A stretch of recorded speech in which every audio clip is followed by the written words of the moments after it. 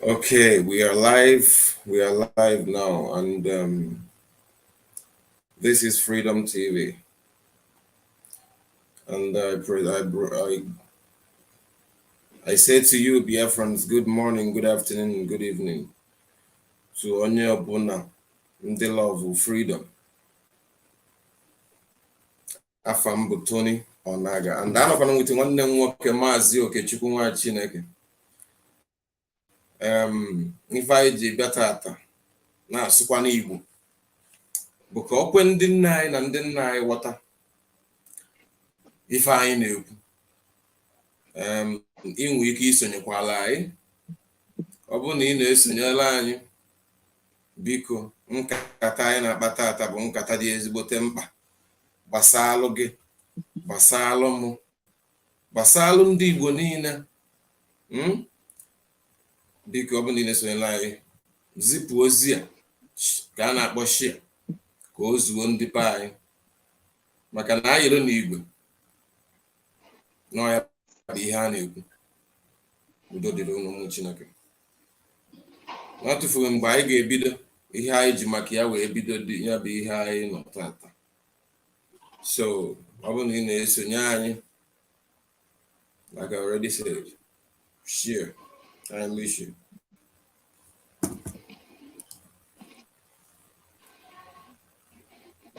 Going ahead with the issue anyị na-ekwu today, ihe anyị ji nọlụta taa bụ na ihe na-enye anyị nsogbu dịka ndị Igbo, dịka ndị Biafra, dịka ndị IPOB gbaa gburugburu in general.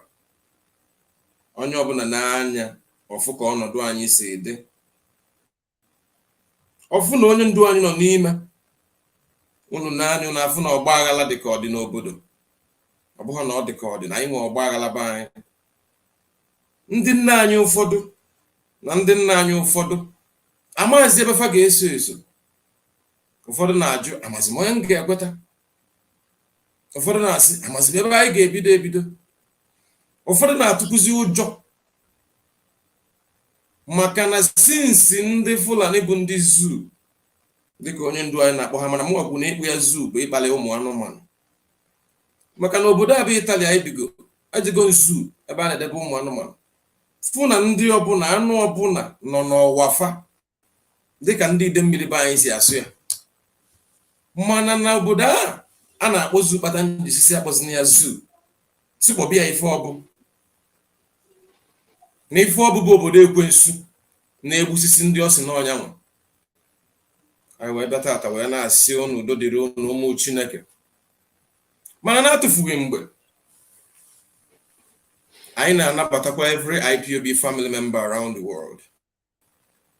And this our program today, anyị ga na-eme isi oyibo na Igbo ka o wee kwe ndị nọba anyị ghọta ife anyị na-ekwu. Nwekwa ndị ọzọ bụ ndị Biafra, ndị na-adị ha anụ Igbo, maka Biafra abụrụ sọsọ Igbo. So we will try as much as possible in mixing the language. And ọ bụ na ị na-esonyela anyị, anyị ga-enye ohere ndị na-esonyela anyị ịkpọ anyị n'ekwentị ka anyị kparịkọta nkata ma dịka ụmụnne, ka anyị mara ichiche obi onye na onye na strọgụl a anyị nọ. Maka na mgbe ụfọdụ na-asị na okwu ekwu ekwu bụ obi afọ anya. Ihe nji asụ Igbo a bụ na mma na ọ dị mkpa. Ejigo m obodo oyibo anyị nọ arụtụ aka anyị nọtụgo ebe a. Ndị ọchị ọka nkụ ada asụ oyibo dị. Oyibo ọ ga-abụ anyị nọdụ n'ala Igbo be anyị, onye amara asụ oyibo ọ sị na ọmaazi ife ọ na-eme. Many ndị ọcha don't speak it. Mana I ga try to carry everybody along. So m ga-pin number on your screen now, or WhatsApp number. Ị ga-akpọnwụ anyị ma ọ bụ na anyị kwupụtebe atụmatụ kpata anyị ji nọrọ ebe a tata. Maka na ọ bụ na anyị na 1967 wee luo na 1970 ndị ekwensu bụ ndị Fulani na-akọntrolu Nigeria kpọrọ ndị agha ha wee gbusisia ndị be anyị. Na ọbụla agha a na-asị anyị agha, ọ bụghị agha. Ọ ihe ndị oyibo kpọrọ genocide. Because na ife bụ agha bụ n'obodo mmalite na-alụso obodo ọzọ ndị amị ha ọgụ, ọ ya bụ agha. mana ọ bụrụ na obodo manyite na-egbusisi ndị mmadụ na-enwere ngwa ọgụ, ndị oyibo na-akpọ genocide, ihe bụ igbu mmadụ, ikpochapụ ha. So like I was saying, na onye ọbụla ga-enwe the opportunity to speak to us today. So I made a mistake, of course. Number nchi itinye biko ihe nye anyị ohere, nye m a minute ka ntinye nọmba ebe a, so that onwe onye chọọ ikwunye okwu n'ihe anyị na-ekwu, maka anyị chọọ ka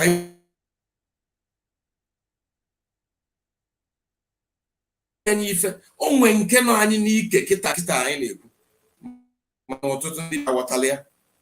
And ihe a ga-emekwanụ ka onye ndu anyị pụta, ọ bụla DOS eme nke a, onye nke eme nke a. That is not where we need to be. So oya ka iji nọ ebe a today.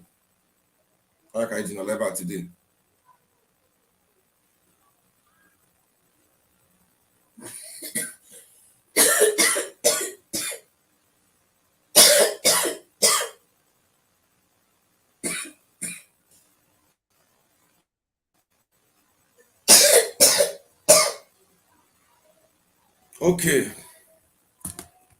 ndị won anachi atago kịta ka anyị bido, ka anyị kọba n'ubi onye anyị bie. Mụ na nwanne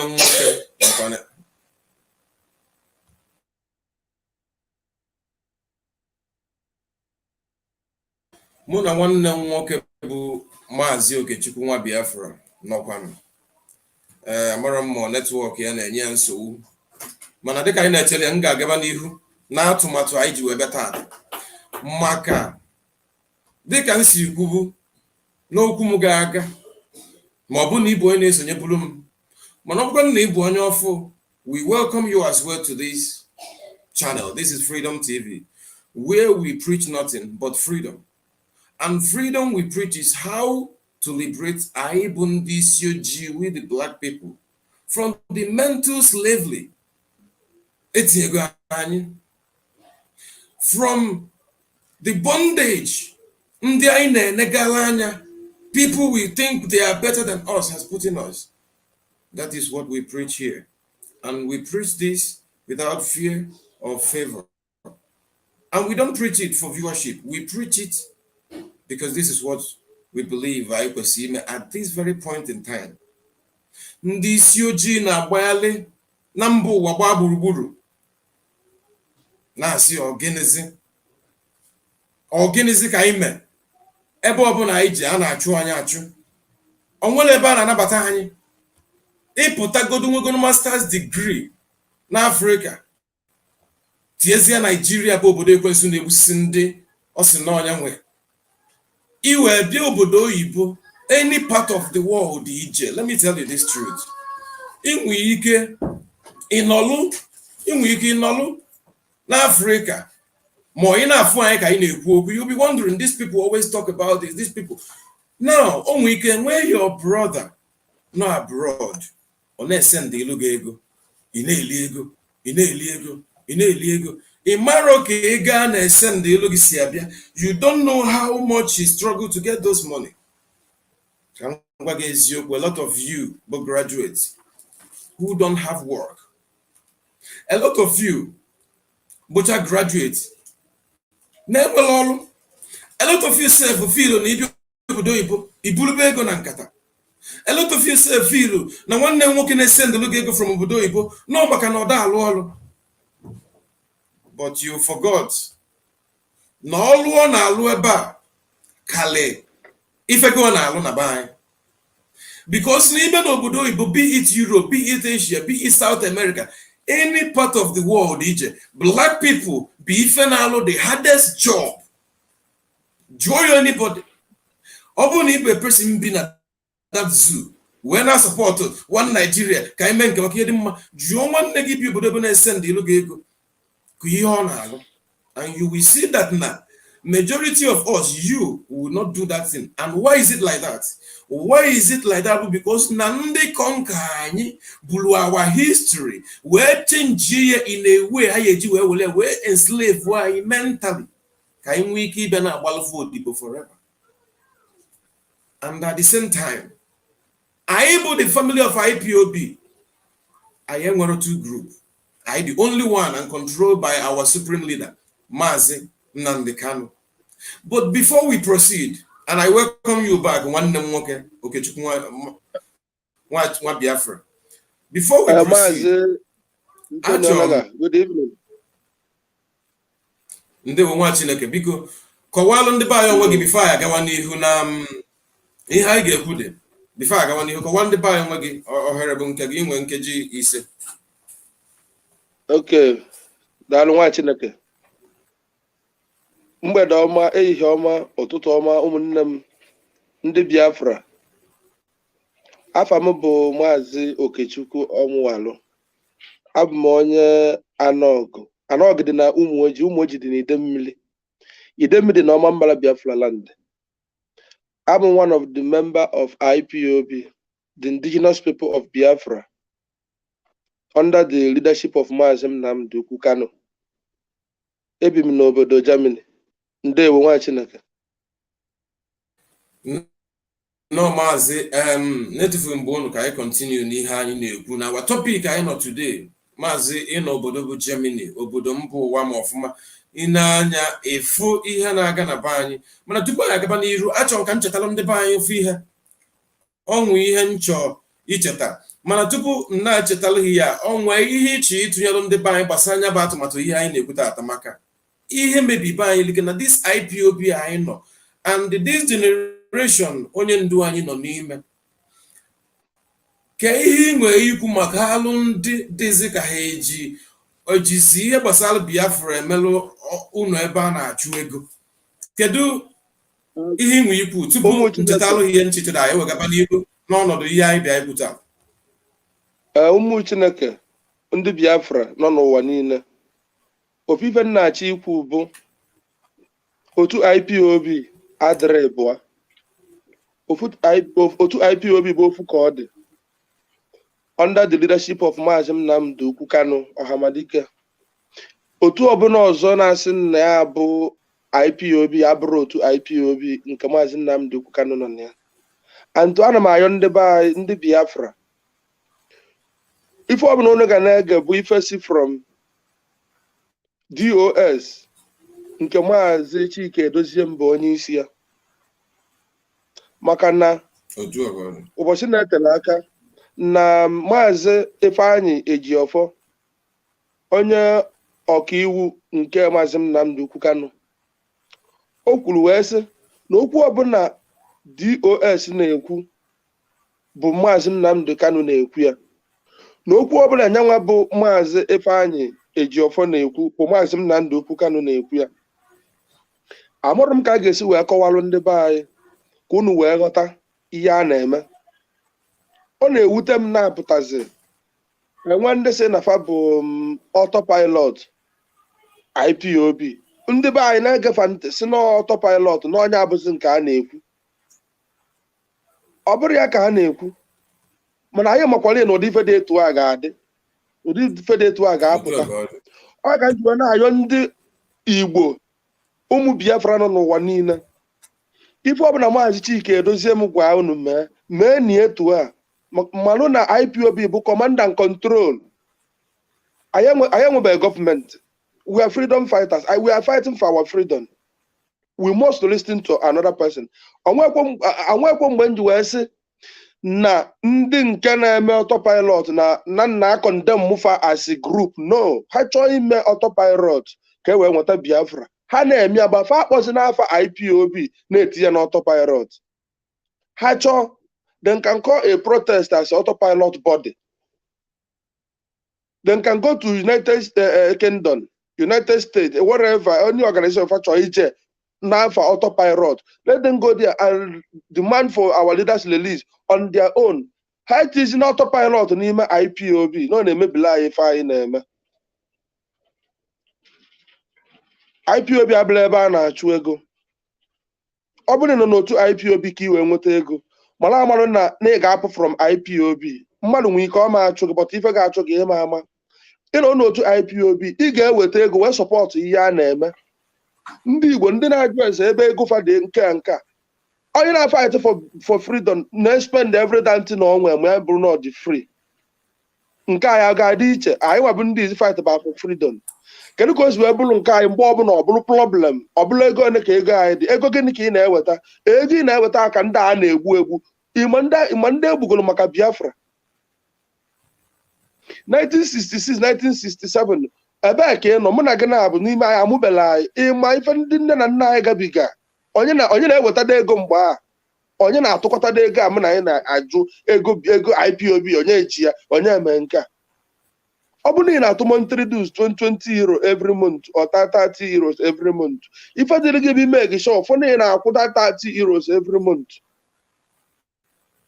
Ị na-ajụ ndị DOS ebe gị na-atụkọta dị. Maazị Nnamdi Kanu ọkwa ndị ọka iwu na-ejeli ya ikpe, onye na-akwụ ha ụgwọ? Ọha na eze ndị Igbo fadị n'ife anyị na-eme. Ndị gọvanọ nọ n'ala Igbo fa sọpọtụ ife anyị na-eme. Ọ na ịmarụzi na a ga-agbala anyị ife niile kwuo ya n'iru akwụkwọ ka unu wee malụ ebe ego niile expenses niile a na-eme. Maazị Nnamdi Kanu onwe ihe mmadụ na-ede ewe n'iwe Maazị Okechukwu nwa Chineke, onwe ihe mmadụ dị ebe a get my attention because afụgobi ya tupu oge ga-aga na kọmentị ndị mmadụ na Facebook na ọda Twitter na ndị otu. Ọ sị, please make your point very clear. IPOB DOS led, or I think he wanted to say led by onye ndu Maazị Nnamdi Kanu, please. A kind of ihe ọ na-akọwa ebe a bụ na IPOB DOS nwere nke bụ onye ndu na-achị na ọ dịzi iche tu nke nọ kịta.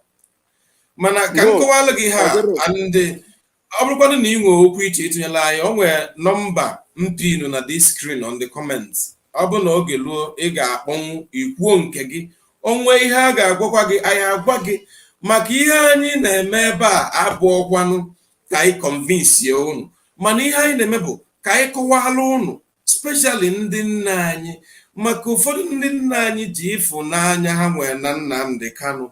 Ọ dị ozifa ka Nnamdi Kanu sef baa prison, ọ dị ozifa ka Nnamdi Kanu ya nọkọta chọọ ya obele ama mfe ya. Mana unu bụ ndị nna anyị na ndị nna anyị love Kanu so much, kwesịrị ịma something. Nnamdi Kanu bụ onye isi anyị, mana mgbọsị dị otu a ga-abịa. Unu kwesịrị ịma na onye ndu anyị bụ ndị mmụọ ozi igwe si ebịa ọgụ, na Nnamdi Kanu abịala sọọsọ ya. It doesn't matter ife onye ilokwu, it doesn't matter otu isi wee fụ ya. Ọnọdụ ka mgbe Jesus Christ na ụmụazụ ya nọ, ana m like nkwuba okwu and use Christ. Mana ụfọdụ ndị na-abịa nwebe wrong narratives when I use this as an example, but it's not so. Now mgbe Christ nọ with ndị ụmụazụ ya, ọ na-agbafa that na ya ga-apụ ha amarọ otu Christ ga-esi wee bụ until mgbe ọ bụ mgbe ọ na-agbafa na ị ga-agọnahụ m fa amarọ. Mgbosi izizi onye ndu anyị je na program ya bụ onye ori ya na deceive ndị be anyị ga-akọwala unu ebe mmiri niile si ba n'opi ụgbọgụrụ ma ọ bụ na inye m ntị gị bụ. Mgbosi izizi onye ndu anyị bụ Kanu je na program, ọ gwa ya si, do not let Satan deceive you. Mana ọnwụ ihe dị n'ụwa ịfụ. Ọ bụ na Satan chọba iyi uzu gị, ịma mma mgbe ụfọdụ onwe ike ọ bụrụ ngala gị,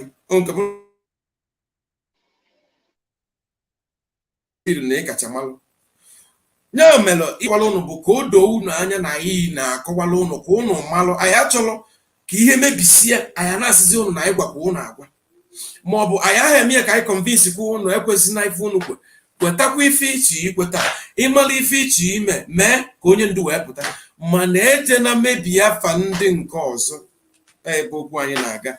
And before anyị na-aga further, achọrọ m ka ụnụ malụ something that na IPOB nwere structure, IPOB nwere ways of functioning. Now you have to understand this thing very carefully, that na IPOB has a structure. This is the structure of IPOB. IPOB nwere a very strong structure. Manam, he can shake sometimes anyway. He can shake it, but he man break in will. Mana nyabụ okwu anyị ka nọ na ya na-egwute ata ị na-anya ebe ife ihe maka ngwa ụlọ na mbido ahụ anyị na-abanye. agwa m unu wee si unu nọ n'afọ n'aha anyị na-aba nsị gị dat na mmụọ nọ na be anyị bụ Biafra na Biafra ga na-ekpupe ike ndị niile nọ n'okpuru IPOB na-agba afa Biafra mana ihe ha na-alụ bụ megide Biafra. Ị na-anya ihe mpi n'olu gị efu na first of all ihe abụ to wait ndị autopilot mana achọrọ m ichetala na IPOB nwe structure. This is our structure na anya na screen gị now. This picture here but the structure of IPOB if you are following me, and anybody who goes contrary to this structure should know something. Ga contrary to the structure of IPOB, and not just IPOB, but structure of Mazi Nnamdi Kanu and the Biafra in general. Because na Biafra maybe even more and the spiritual aspect of it. So, picture and go see now can join on whether for autopilot. I'm asking on one for autopilot in this picture. I'm sure the answer you'd know. Mazi Okechukwu. Ihe m na-egosi again ebe a bụ tweet onye isi ndị autopilot tweet mgbọsi onye ndu anyị gacha ụlọ ikpe. Ihe a bụ mmụọ nọ na anaba anyị na-akpapụta ha ike. Ịma na asị na mmụọ be anyị ada alụzi ọlụ mana mmụọ ka dị. The first tweet o mere bụ immediately after ekwu na adjourn go case Nnamdi Kanu to on the 8th of April. This boy, Nyana agadi nwaanyị bi na Finland, West, there is no evidence to show that Mazi Nnamdi Kanu appeared in court today. Ndị mmadụ na-aba mba. Ụfọdụ ndị ekwetabago because I don't know otu ndị be anyị si like zia asịlị karịsịa nwere onwe anyị na-azọ. Then, court weticha nke a few hours ago, or there a few minutes later, or there ka o mee mistake maka ịma na mmụọ na-akpapụta mmadụ na ọda amacha. He tweeted again, see, going forward, Emmanuel Kanu must stay clear from disturbing MNK lawyers in courtroom. If he is being sent by people to do that, he must stop it. He must stop it from today, running around in court like Belgium, obstructing lawyers will no longer be tolerated. This is Biafra versus Nigeria case. Among what here angle. Then Mazi, onwe venture eju ikwu before we na-ekwu ihe na-ekwu. Onye na-asị na Emmanuel ga-stop stop lawyer Mazi Nnamdi Kanu. Ọkwa the same lawyer ga-abụ apụtakwa DOS okwu fakwuo ya okwu na-asị na ọ bụrụ ife Mazi Nnamdi Kanu. Exactly. The same lawyer ya abụ fapụta gwa DOS na ife Mazi Nnamdi Kanu.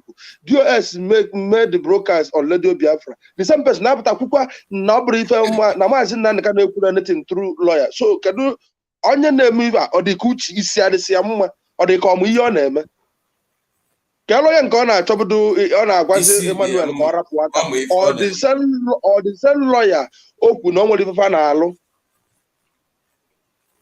ka lawyer nke ọ nwere lawyer ndị autopilot send na Abuja on 16th biko ka ịkọdo m anya ọ nwere lawyer fanwa bụ ndị autopilot send na Abuja. Thank you. They are a very important point, Ejum, because the autopilot, according to him, no, a lawyer, a human rights lawyer, right? So, as a human rights activist, a few days ago in a room, you may go on a protest in Munich, right?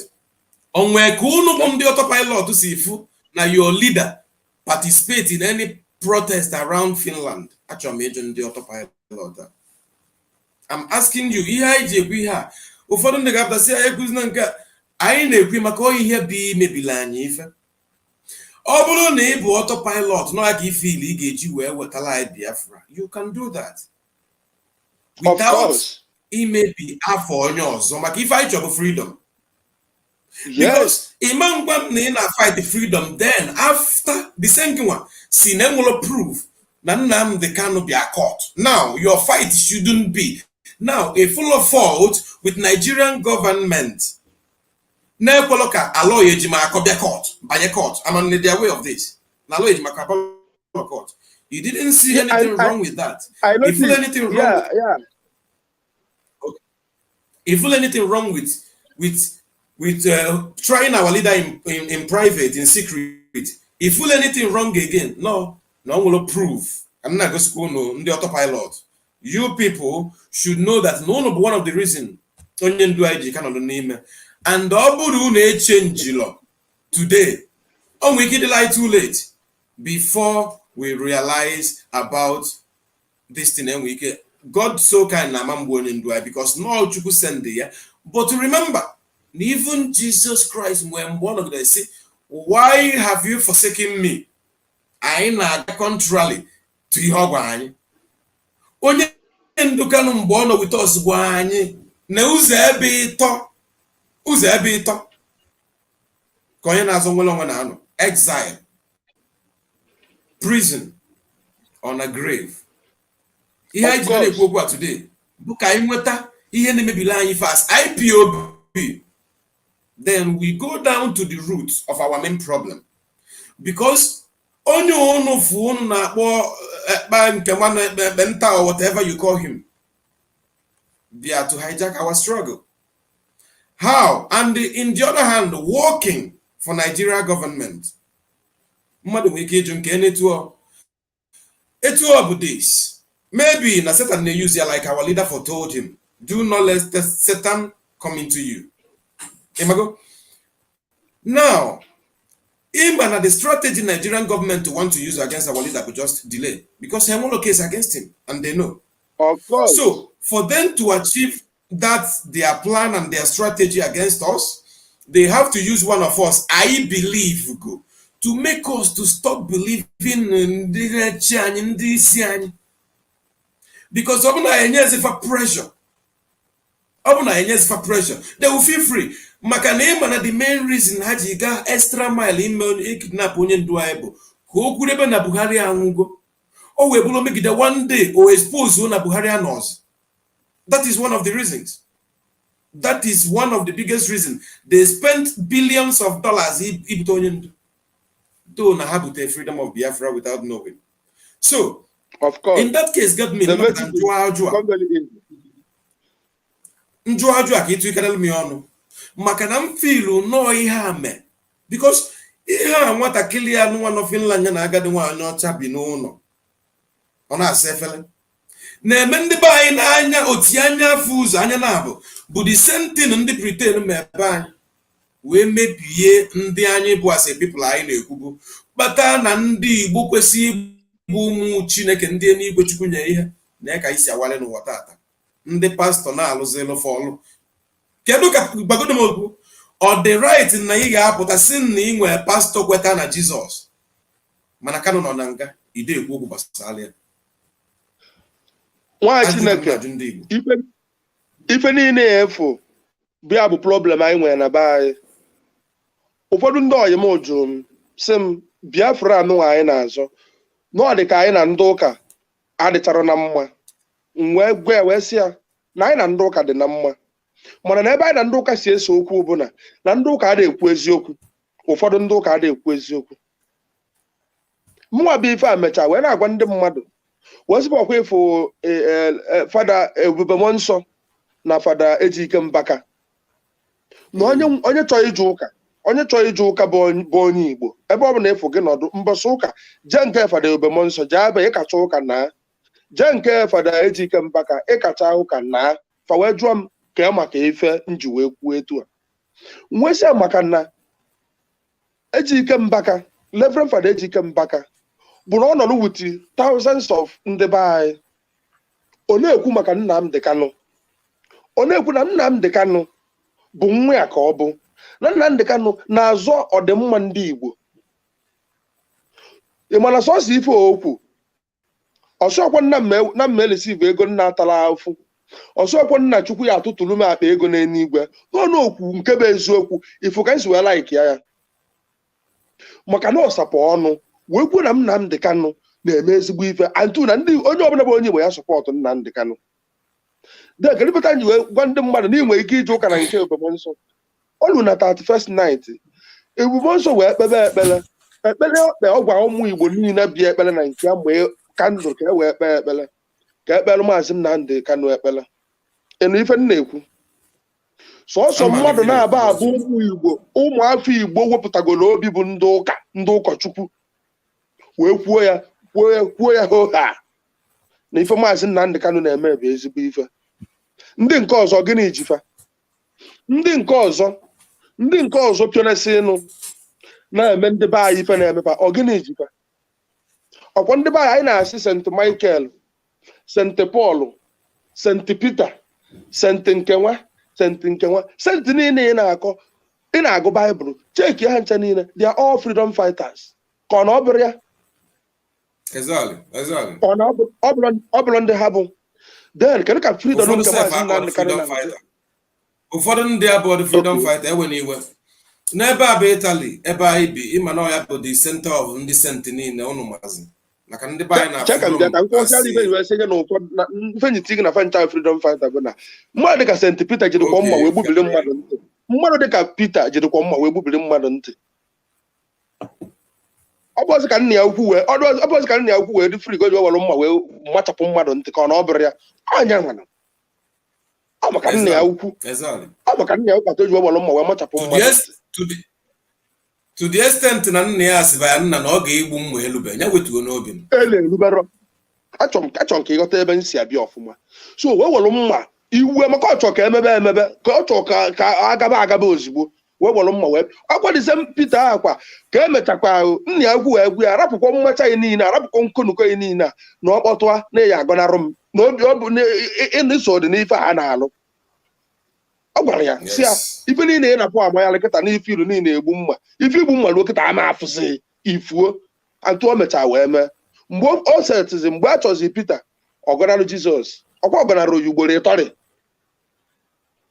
ọ na-akpọzisi ya nwanna n'olukwa na mgbe eji wee gbu mma Peter si ya gịnị naanị ama adịrị onye ọ bụ sef ugboro onye dị mana tata the same Jizọs Kraịst ya mechakwa ife niile a wee gabiga wee mee gịnị wee nwa ị mana anyị nwabụ ndị Igbo mgbe arụba unu ụka na be anyị rụchasịa ede St. Peter unu ụka na be anyị n'ala Igbo the same Peter gọnarụ nna ya ukwu anyị afọkwa ji ife Peter mee o nwanne anyị nkebụzi Maazị Nnamdi Kanu wee na-fight for our freedom anyị wee fụta ya na ajọ mmadụ ka ọ bụ wee fụta ya na ọ maazị ihe ọ na-eme wee fụta ya na ọda iberibe wee fụta ya na njọ ọ na-eme kachasị njọ niile ọ wee bụzi nke ndị ugwu na nke ndị ofe mmanụ gwara anyị bụzi nke ka mma karịa nke nwanne anyị nwoke gwara anyị Maazị Nnamdi Ukwu Kanu asị onye ọ bụ asị nwafọ Igbo nwa eze ọ bụ ma akwụkwọ ọgụ ma British citizenship onwe ọ dị ka ọ na ọkpaba ego na ọ ma-eso n'ife a na-ekwu n'ala Igbo tata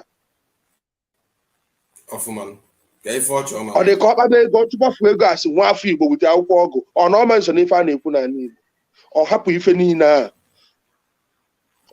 niile a wee sị mba na ụmụnne ya na-ata ahụ ka nyelu aka Maazị Okechukwu ịma na nsogbu anyị na-enwekarịsị anyị enweghị nsogbu wit ụka no mata na ebe nsogbu anyị nọ bido karịsị ma ịchọ ịgwa nwaanyị eziokwu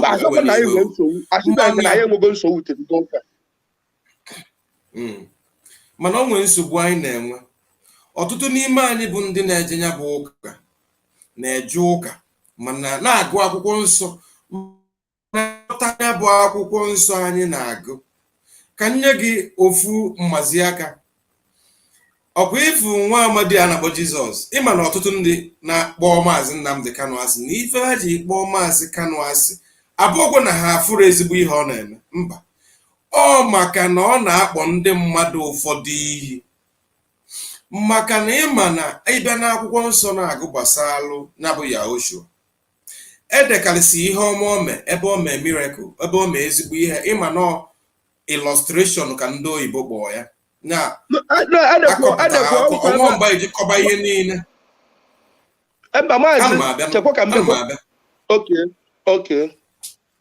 eji nwa ya lepụta ọ bụrụ na the same illustration anyị makwa na ọnwa mgba eji bịazi kọsịa ihe niile o megbado ihe akọsị ka o si je toilet ma no you wouldn't because all things say the private now onwe particular place ị ga-aga na the same akwụkwọ nsọ oge now listen okay how harsh word Jesus Christ himself used for mmadụ maka ndị na-ajọji onye ndu anyị na ọnụ ya ajọka nọọ ya ma iji eje ụka ị na-aga ụka i wee sị na ịma nsọpọtụ ihe ọma ọ na-eme ka ife ụzọ freedom maka na ije ụka maka na ị na-eje ụka na ọ na-akpọ gị iyi ọ nwee ebe Jizọs nọ maka ndị na-ahị respect ka ọchọ anyị na-ekwu na Jizọs nọ wit ndị befa ndị Juu maka onye Juu maka ndị na-amara onye ha bụ many of us amara onye ha bụ nọọ ya ka anyị bịa ka anyị wee kọwaa ọtụtụ ihe ndị be anyị ụfọdụ na-amara now ebe a Jizọs Kraịst nọ onwe ya nọ wit ndị Juu ha nọ nọlụcha na-ele ihe nwaanyị wee bịa nwaanyị nwa ya na-aya ahụ wee sị onye nwe m na nwa ya na-achọ ịnwụ ime ihe ọ gwa ya ọ sị ya na-ada ewelu nri dị ilu mmadụ wee nye ụmụ nkịta. Do you know how much abusive is that word? Who are they such abusive? Ọtụtụ ndị amara na Jizọs ya si mmadụ ibie ka ọ kpọọ nkịta. Why? Ọ bụrụ na ọ dị wrong, don't get me wrong. Achọrọ ka m explain olu gị because nghọta na-enye anyị nsogbu na dị akwụkwọ nsọ anyị na-agụ. Ihe o mean bụ na o nwee ndị deserve ịkpọ ha nkịta. O nwee ihe mmadụ ga na-ebi ndụ ụdị ndụ anyị na-ebi ndị a na-abụ kịta ha na-enecha anyị anya ịfụ na Kanu na-achọ ka ọ dịlụ gị mma na onye ọrụ na nga taa na ihe o dị na nga bụ na ọ chọọ ka ọkụ dị na be na ọ chọọ ka nwa gị kpocha agwọ ka ọ nwụọ ọrụ enidi ịkọwalụ gị na ụzọ adịrọ na a ga-enwe accident mana onye ka ndị pastọ ọ bata anyị ji nwee nsogbu with pastọ ka m gwuo na eziokwu ka m gwuo unu bụ ndị Igbo be anyị eziokwu ọ bụ na ime travel wee travel abroad na this 21st century anyị nọ move around different countries ọ bụ ọkwa pride no pride please anyị chọrọ ka anyị gwa ndị be anyị eziokwu na-eme ihe na-eme n'ụwa kịta maka Chukwu ịgacha ụwa niile gbaa gburugburu ị bụrụ ezigbo mmadụ nwere feeling for mmadụ ị ga-asị Nigeria of course unless more na ị nwere obi mmadụ na ibe ekwensu unless more na ibe ekwensu n'enu gị na Germany nọ Okechukwu nwanne m ọ bụrụ na ị nwere master degree kịta from Nigeria ka ebe ị ga-alụ ọrụ gwa m eziokwu kedu ebe ị ga-alụ ọrụ onwere ebe onwe ndị ị na-ajụ ebe ka ọrụ adịkwanụ onwe ndị bụ m ụzọ onwego ndị tọọ m na eji bụ m ụzọ gụchara akwụkwọ ma ọ bụrụ na mgbe m ji wee gụcha fa nwee nwere ọrụ ọ bụrụzi m nwa gụcha anyịnya enwe m mmadụ na Abuja enwe m mmadụ n'Ọka onwe onye m nwere na gọọmenti haus ga-enye m ọrụ nobody ọrụ nwa ogbenye ka m bụ onwere ọ ga-enye m ọrụ onwe ndị gụchara akwụkwọ baị nke kịta mụ na anyị na-ekwu ha ncha na-agbacha ọkada ọ bụkwa na ha gotanwere ọkada nke ha na-anya na ha na-anyalụ mmadụ ọkada ha na-anyalụ mmadụ ọkada a graduate gụrụ akwụkwọ your parents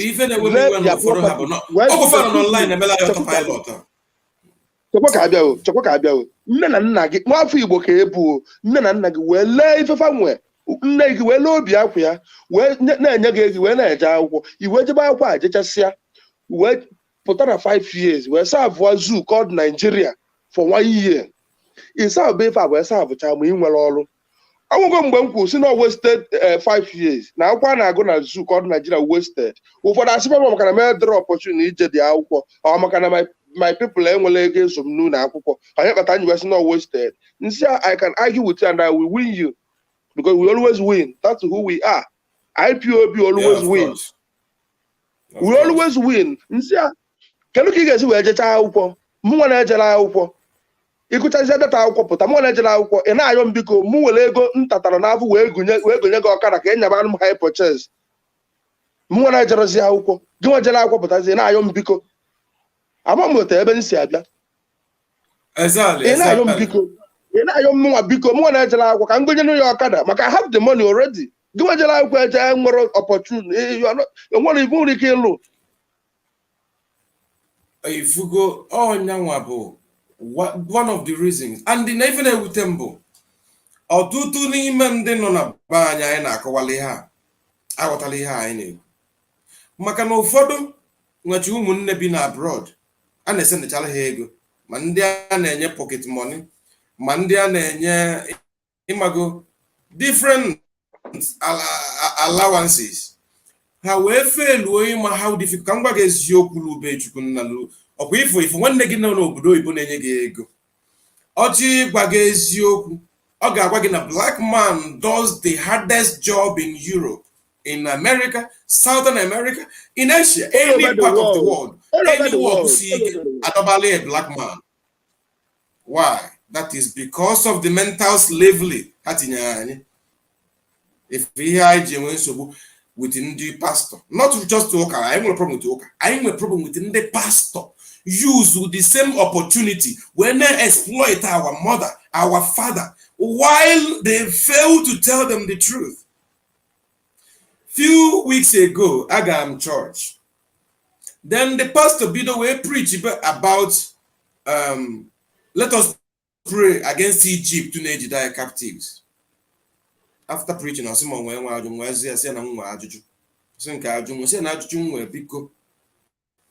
Egypt to captive in a chigwamo na imoro na as a person onye ebe ka ibo si na obu Nigerian nsia imoro no Nigeria be Egypt to G captive onye kill him osim how nsia gini bụ how isim pray against Egypt verbally no don't you know no Egypt Nigeria ginwa and how do we fight it's by ibido from tonani anyị and then tonani anyị a bido with ijig ichetalụ ndị be anyị that na one thing ndị ọcha ma alụ kacha alụ na-egodu ka anyị si n'ọlụbefa no mata akwụkwọ ị ga-ọsọ ịgacha akwụkwọ ebe ige onye obodo ga-enwetagodo ọrụ tupu gị nwa ka wa iwe nwasị ya nwewere nkanka degree iweta from Nigerian school wee bịa ebe a onwere ọrụ for you ihe bido from just anyhow ọrụ efe na-alụ because your akwụkwọ igbo nonsense and this is one of the things I need. Ibido na ntona the way chopper.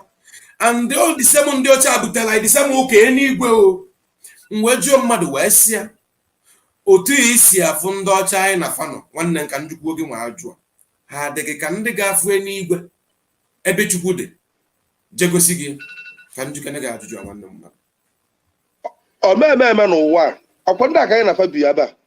Never gonna daughter. Or me, would you udifede tu adro fama mnoka fama mie fama menati menata o de ka fa yegosi ebe ni igwe di we rapugo isi ikwu maka Biafra ndị a na-egbu na Biafra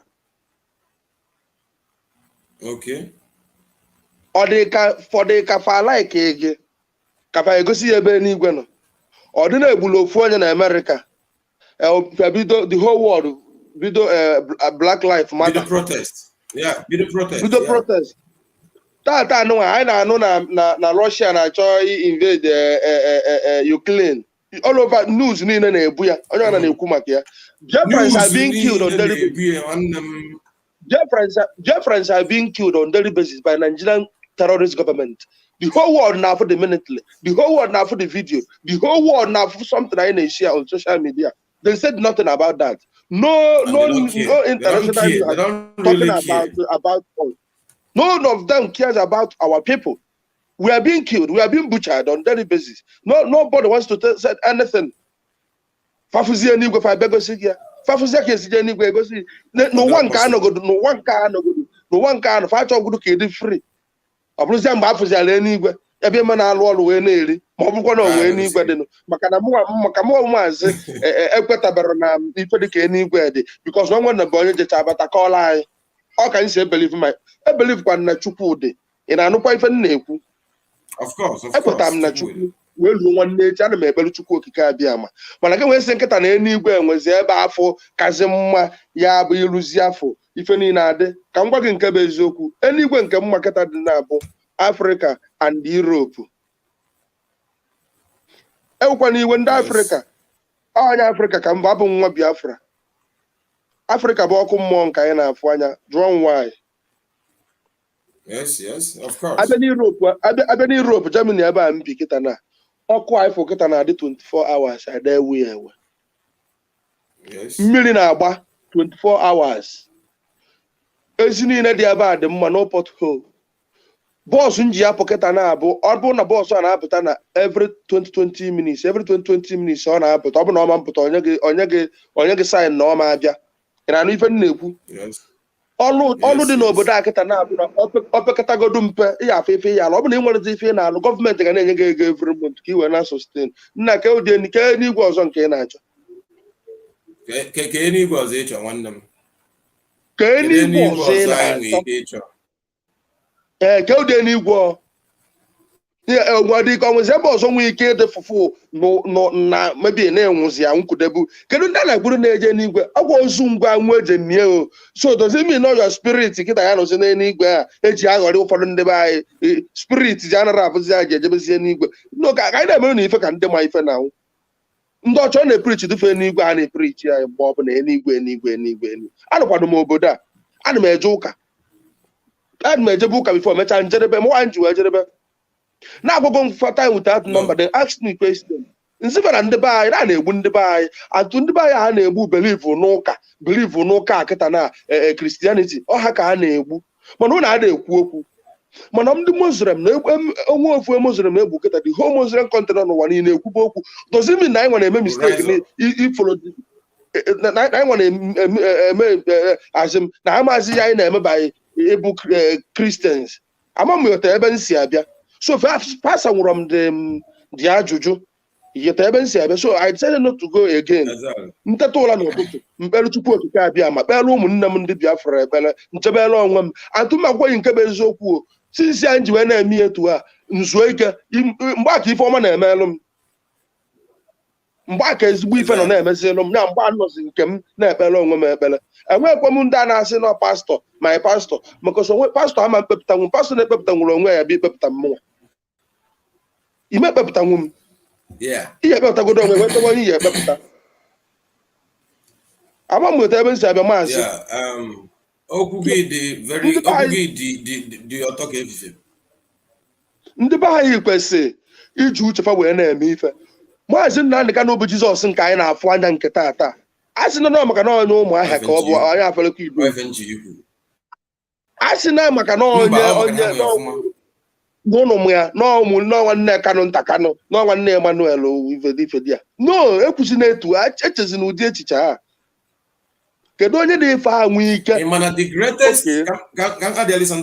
the greatest mistake ndị be anyị na-eme bụ maka na ha ịma na mmalụ unu kpata ndị Igbo ji sị na onye amụma anaghị adị ugwu n'ala nne ya maka ịmalụ mmadụ unu mgbe ụfọdụ adịrọ mma okwu Igbo ọ bụrụ na ọ bụrụ na ha ma ya sị nwa Kanụ ha ya aghọta na ndị Igbo first and foremost bụ ndị Jew and ọtụtụ n'ime anyị kwenyesi ike n'ozi ọma nke Yahoshua and Yahoshua gwakwa anyị bụ ndị Jew na ya na-anachighata ịbịa sevu anyị and na egụkwa disema akwụkwọ nsọ ahụ anyị na-agụ ọ dị na akwụkwọ Matthew o si na ya bịa for ndị Jew only Jews o wee kwekwa anyị nkwa na ọ na-anachighakwa again anyị wee nwee mmadụ dịka Nnamdị Kanụ anyị aghọtara anyị na-eche ka ọ kọwala anyị ma ọ ka ọ tibe mgbu ka anyị wee ghọta ihe anyị nwe until anyị lụzuo ya mana ya ka anyị ji nọrọ tata wee na-achọ ikpocha ndị ụba anyị ka anyị ghọta ebe mmiri si ba n'opi ụgbọgụrụ anyị ka nọkwa na Freedom TV aha m bụ Tony Onaga mụ na Maazị Okechukwu nwa Chineke nọ live. Before we proceed ka anyị ga this clip onwe clip a ka anyị ga clip a ka anyị wee ṅụkwuo mmiri na mmadụ ka anyị bụ. We will come back to you right the way. Let's get a little break.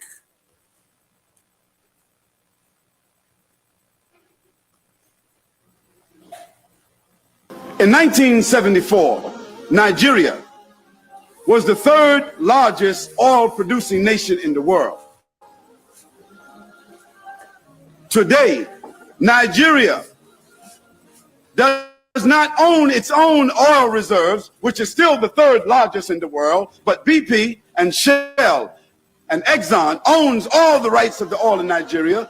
They take the oil out of it, and after that they sell it back to the Nigerian government.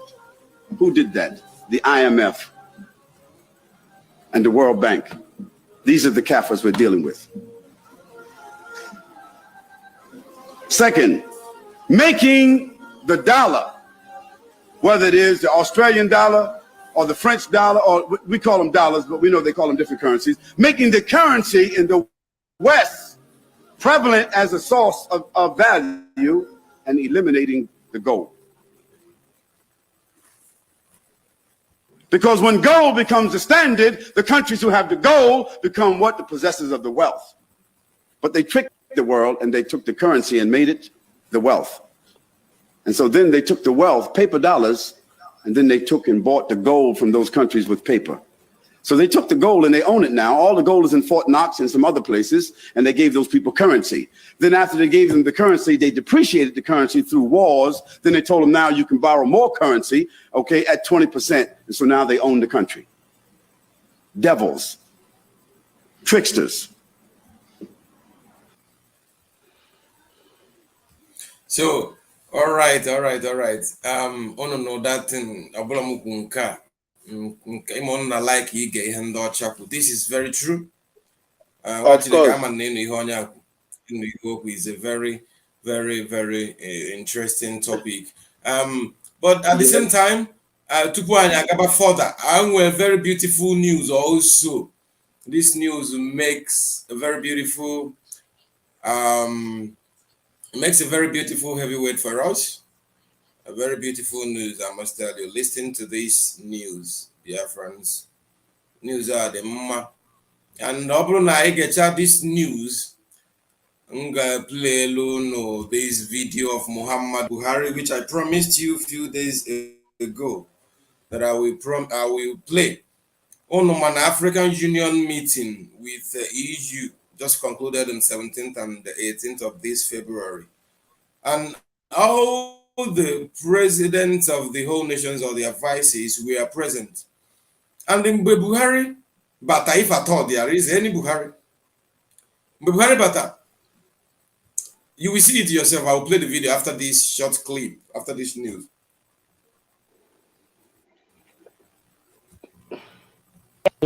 Nigeria, Wilfred Mashage is dead. Reports indicate that Mashage died aged 65 at his home in Abuja, Nigeria. Confirming the incident, Mashage's twin brother, Sospita Mashage, did not divulge about the cause of death. The former senator was appointed ambassador by President Uhuru Kenyatta in January 2018.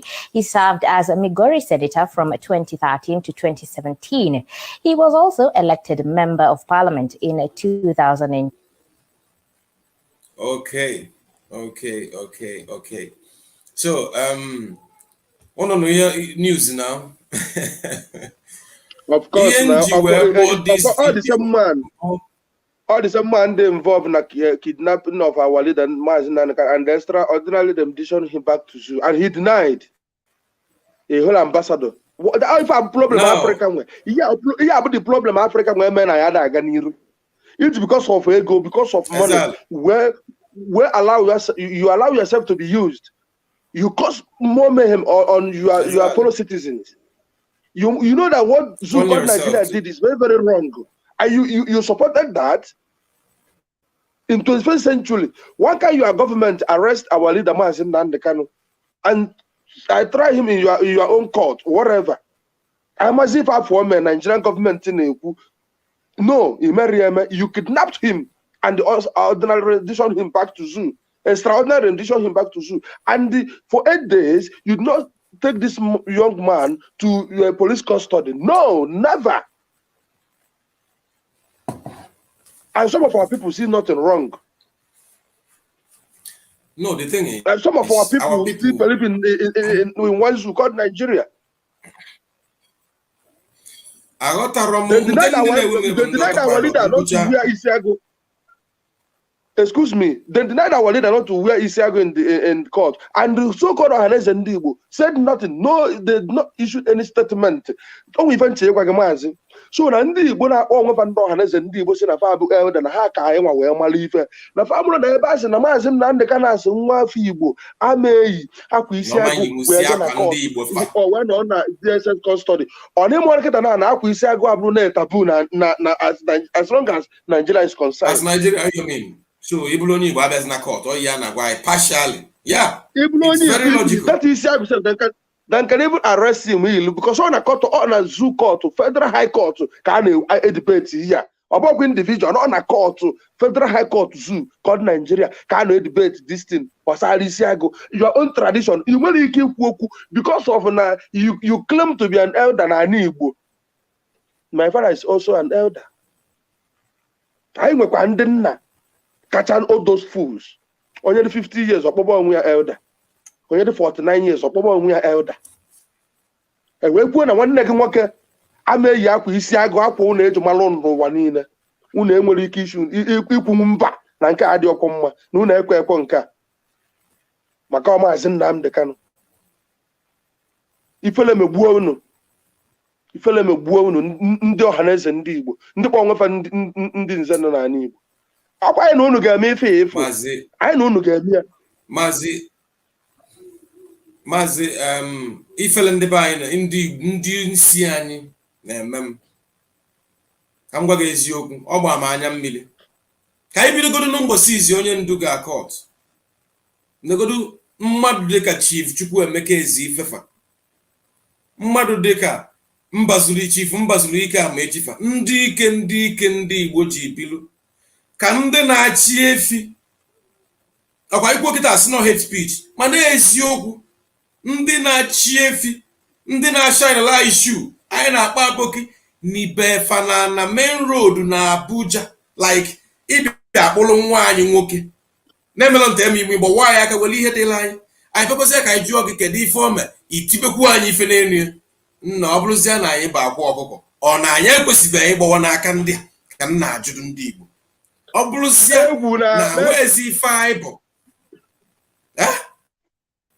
nwa Chineke ajụjụ ka m na-ajụ ndị Igbo anyị. Maazị ka nkodo oge anyị ife na-eme ndị Igbo anyị o tekele anyị 40 years iji wee nwee Nnamdi Kanu. Ị na n'ife na-ekwu? Yes. O tekele ndị Igbo 40 good years inwe somebody got bold enough to challenge zoo called Nigeria after Chukwuemeka Odumegwu Ojukwu. O nwerozi onye ọzọ ụwa zuru ike bịakwa asịmazọpụ ọ tara anyị kwa ịma na otu anyị nọ na ife jibụrụ IPOB bụ na anyị na-ekwu nke bụ eziokwu. We under oath to speak the truth. Ụwa zuru ike tara anyị, kedu ebe ụwa zuru ike si wee tara anyị? N'ọfụchata ala ya ebe esi emegide ndị nke ya. Ị na-anụ ife na-ekwu ọfụchata ala ele na ndị nke ya na-emegide kwụfa, so ọ gba mbọ ọ tara anyị o wee bido. Maazị Nnamdi Kanu na-aka alụ maka ahụ na eriri ka rụọ m ya mbembe. Ọ na-aka alụ, ọ na-abịa ọ na-esi ọnwụ na-abịa, ọ dịka o sigidere ọnwa wee bịa. Ọ kwado na redio ka Maazị Nnamdi Kanu wee kpọkọta ife niile ndị niile abụ IPOB ọnwa onye o ji ebịa. Ị mara na Maazị Nnamdi Kanu na ife ọ na-eme abụrụ na ọ bụla na-ekwuru ndị Igbo. Ife anyị chọziri ka eme kịta na-abụ gị nwefe ilu n'ọgụ na-ekwuru ndị Igbo. Ife ị ga-eme kịta na-abụ setapụrụ anyị onye isi Maazị Nnamdi Kanu. Unu nwe bụ ndị anyị ekpokọtakwafa ọnụ igbu so-called Igbo elite fanye mandate na mbọsị deto a na-ama apụ n'ala Igbo fakwubia kwucha ka anyị nene ife ya emenụ after 1 week ka Maazị Nnamdi Kanu na ọ na redio kwuo na ama apụ ka ama onye na-achị Igbo. Onu ya nkịtị ndị mmadụ ya anụ onye ọ na-achị n'ihe aka elu. Onu ya nkịtị ndị mmadụ ya anụ etu onye ọ na-achị n'ihe aka elu. Onye ka eji wee manụ onye nzọpụta ka ọ bụ Maazị Nnamdi Kanu.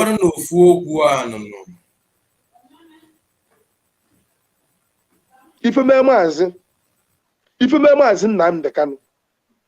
Ifeme Maazị Nnamdi Kanu. Ndị Igbo atagbuo onwe fa n'afụfụ. Ifu ndị Igbo atagbuo onwe fa na ndị Igbo ya atagide afụfụ. Ya atagide afụfụ, tagide afụfụ wee gwu. Ọkwụmọnwụ achọ Maazị Nnamdi Kanu afọzie. Achọ ya ma afọzie.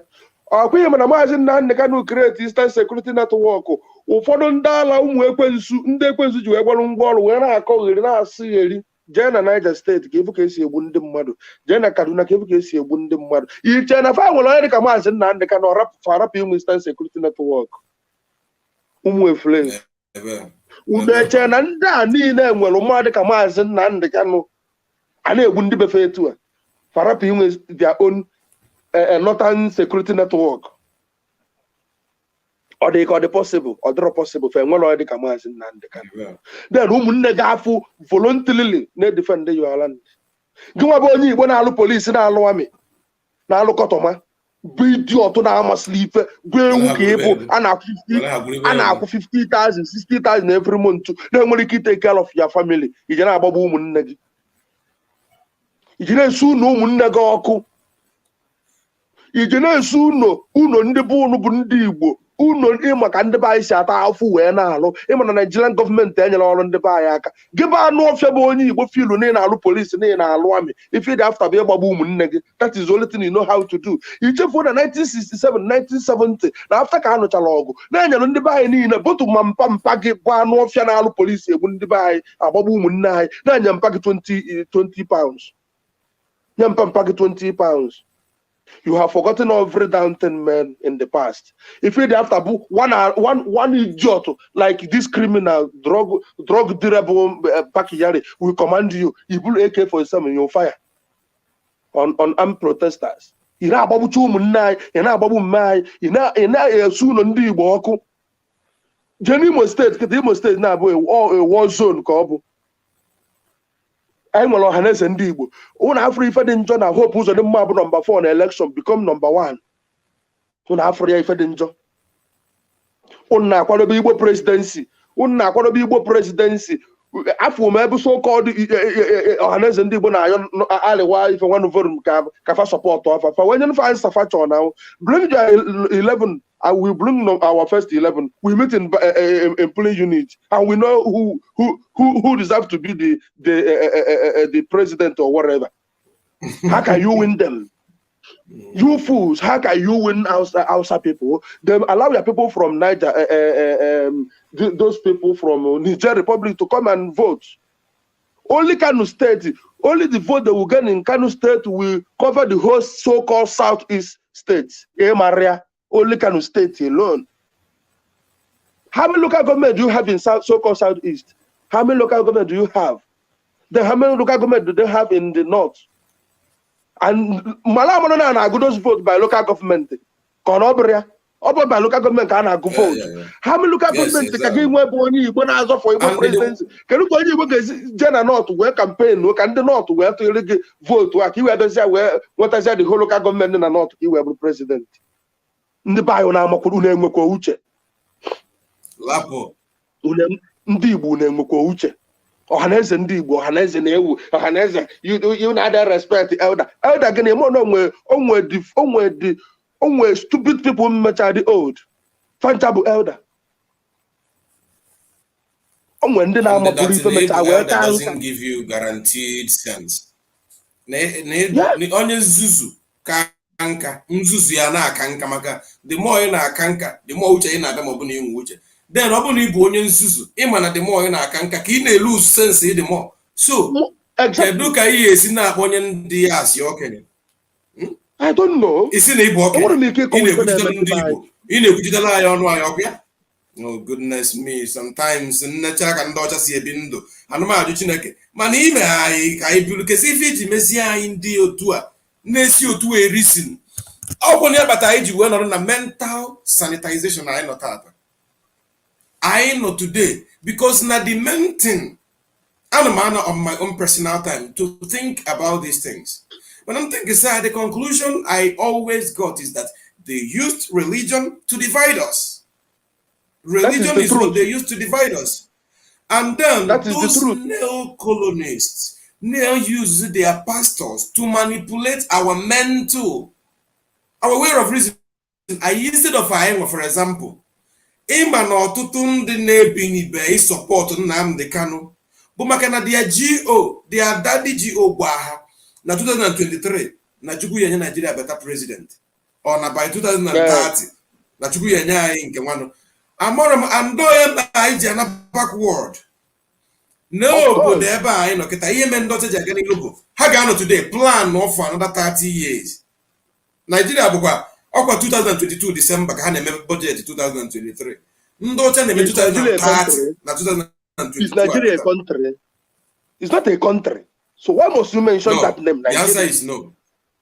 It's not a country. And to debate for something the bad in India and they preach. What can you preach? We are educated. We are educated. God bless all Igbo people. The truthful Igbo people, those that fathered by Fulani people. No, we know the real Igbos. When you see us, you know us. When you see the real Igbo people, we are all freedom. We are all fighters in the whole Biafra land. I'm telling you, that's who we are. If you don't know who you are, go and research the Igbos, who we are. The whole world, they are afraid of us. You don't know. You don't know who you are. That is the truth. That is true. I said this a few days ago. Forget, yeah. I can have a problem with our people. Not because I choose autopilot. No matter na I will buy the idea that any automobile naga on autopilot must crash. Even in the Alucha in America, as in a robot artificial intelligence, all of them crash. So how they use here? So any person seen on autopilot will certainly crash. Mano nyabu point mobile that now. All these people the IPOB family decide this. Now the best way I get the push, you know him fully well. Naga na no aboko sagan disu. Naga na no bago wani na babulu. Onwele BJ because Biafra bafa na chumojo. The West actually imagine because we are the oldest people on this planet Earth. They will not like Egwany because this is what happened. I believe that Christianity, man, and let us remember now. Empire have forced to it. Let us also remember they represent them mind, but to enable them in this thing. Let us remember. Mazi, no, I like him.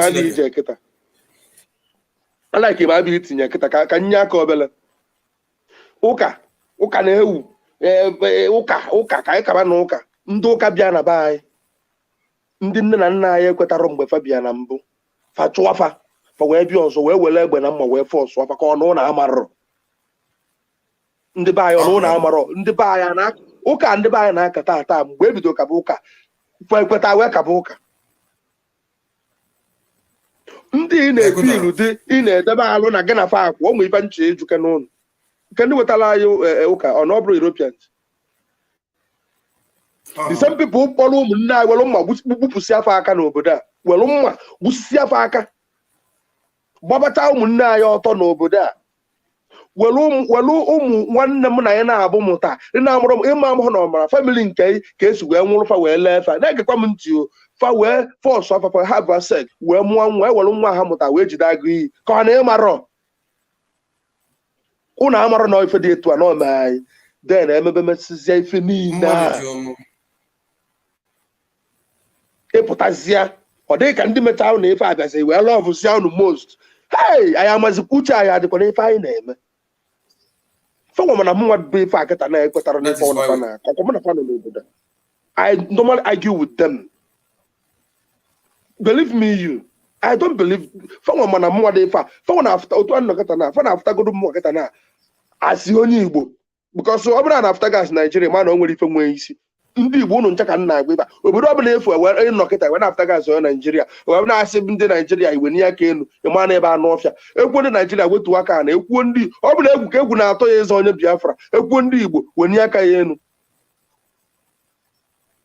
that Igbo alone that Igbo afọ ifu alone o nwere ndị bụ onye uko nwe ife nche ọlụ gị o nwere ebe m ga and ọ na-achụ ajọ organization m ga one program one day pụwa ka nje preach Biafra because I always preach Biafra. Once some people before the preach about Biafra. So the one wise woman we nekata m because emara m nwere afọ ọnụ ana m pụtatozi ya pụtatu with isi na akpụ steady. Osim are you from Igbo? Are you Igbo? Yeah, ka ọ na-ajụ m. You Igbo. No, like didn't say yes, I'm an Igbo man. Or some of course, I see your beard and your head. I'm telling you, once off from or identify him as an Igbo man. As a Jew, because that is hairstyle of Jews. Because that is hairstyle of Jews. Yeah. Papa non die, but Papa and the buyer name Jew. Or not to no, I am a Judaism. Money never Jesus Christ. The better is not for Jesus. Ife niile akọrọ ya maka Jizọs ọnọdụ akọba isi ya ife niile akọrọ ya maka Jizọs mgbe Jizọs rapụrụ ụmụazụ ya wee gaa n'elu ugwu je na-ekpe ekpere ọnọbụla akwa ka o ji wee kọba isi ya wee kpee dị ekpere according to Bible ọrụ Judaism ka ọ na-ekpe otu ekwukwuta maka Judaism na ala Igbo taa 99.9 Igbo people reject ya si na ya bụrụ ndị ngwa ya eziokwu nwanne m ka nyelụ gị aka n'okwu efu ọ bụrụ na ndị Igbo niile bụ ndị Igbo chọọ ịnachighị azụ n'onye anyị bụ anyị kwesịrị ịnachighị azụ practice be Judaism for many reasons aside from the very fact that na every religion dị n'ụwa sigoro from Judaism and kedu ihe bụ Judaism na Igbo ole bụ omenala be anyị bụ Igbo ọkwa ụfọdụ n'ime anyị na-agụcha akwụkwọ nsọ na Cain na Abel, one of the most popular verses in the Bible bụ Cain na Abel na ha jebe ịchụrụ Chukwu aja wit nwa atụrụ ọrịa kezi ife nna anyị ji achụ aja kedu ife anyị ji achụ aja na omenala Igbo ọrụ atụrụ ka anyị na-achụ aja bụ anụ ọfịa chụọ aja eziokwu so na weta gwala ụnụ na ihe niile most akwụkwọ nsọ efu ma Jizọs ma ha ntabụta ndị Juu ndị be anyị ndị anyị nwa bụ asị people ọ maka anyị ga-ekwu n'ọfụ ọtụtụ n'ime ha mana anyị aghọtara ya bụ okwu gasị maka na ịma na one thing dị n'ụwa tupu ị ga-ejikọ nka mmadụ ị ga-achọpụtagodo ndị ha bụ chọpụta ihe ha na-like chọpụta ihe ha na-eli chọpụta ihe eji asọ ọlụfa ọ ife mmadụ na-afụ n'anya ka eji ekele ya ọnya nọ ihe ndị Igbo na-egwu ọkwa iche Igbo ọnya tinyela ya azụ ka ọ taa ka ọ nwụọ ha wee welu na ifu Chukwu n'anya ha na-anya n'ime anyị wee fụ na anyị bụ ndị na-afụ Chukwu n'anya na anyị bụ ndị nke Chineke ha wee si n'ihe gbasara Chukwu ha wee bukọla akwụkwọ anyị oge ha gbusisi ọtụtụ ndị be anyị ha na-eche amara ohu maka ọtụtụ n'ime anyị nwa bụ ndị maka dị yọnga aghọtara ihe gbasara slave trade especially maka na ewepụ na history una mana ndị bịa kụzili anyị ụka chụọ igwe una mana fa na ndị golu nne na nna anyị fa slave n'ofu ship ofu ụgbọ bụ ha wee bịaba anyị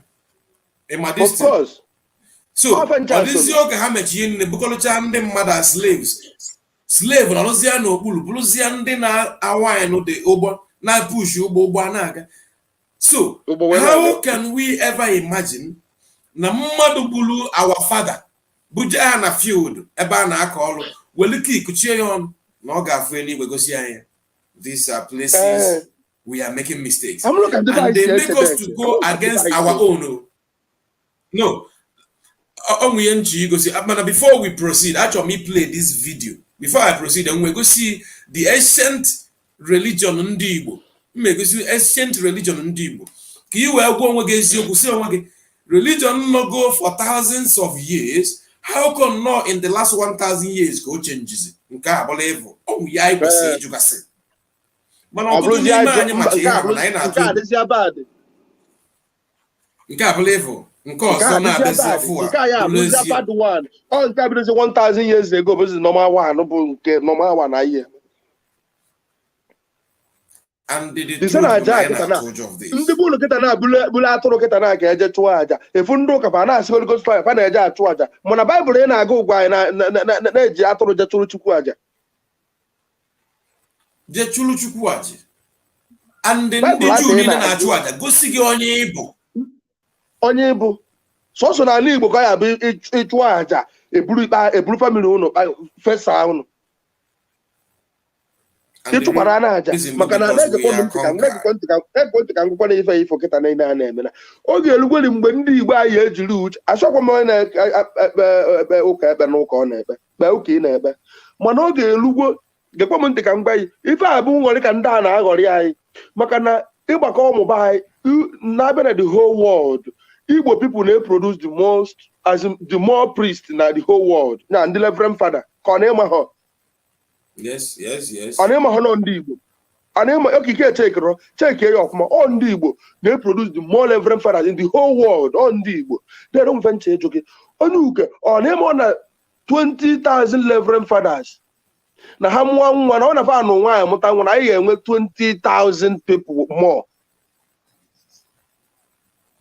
Abịasịa na fama na amụta nwa.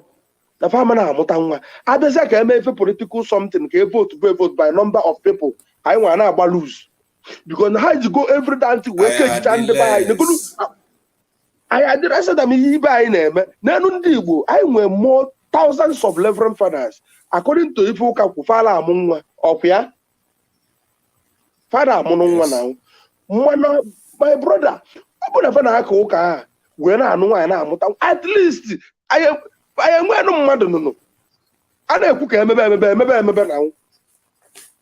Ako di sanun doka na kapamunto di sanun doka agwa sa may preach time na ina ba ife ni na kita akwara no anom na Germany e makafasi aga na obodo akofa na support nwoke idi na nwoke ka ọ na na support ya yes na support nwoke idi na nwoke but Bible gwa ya na mgbe Chukwu bịa mebi ụwa bụ na asọmụ na ngomoro mgbe nwoke na-edi na nwoke nwaanyị na-edi na nwaanyị and ọkpọ ndị akịta na-anụ nwa bụ ife wetala anyị ụka bịazịa na sọpọtụ ife afa gwa anyị na Baịbụl na Chukwu ji maka ya wee mebi ụwa ọ na olube mgbe anyị amabodo ife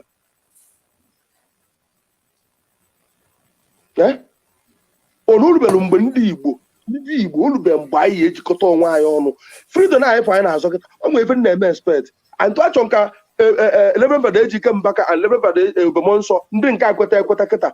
Let them call for protest. I ain't any protest everywhere in the world. We can promise them as IPOB. But Biafra, I get the Santebumonso and the Santem back on from what Nafaka I don't about our own sentence. I get recognized from these people. Even if he promise anything. Excuse me. Okay. How will be the protest? Man, I won't promise again. Because now freedom for Biafra, but freedom for all. And don't let God left behind. Because near build what the politics, a confederation whereby God the comprising of different ethnic nationalities. And in that various ethnic nationalities, among anything like minor, among anything like minority or no minority. Equal. No, what I mean is that what I mean is that even though in Europe, in the Western world, they practice democracy, but in the Bible they wrote some names, not all names. They wrote in the Bible. They pick some names. They don't practice democracy. It was after 17th century. Excuse me. It was after they invaded Africa, mainly Igbo land. Yes. Don't make mistake about this democracy and Ekuzilai today. After they invaded our land, mainly Igbo, because Igbo were the first people na the face of planet to practice democracy. Of course. But they have destroyed our own. They have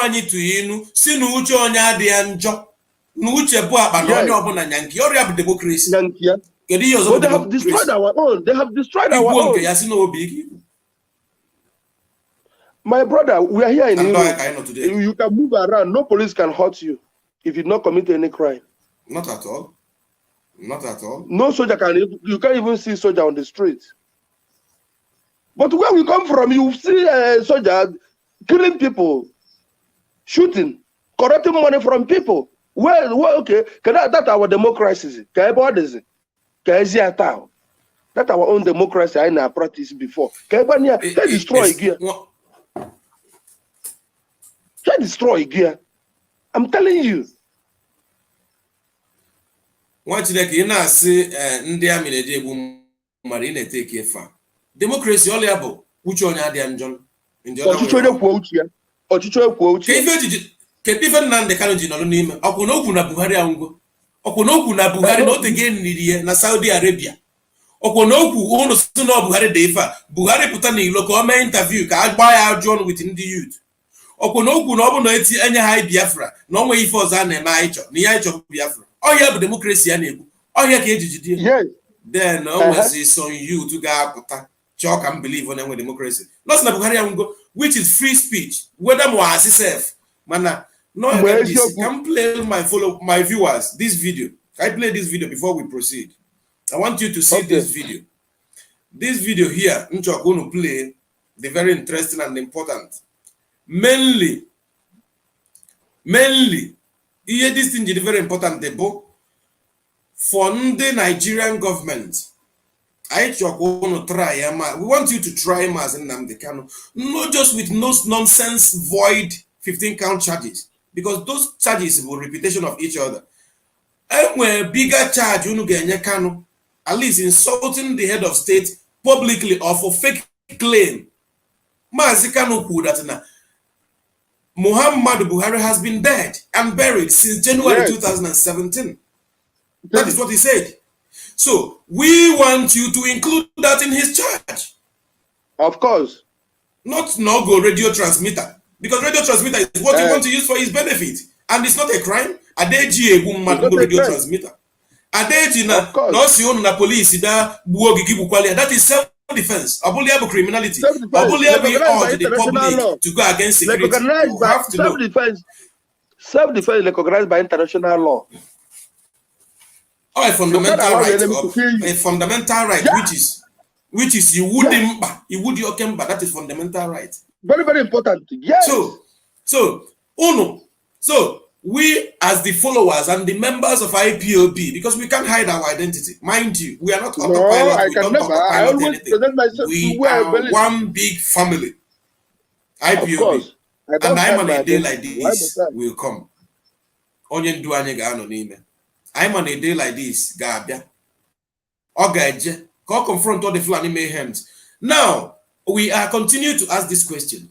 Why Nigerian government failed to include this very particular claim? Na Muhammad Buhari, Ango. That is our question. But before we continue, for you Nigerians... And other than the Muhammad Buhari na court, go prove Mazin Nankado wrong, no, Buhari. That is the reason why IG abandoned na Fabo IPOB autopilot to understand that their strategy ke delay gide Mazi Nnamdi Kanu, and then this regime, this killing and the killers regime will finish, and then they will go because they understand that this man's claim of Buhari's death is true. Now, can go see this video. This video I'm about to play to you now. But on the 17th of February, this very month, get released here. This is meeting, African Union and the European Union meeting in Belgium. They host here 17th and 18th. Now, Ian Choki watching this video, if you are following me, do this. Keep your eyes clear. This is about 8 minutes clip, I think. You have to give me time. Watch this video closely. Do not watch it with Happen the Biafra. Do not watch it with we love Muhammad. Do not watch it with that your nonsense Sai Baba. Watch it with clear conscience. And I want you to watch this. All of the first head of states that got introduced, that will be introduced to Macron, president of France. Watch their reactions, and then watch the reaction of Muhammad Buhari when he will be introduced to French president. You will see that Napoleon will be like, watch it yourself. I don't want to tell you everything before you watch it. Watch it yourself.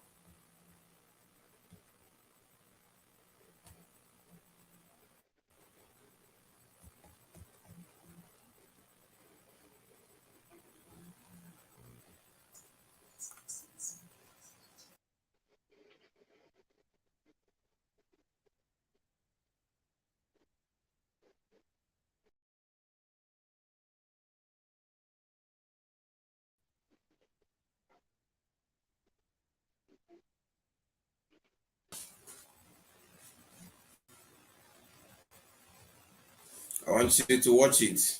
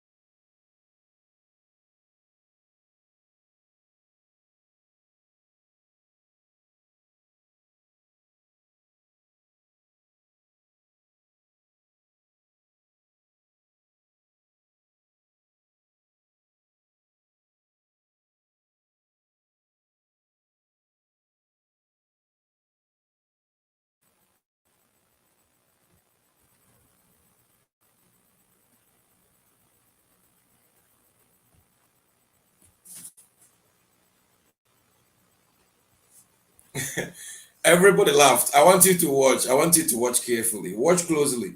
Listen to the background. Listen. Immediately he called Nigeria. Then everybody started to laugh. I want you all to listen carefully. Watch, listen. Do you hear the laugh when he said Nigeria press? Listen. Listen.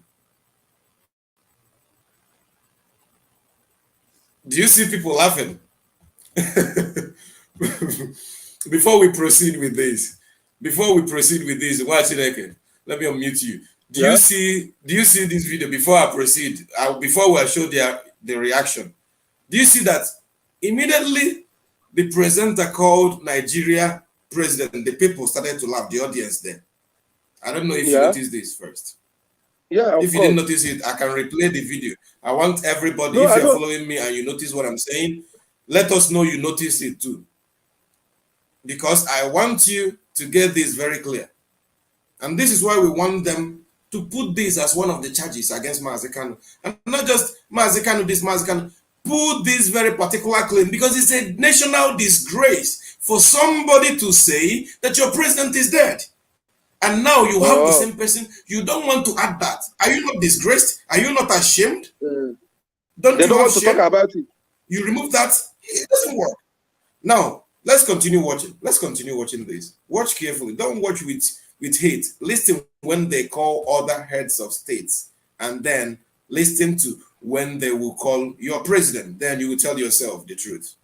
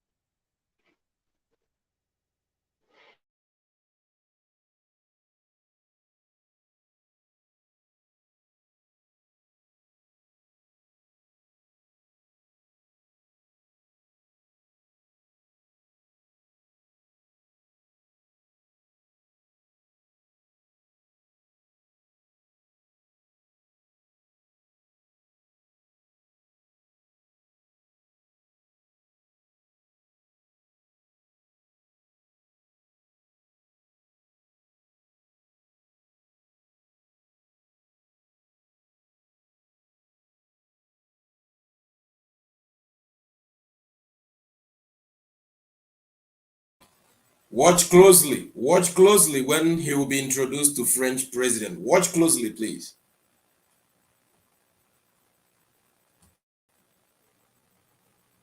Watch, watch, watch here. Do you see his mouth? Do you see that? You don't see that, right? I want you to see this. He'd be like, ah, Baba. He never met such a huge man before. Watch. Ah. This is not funny. This is not funny. But this is true. This is what happened. Reality. This was on the 17th of this very month, February 2022. Watch this closely again. Watch this closely. Watch you say, ah, ah. This is crazy. I must tell you all. This is a disgrace. If you say you're a Nigerian, you're a disgrace. You are not ashamed. He is disgracing you nationally.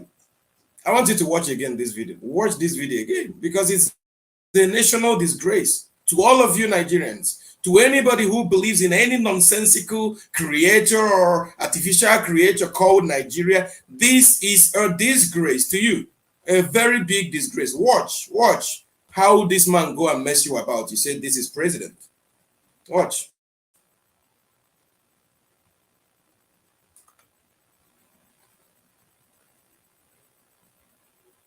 Nigeria first, the people started to laugh immediately.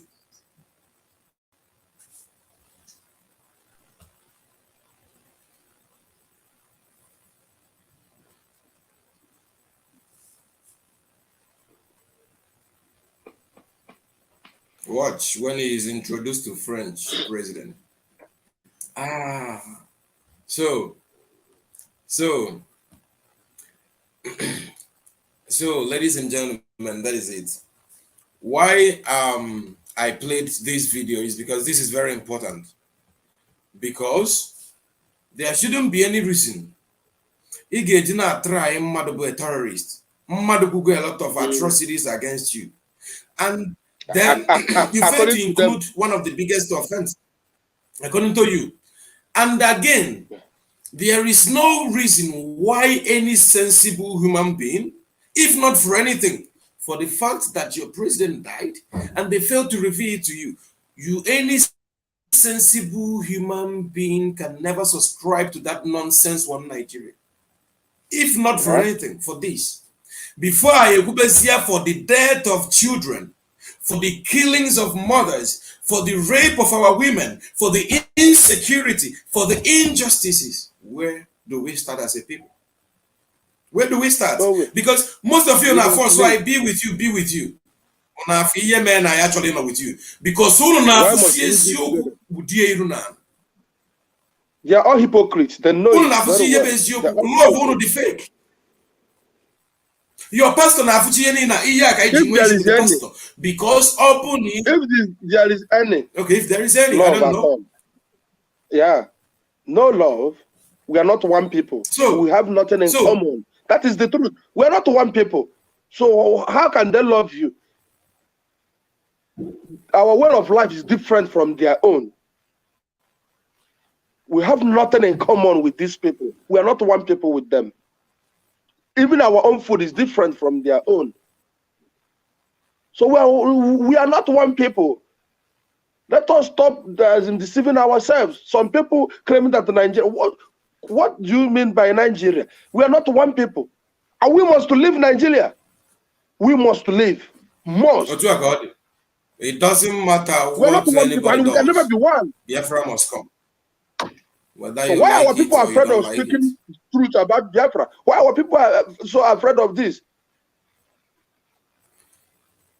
You don't want to speak about Biafra. I can on Freedom TV. Ihe notata bụ mental sanitization. I am Botoni on with my brother Okechukwu nwa Chineke. Ọ bụ na ị na-join anyị ihe anyị na-ekwu na this channel. Ọkwa na follow by like and follow our page. Ihe anyị na-ekwu bụ freedom. And if I want a freedom, obido from our mental slavery. We must have to redeem it. We must have to cure ourselves from mental slavery. And that mental slavery, ndị colonists na-use bụ ndị na-achị ụnụ ụka na ebe ọchịchị a na-eje ozi ebe anyị nọ ndị na-eji ọya ka anyị ji dị ka anyị na-agba ha mgba anyị adagba ha mgba na ihe anyị na-agba mgba bụ maka ọdịmma ụmụ anyị na ụmụ anyị na ọdịnihu anyị maka anyị continue to believe in all these things. Like he gave video play a few days ago. About 1950 or so, if I'm not mistaken. No balulu, if we are living, we are humans, and you are telling me more about spirit while I am a human. It doesn't make no sense. Okay? Even the same open sign I go agitatina. No you go one in the no GC metia kogadi. And now our history. If we can go to history, even Google, their own operated Google, about ourselves, other things are deleted. Igbo history, our origin is untraceable. They will trace it back to 6,000 years ago. Let me give you this little thing.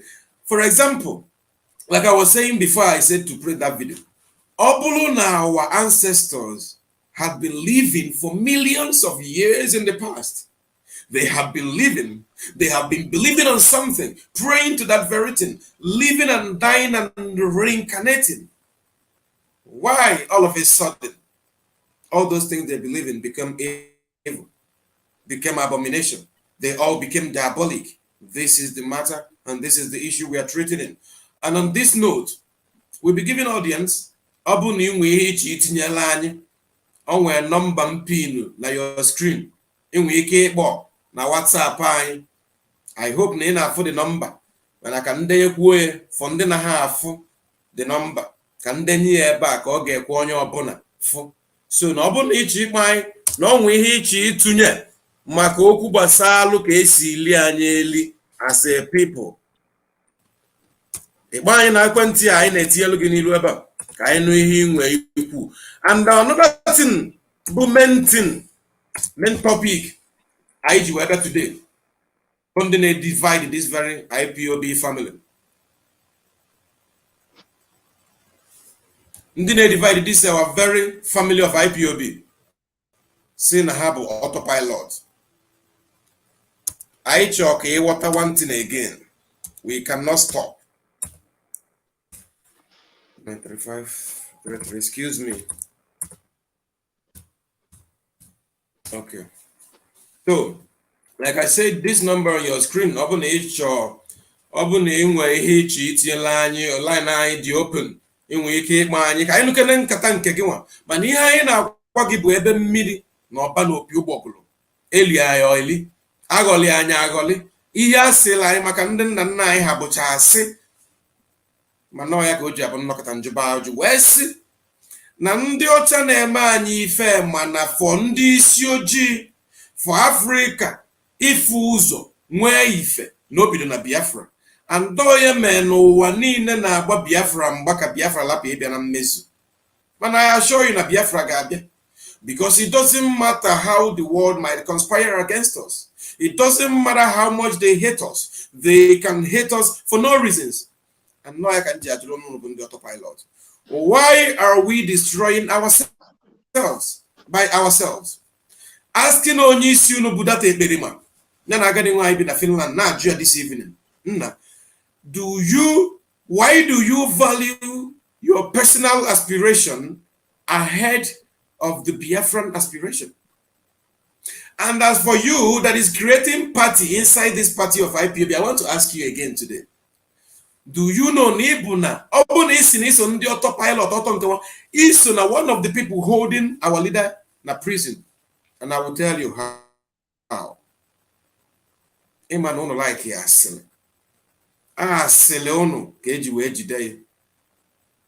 Because egi na atu aka longwelo onwe gị. Ọtụtụ n'ime anyị lose channel loved one like me. I lose a lot of my uncles and my aunts mgbe egbu anyị na ọbụla agha ka nna kpe adịm akpe agha. So, weta my last earning. I will sacrifice it. I will know my last earning get what Biafra. After a mangwa get gone now. Mangwa get gone now contribute, but if there is a need for that, we will bring that. Only mislead you just because of one thing. Not your only sin or name prison. You name mislead the gibo. Can be the violence ahead of time. You name mislead the gibo. Because understand one thing. We are not going into armed confrontation yet. We are not ruling that out. Because I don't believe our people. When you kill our people, we have to defend them. I don't believe there is a man in his right sense who will sit back and watch his mother get killed. I don't believe that. So that doesn't mean us. It means self-defense as well. So at the same time we propagate the freedom of people of Biafra, we don't rule out even fighting because we have to fight to be free. The reason why Nigeria is neo-colonized today is because they never fought to be free. They only sat down and they said, we want freedom. And it was given to them. How do you think that Britain, as intelligent as they are, will give you one of, I think, the third largest oil reserve in the world on a platter of gold? After killing your father, killing 5 million Biafran children just because of oil and gas. We must have to fight for it. But the only thing you autopiloters must know is that Nnamdi Kanu onyeisi anyị ama nọ n'ime DSS anyị ejebide anything. Or you can lead the army of God. Because Biafra is divinely mandated. And the only person divinely mandated to lead it is Kanu. It doesn't matter if you can do it. Don't let your analysis, put social media, put a video, analyze here good. Doesn't mean that you are divinely mandated to lead. No. And you must leave that leadership for the people it deserves. To lead Igbo people is not easy. To lead Igbo people, to lead them is not easy. It's not easy. God is the one that sent Mazi Nnamdi Kanu to us, but people don't even know. I'm telling you, if we lose this man, if we lose our leader Mazi Nnamdi Kanu, believe me, I don't think Igbo will exist again. Remember, Turkey was Christian country. Turkey here. But today, they are all Muslims. And some of our people think it can't happen to us. They will come with gun and bullets. It's happening already. They will force it's you. happening. It's happening already. If not Mazi Nnamdi Kanu, Eastern Security Network, you don't know they're defending you. You're still waiting for God to come. It's not just about Mazi, this is very important, and that's why we continue water. Eastern Security Network, he mentioned very, very, very interesting part of this. Why? Because the main agenda of this autopilot nonsense is book a hijack here, the financial funding of IPOB. Can hijack here, that Eastern Security Network may defend the eye. And the Nigerian military joint task force 2 weeks ago sent about 180 military personnel in Anambra State alone. Has in here Nigeria enforce. Stop with the sit-at-home enforcers. Which you and I know that IPOB has cancelled sit-at-home. And then they introduce sit-at-home. Our people are sitting at home voluntarily. They are sitting at home voluntarily. Voluntary. Nobody forced them. So nobody's forcing telling us that Nahana send 100 and something military to Biafra and they stop sit at home. They mean Nahana plan a launch attack on us. Maybe we don't understand this. But I want to ask you and I want to tell Biafra this thing today. Sending 200 military to Anambra State. If Anambra State rise up, we kill them within 1 hour. Of course, the land belongs to us. These killings must stop now. I'm telling you, these people are killing our people. They are destroying what we have. I'm telling you, go to Imo State. They are burning houses. I'm telling you, on daily basis, when I watch video, I do cry here, my brother. They are killing our people. I'm telling you this. And the world must speak about us. The so-called United Nations, because nothing like United Nations, nothing like Africa, so-called African Union, European Union, they do not exist. It's only name. Our people are being killed. And he wants to tell me that there's something like human rights. Where are they? My people are being killed. Poor people in the village are being butchered by those criminals in military. Why was the world keeping quiet? Are we not human beings? Hashtag Biafra's life matter. And we must discuss about it. The world must talk about Biafra. You must give us our freedom. Conduct a referendum to us to decide. We're up to 70 million people, and you are keeping quiet. Our people are being killed. Are we not humans? Are we not human beings? Of course we are.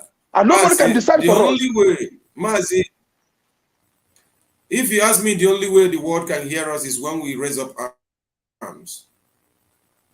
And when can we raise up arms? Ongoing war in Biafra land. I know there's ongoing war. There's ongoing war in Biafra land. In a situation whereby terrorists in uniform will come and bomb houses, killing people, open fire on armed civilians. Is it not a war? Which war are you waiting for again? They have declared war on Biafrans. Of course. They have already declared war on Biafrans. That is ongoing war in Biafra land. And they know that is the truth. They are keeping quiet because they benefit from our oil. That is the only thing they are keeping quiet. Because of the benefit from our oil given to us by Chukwu Okike Abiyama. Our leader have made it very clear, time with that number. Come and take this oil, give my people freedom. Are we benefiting from the oil today? The answer is no. We are very hard-working people. We are still living. We are still living. We are still the richest ethnic national ethnic group in Africa. Yes, of course. That's who we are. God bless all Igbo people. Let me tell our... And that also must stop. The world must speak about us. May I use The this so-called United opportunity Nations to tell must talk about Biafrans Biafra. something?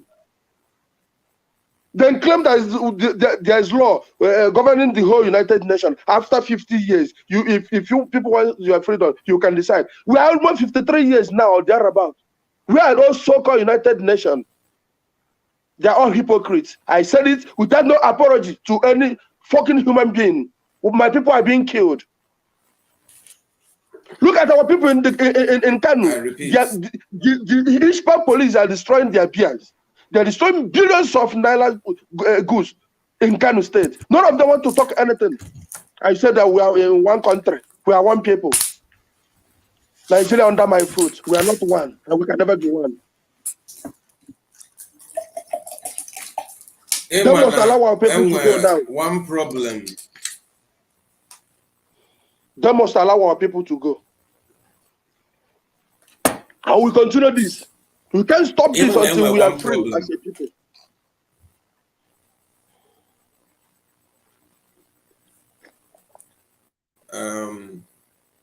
Mazin Nanikano this. Mazin Nanikano. What does this man have done wrong? He's fighting for his people. Internet I can on Freedom TV, freedom of Biafra and the freedom of African and black race in general.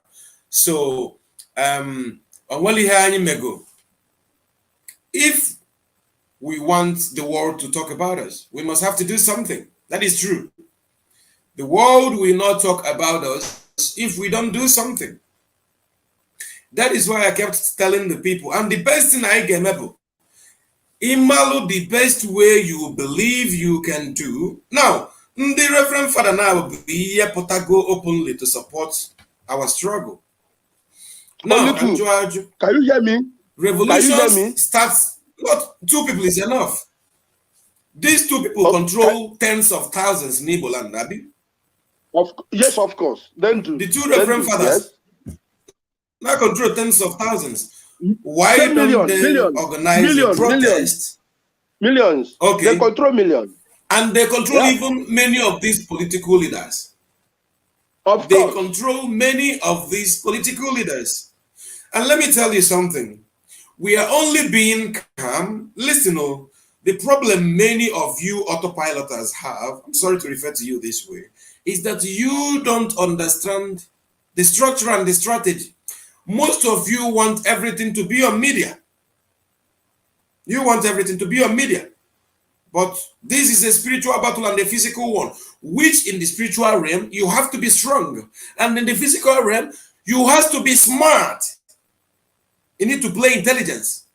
Social media, IPOB, so lawyer. It doesn't work that way. All right? So, this is about us applying our intelligence and understanding that if we don't do something, they will never take us serious. And this doing something has started with our leader being there. And he defeated on their own court. And then he will lead the army of God, which he promised us to do. He promised us that this very army of God, that he will personally lead it. So, instead of joke, every day, most of us and majority of us goes to church. I put na Bible. And the Jew, put Jesus Christ in our also. Manono funya bonye biozi sevwani unone cheka opotasi unone abu Jesus. What do you really mean, Jesus? It's a spirit. It's more of parable. It's more of you to understand something. And the Nobuna Yemela something at this very time. Obuna ID more focused on ego on IPOB. Obuna ID more focused on Ndienye ego kadiya jim. I lose one and Dumazin Namdekano. I am sorry, but the Igbo race, the Biafran nation, will be wiped and forgotten on the face of the planet. Nke I can ego today na HFC religion. I got Obishna like I'm going today. We are foretelling you everything at hand. Oh, to a kasi we make it wire. Let me tell you, ndị bịa konka anyị na aya today, ibi obodo Igbo today, ndị Igbo ju ụwa niile. Mgbe na agụ Bible anyị ada what many things that are there, which we are said about us as a people. O si na ebe ọ bụ na anyị chefuye, na ga-eme anyị to wangle around, and that is what we are living today. Ihe nnachi igwu na unu welu maka ịgbakọ ego ntụ ego m agwụ nke nwanụ me onye li ego m wee tufuo onye ndu Kanu. I ga-achọ somebody like this for centuries, and I'm sorry it might not come. So ọ bụrụkwa na unu ma na unu chọọ the best for Biafra and for Kanu, you must follow what he foretold you n'ụtụtụ nta. I'm not ndị na-propagate lies against ụmụnne Kanu. Nne na ọ bụ na mma Kanu na mpa Kanu dị ndụ ka m gwa gị eziokwu. This same coward a ga-ekwu na ọha na-abụle na fana go ego since. And these people, our people, kesi mbosi ndị Biafra unu bido this thing sometimes it makes me to go mad. Okay, Emmanuel Kanu nọ na court wee na-akpọ nwanne nwoke bụ Kanu nta n'ilo na-ajụ ya kezi ka alọ ejimako ji na-ekwela ka ọ bata n'ime. Ewukwa n'iwe. If this man doesn't want Emmanuel Kanu to go to court, wait, because okwu are the very necessary at this very time, I know, because I need jeopardize the life and the freedom of Biafra and the life of our leader. Because I need to ndị nwa criminal, ndị nwa pụrụ ndị ori. Iju ụlọ nwoke ajụjụ. Ọkwa ndị oyibo okwu si gị, do not mock a man when he is down. Ọ bụrụgodị na ife na ndị bụ DOS truly in a fight as a disciple you call yourself, that they are not doing it right. Why don't you do the right thing your way? Let them be, and when the man that is structured them came out, he will confirm or in December also say no ga-akwụ onye ọbụla ụgwọ ọrụ dịka ọrụ ya si dị. Why ndị be anyị ji adazili iberibe ya na wonder. Ọ bụrụkwana na ị na fight for Biafra, iwe na-agwa nwanne mmadụ, for example, use me as example. No, so my brother will not come, and if my brother happens to gather the courage to come, a man or manager, a man on go the other government, Diego. What is wrong with our people? I must confess. What is wrong with us? How can somebody even make this tweet? This very tweet here in our Vanya back. Bu Chukunna na mwori na Biafra G exposed this boy. Omaro Mboji tweeted these two things. You remember I said to you na January this year that na all of those people hiding under IPOB, but they are working against the Biafra restoration. Na Hagadi exposed this year. Many of you don't understand. Many of you Biafrans don't understand the spirituality behind this our struggle. Many of you don't understand. Because una amara onye unu bụ. Ọ bụ na unu mụ onye ịbụ. Kedu ka ihe si na-eche Messiah as a Jew? Ịma na ị dị trapped na your own land. Na ị bụ a slave in your own land. Ka ọ na anyị amala asị ndị Igbo. Na ị bụ slaves. Anyị bụ conquered people. Onwere ihe dị ka na anụ agha. Ihe mebu genocide. And after ka ha gbucha anyị, ha si anyị no victor, no vanquish. No vanquish. I quell that nonsense to Igbo because I like Igbo. Onye ka iji sokone ka anyị kabie Igbo asụsụ bekee ka anyị wepụ ya ncha na bai. Ndị ọcha ada asụkwudo Oyibo. Ụfọdụ ndị ọcha nwere time Oyibo. O socha na ihe mebila anyị ife. They make themselves to be like God. And ebe a ka ihe na wee mebie. Ebe a ka mmiri na ọba na opi ụgbọgụrụ. Na ọbụla anyị chọrọ inweta Biafra. We must do something. And doing something is not just coming on social media. And we should know something. Onye ọbụla nọ na this struggle of IPOB, wee na-hope otu onye ndu nọ n'ime, let us start armed confrontation. If you do armed confrontation, a man ịchọ ka egbu onye isi anyị. Because he didn't introduce ESN to fight about anything, but to defend our borders from terrorist invaders. And we're constitution now back everything. I live democratically and constitutionally. I have a lawless state. We are Biafran state, a lawful state. I follow laws and procedures of laws. So many of you may follow onye na-eji ndị unu. We do this thing for our leader. Let me tell you, ọ bụrụ na ESN pụta n'ilo fully confront the Nigerian army despite ihe ha na-eme without our leader being free, defeating them in their own court and being free, let me tell you, a man ha conquer anyị because I will get enough evidence to present to the world. No, I can that we are looking for war. Anything. No introduce security outfit. It protect in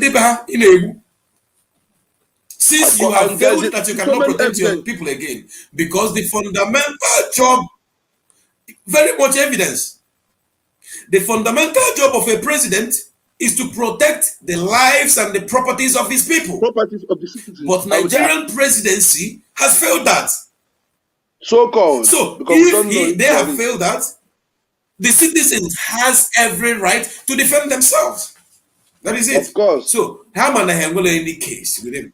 Man, ọ bụrụ na emegide this na na-eme kịta na-akwa ndị a ha megide ihe na stop funding of ESN, ha were hijacking what the ESN, they will now try to push them in the street ka ha gaa into armed confrontation, which will be disaster to the whole entire nation of Biafra and the Igbo people. And we don't want it again. We want to go with strategy, with a man tested and trusted.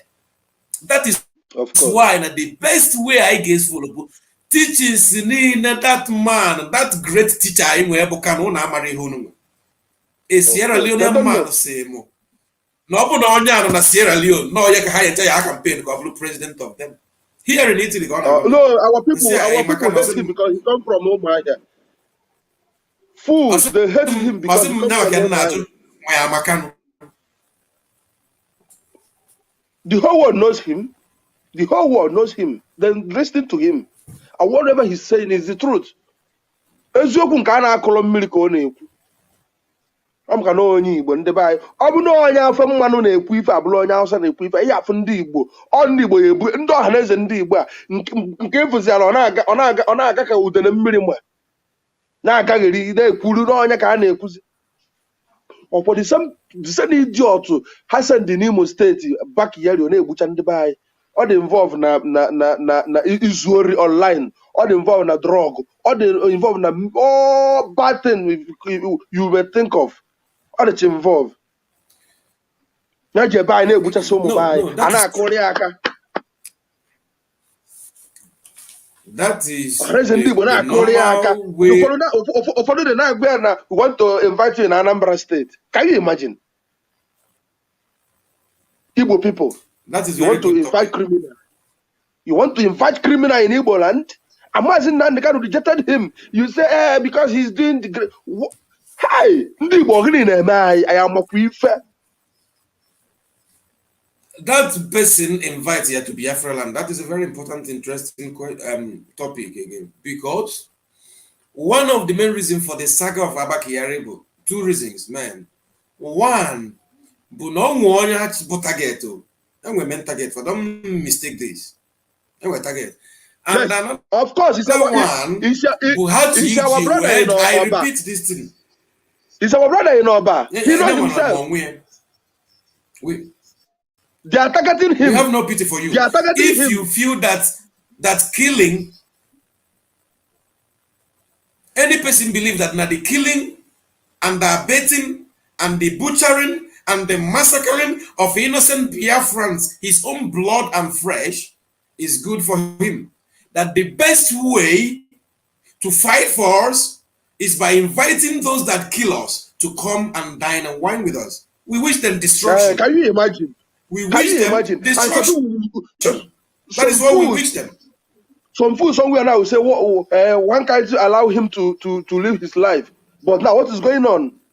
So you don't know that they are planning to arrest that our brother, or you guys don't know. They are planning to destroy him. And very soon you will hear the results. Because anybody, this idiot mention his name now, must be arrested. You never knew. Mind you, Mind you, Naba Kayari will never be, could be, anyway, he could be extradited to America, mind you. And we must know that. I use it for Who two knows? reasons. I'm going to have Who knows? yeah, set up. Yes, now And then we know it. every possibility, every possibility that you could be renditioned to America. On one reason, because they can sacrifice even Abakiare 5 for Nam they can open a waterlord the case, and often our people don't understand. And when Abakiare are 10, they will sacrifice him to make sure no one do Nahaji. That is why Yes. distraction and division to this family to resist, retract your steps today.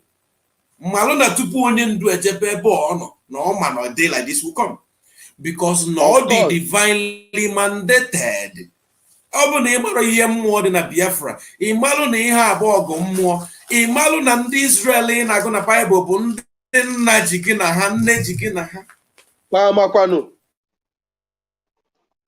Ndị be anyị amakwanụ. Ndị be anyị na-ala ike ebe nke egwe eghe. Ndị be anyị ala ndị Igbo ala ike ịta afụ. Nke facha ọbụ nke egole eghe nke ndị be anyị ala ike ịlụ alụ ọ ike eribe some of us because some of us we are very hard working, you know. We represent Igbo people very, very well where we find ourselves in this planet Earth. And the world, they are confirming it. We are not criminal. We respect every damn law in any country we are in. We are not useless. People recognize us. That is the truth. That is the fact. And nobody can stop us. Nobody can stop Biafra from coming because Biafra is our identity. And we must continue to fight for Biafra. We, all of us, must join hands together to make sure we restore Biafra. Because if we did not restore Biafra, believe me, our unborn children will suffer more than we. I'm telling you this time without number.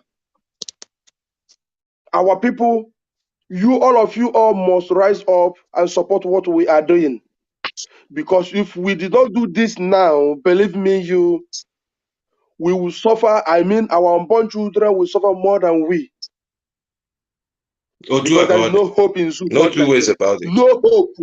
There is no hope in Zoo called Nigeria. It's only Biafra can set us free. If we restore Biafra back, believe me, I give you 5-10 years, everything will turn around. I'm telling you, I know our people, I know what we can do. We have men in Biafra land, men that matters. But if you still believe in one Nigeria, believe me, your life will remain like Nigeria. And that is why they don't want Biafra to come. That is the truth. Zoo God Nigeria have nothing to offer to her citizens. People are being killed, no security, insecurity everywhere, bad roads, no job, nothing. Zoo God Nigeria have already expired. Me and you knows that. Conduct a referendum so that people will decide. You said no, and you claim that you are practicing democracy. Go to hell with your democracy, so-called. You must conduct a referendum to us to decide. You have no right to decide for us. We are the people. We are the people.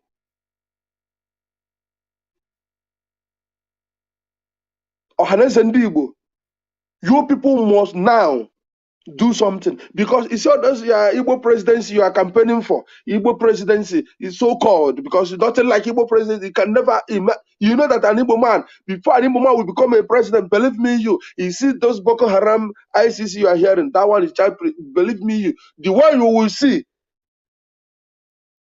Though even that time, you know that those Boko Haram can invade that your Asolok and capture you alive and kill you. Because all of them, they are all planned it. They want all of us to be Muslim. And when we say it, some of you say, why? Who tell you? How do you know? But you are seeing it before your eye. You are seeing it. They are destroying our businesses in the north. You see it as an Igbo man. You can't even say anything. You are news broadcasters. You can't even say anything. Hijab police, and you claim that we are in one country. Our people pay tax for beer. We pay tax for the wines. Then collect their own share from the tax we pay for the wine, but then destroy the same wine. Injustice everywhere. And we say no to their cow. And some of you come and say, hey, why? Don't you know it's their business? Don't you know it's their business? But they're destroying our own business in the north. And all of you got blind. Don't see it.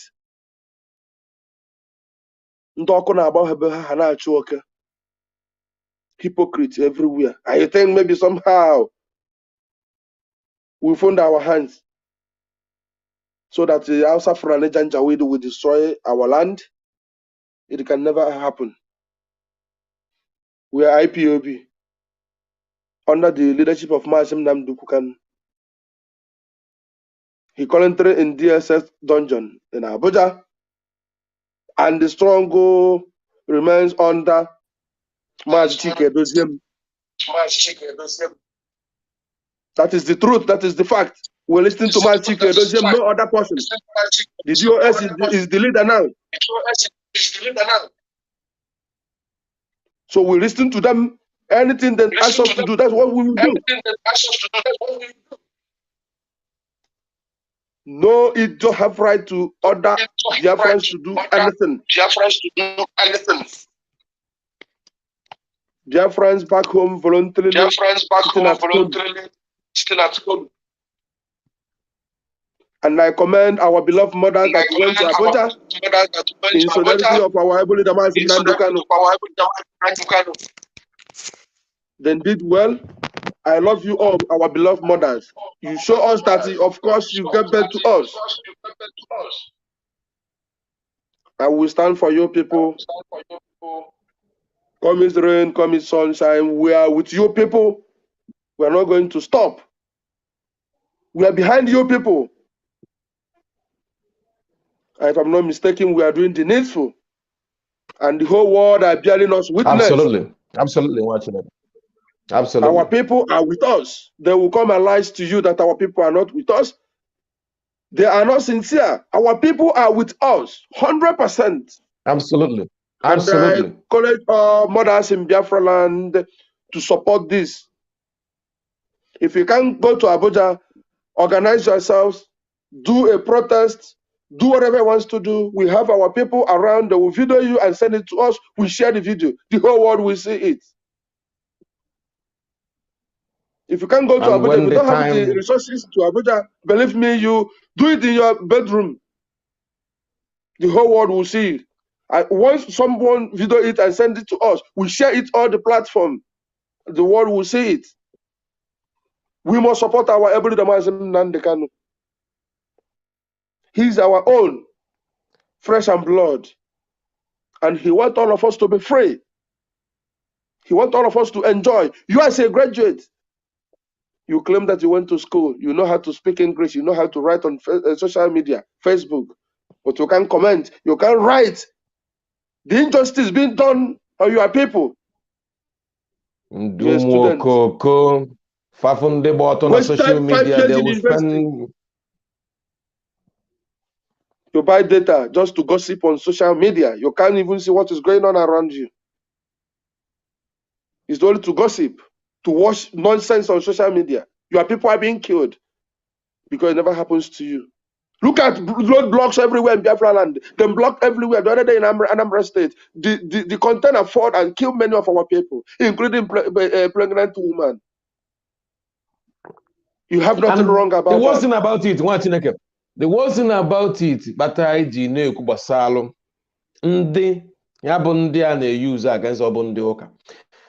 Now, you and I know it very well that now, when you don't have good road, you are entitled, the consequence of it is accident, road accident, right? You are inviting them. Yeah, you invite them. So, yeah, of course. But my fellow people will go to church. Maybe they travel from Onitsha, Gam, Lagos, or Batona Chineke. Na ndị Fulani herdsmen na attack kwa mmadụ n'ụzọ. Mana by the grace of God, they are the successful. Do you see the way our people reason? Do you see one of the reasons why we are backward as a people? Now you are grace of God made you to pass. Why other people, grace of God led them to die? So those people we are hated by God. Do you see what is wrong with our mentality, our ways of reasoning?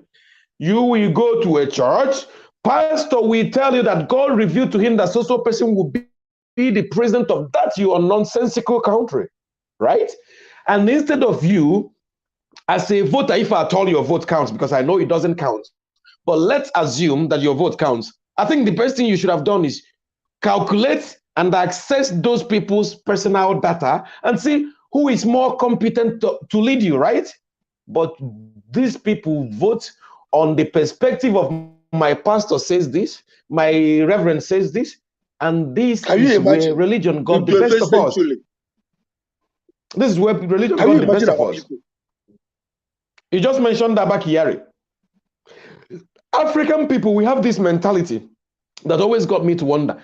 Ndị ọcha bụ ọ bụrụ na evotu onye to any political position, ihe ọ na-eje ebe a bụ ka ọ maa ihe ọ ga-alụ, just like ihe Nnamdi Kanu na-eme now. So that because ihe Nnamdi Kanu ji na sacrifice ihe niile bụ two things, not one, two. Aside from the fact not the divinely mandated for that, but then other two things in the human aspect of it is one, because nurture that in eternity, our generations till eternity will remember him as the savior and the liberator of the people of Biafra. Of course. And another thing, nurture the betterment of the country. And that is why the Westerners are way ahead. Because you and I know, one them. Every day, what can I lose in Germany? I in Germany, I in Italy every day. Of course.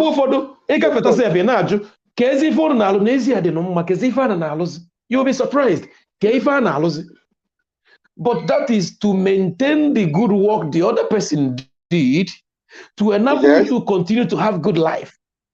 Nigeria.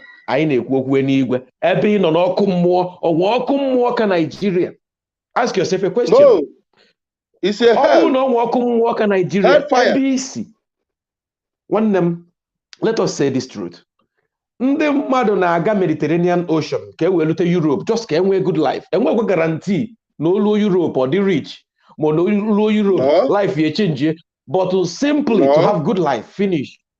Not really to be rich, but to have good life. To have access to water and mainly poverty.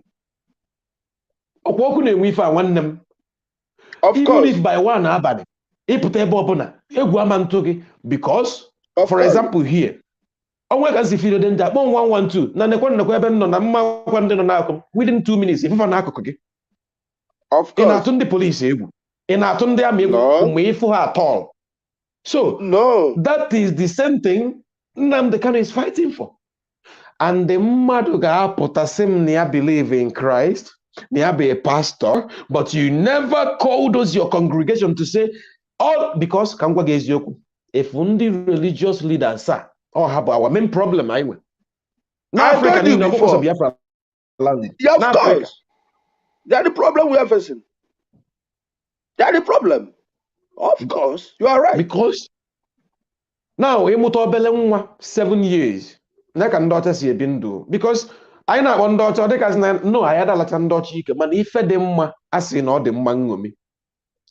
Onye ọcha bụ ọkpọba anyị ka ha mụtachi ihe niile anyị gwa tufuo. Maka na mgbe gboo nna m ụgwa m sị na oge gboo na amụọ nwa na-ada abịa afọ ozugbo, anaghị abịa afọ ozugbo. Ọ ya anọ like obere oge tupu abaa ya afọ, maka ka afụgodo ụmụ ihe nwatakịrị ya na-emefasị nwa amụọ ọfụ ma obere nwa kpata eji ya baa afa tụrụ omume mmadụ chekie ndị okenye be anyị afọ abata afa ifu na otu a ka ha si eme otu ndị gboo si aba afa. Ihe nji weta this point kịta bụ na ndị ọcha kịta bụ amụọ nwa ọ na-eto a na-awọchi ya ọ bụghịkwa ya ndị be anyị niile bi obodo achọ ka nwa ya gbaa bọọlụ. No, ọ naga ọmụ ife nche ịgwa anyị ọmụ ife nche iti ndị Igbo ka nna agwa ndị Igbo niile ka nna agwa ife unu sị na nke ndị nna anyị fa na-eme na ọ bụrụ ife, na nke ndị nna anyị fa na-ekwu na ọ bụrụ ife, nọọ nke nwa na-ekwuzi kịta bụ nke bụ ife. Ife nna-achọ ịjụzi ndị Igbo wee bụrụ ofe onugbu anyị na-eri taa ọrụ onye Igbo discover ya, onye ọcha bịa discover anyị ofe onugbu, onye ọcha discover ife niile ndị anyị na-eme na be anyị, ọrụ ndị be anyị, ọrụ our forefathers discover ife niile a. Tata anyị chọzi ikpofu, anyị chọzi ịtụfufa ncha na fa abụrụ mmadụ, anyị chọ ịtụfu ndị be anyị niile ife niile afa mechara na-alụ ka ha nwere ha ma alụ ewepụtala anyị ndị niile anyị na-eri wee na-adị ndụ. Ha meziri alụ unu chọzie ka anyị tụfuo nke anyị na-agbazi na this Biafra anyị na-ekwukịta bụ our own religion. Esi mba na ọ bụrụkwa ya nọọ nke unu na-ekwuzi bụ dissenting. Okay, nke unu na-ekwu bụ dissenting, but nke ị na-ekwu obodo nọ na ya na practice nke a na-egbu mmadụ. Yes. A na-egbu ndị bụ unu, a na-egbu ndị bụ unu. Gị nwa m na practice the same religion, ị nwere ike isi mba gbudebe ndị be anyị na ọ dịrọ mma. Ọsọsọ nsọ na Mbaka bụgo nwa afọ Igbo pụtagbuo na Reverend Father wee kwuo ya ya ụmụ ife bụ ekwuwa ya ọnụ. Mgbe a gwara nne na nna Maazị Nnamdi Kanu, Reverend Father nsọ o jee di ya ịchọ kịta send alụ gị the picture also with Kanu nta. O jee di ya sọsọ ojije afọ o ji aba afọ, sọsọ ojije afọ o ji aba gosikwa anyị bụ ndị Igbo na onye abụ nwa afọ Igbo na onye abụ onye Igbo. Ọ nọnwụrụ ndị Reverend Father nọ n'ogbe ebe Kanụfa na Ụmụahịa enweghị ọkwa enwe ime ife na-eme gị nwa na-eprichi anyị na-egekwa m ntị, ị na-eprichi aka esi wee jee n'igwe mana ị na-atụ egwu ọnwụ. Ị na-eprichi ka m esi jee n'igwe mana egwu na-atọ ya enwe. This is very, very, very interesting. Yeah. Ị na-eprichi ka m esi jee n'igwe God said but egwu na-atụ gị nwee nwụ. Ị chọrọ ije detie n'igwe ife ilu ka na-enye gị ma ego ntata n'afụ nye gị demoni ka i wee na-eri nri wee na-efere n'anya moto sọlụ gị, ị na-agwasị nna m nwa mechasịa wee nwụọ na na-eje n'igwe. The only help I can give bụ ụmụazị anụnwa nne na nna ba na-enwere ego. I can help them if I have. I wouldn't give my money to any Reverend Father, any Reverend Pastor. No. Ọnwa ụmụazị nọ n'ọgba anyị feel n'onwe akwụsọ onwe nka na-agwa, ana m agwa onye ọbụla bụ onye Igbo, ị na-anụ ife a na-ekwu ka ba alụ meke so n'onwe kirikiri onwe ndị nọcha n'ọgba anyị gasị nne na nna fa aka na-esichara ha ike, onwe nke obele inwe were ya na-enye ha. Ọ ndị aka ị kwesịrị ịdị na-enye ego. Anọ na Germany, Father nọ na Germany na-alụ ọrụ a na-akwụ ya ụgwọ. Ọ bụ na ifela ada eme ndị be anyị na ifela ada eme ụnụ.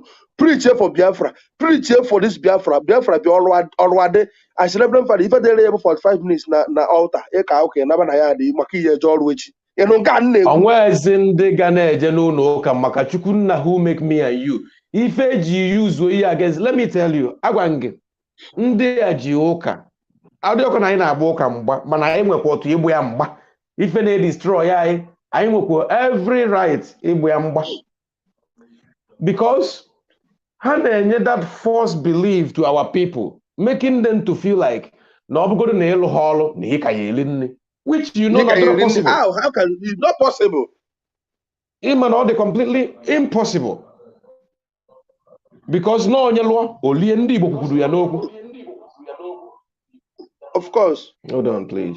Of course. Okay.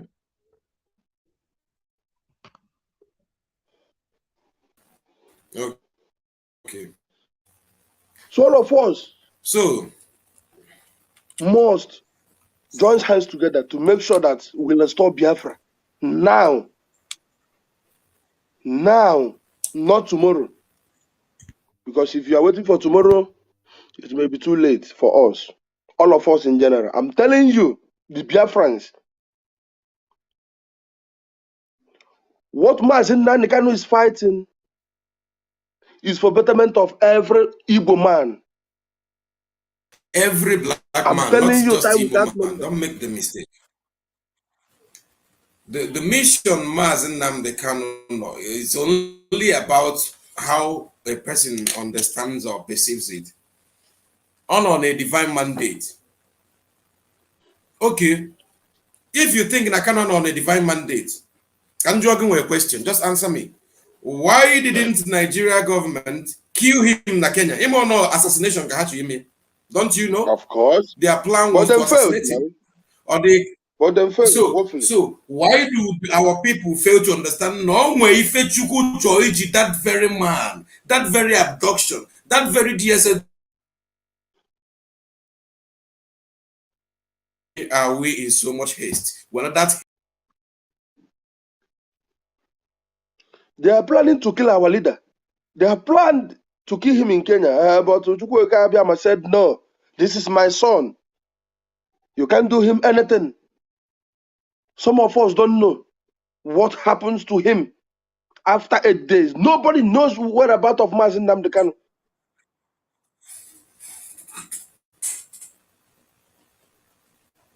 so And our people, like I was saying before I was interrupted by internet. Sorry.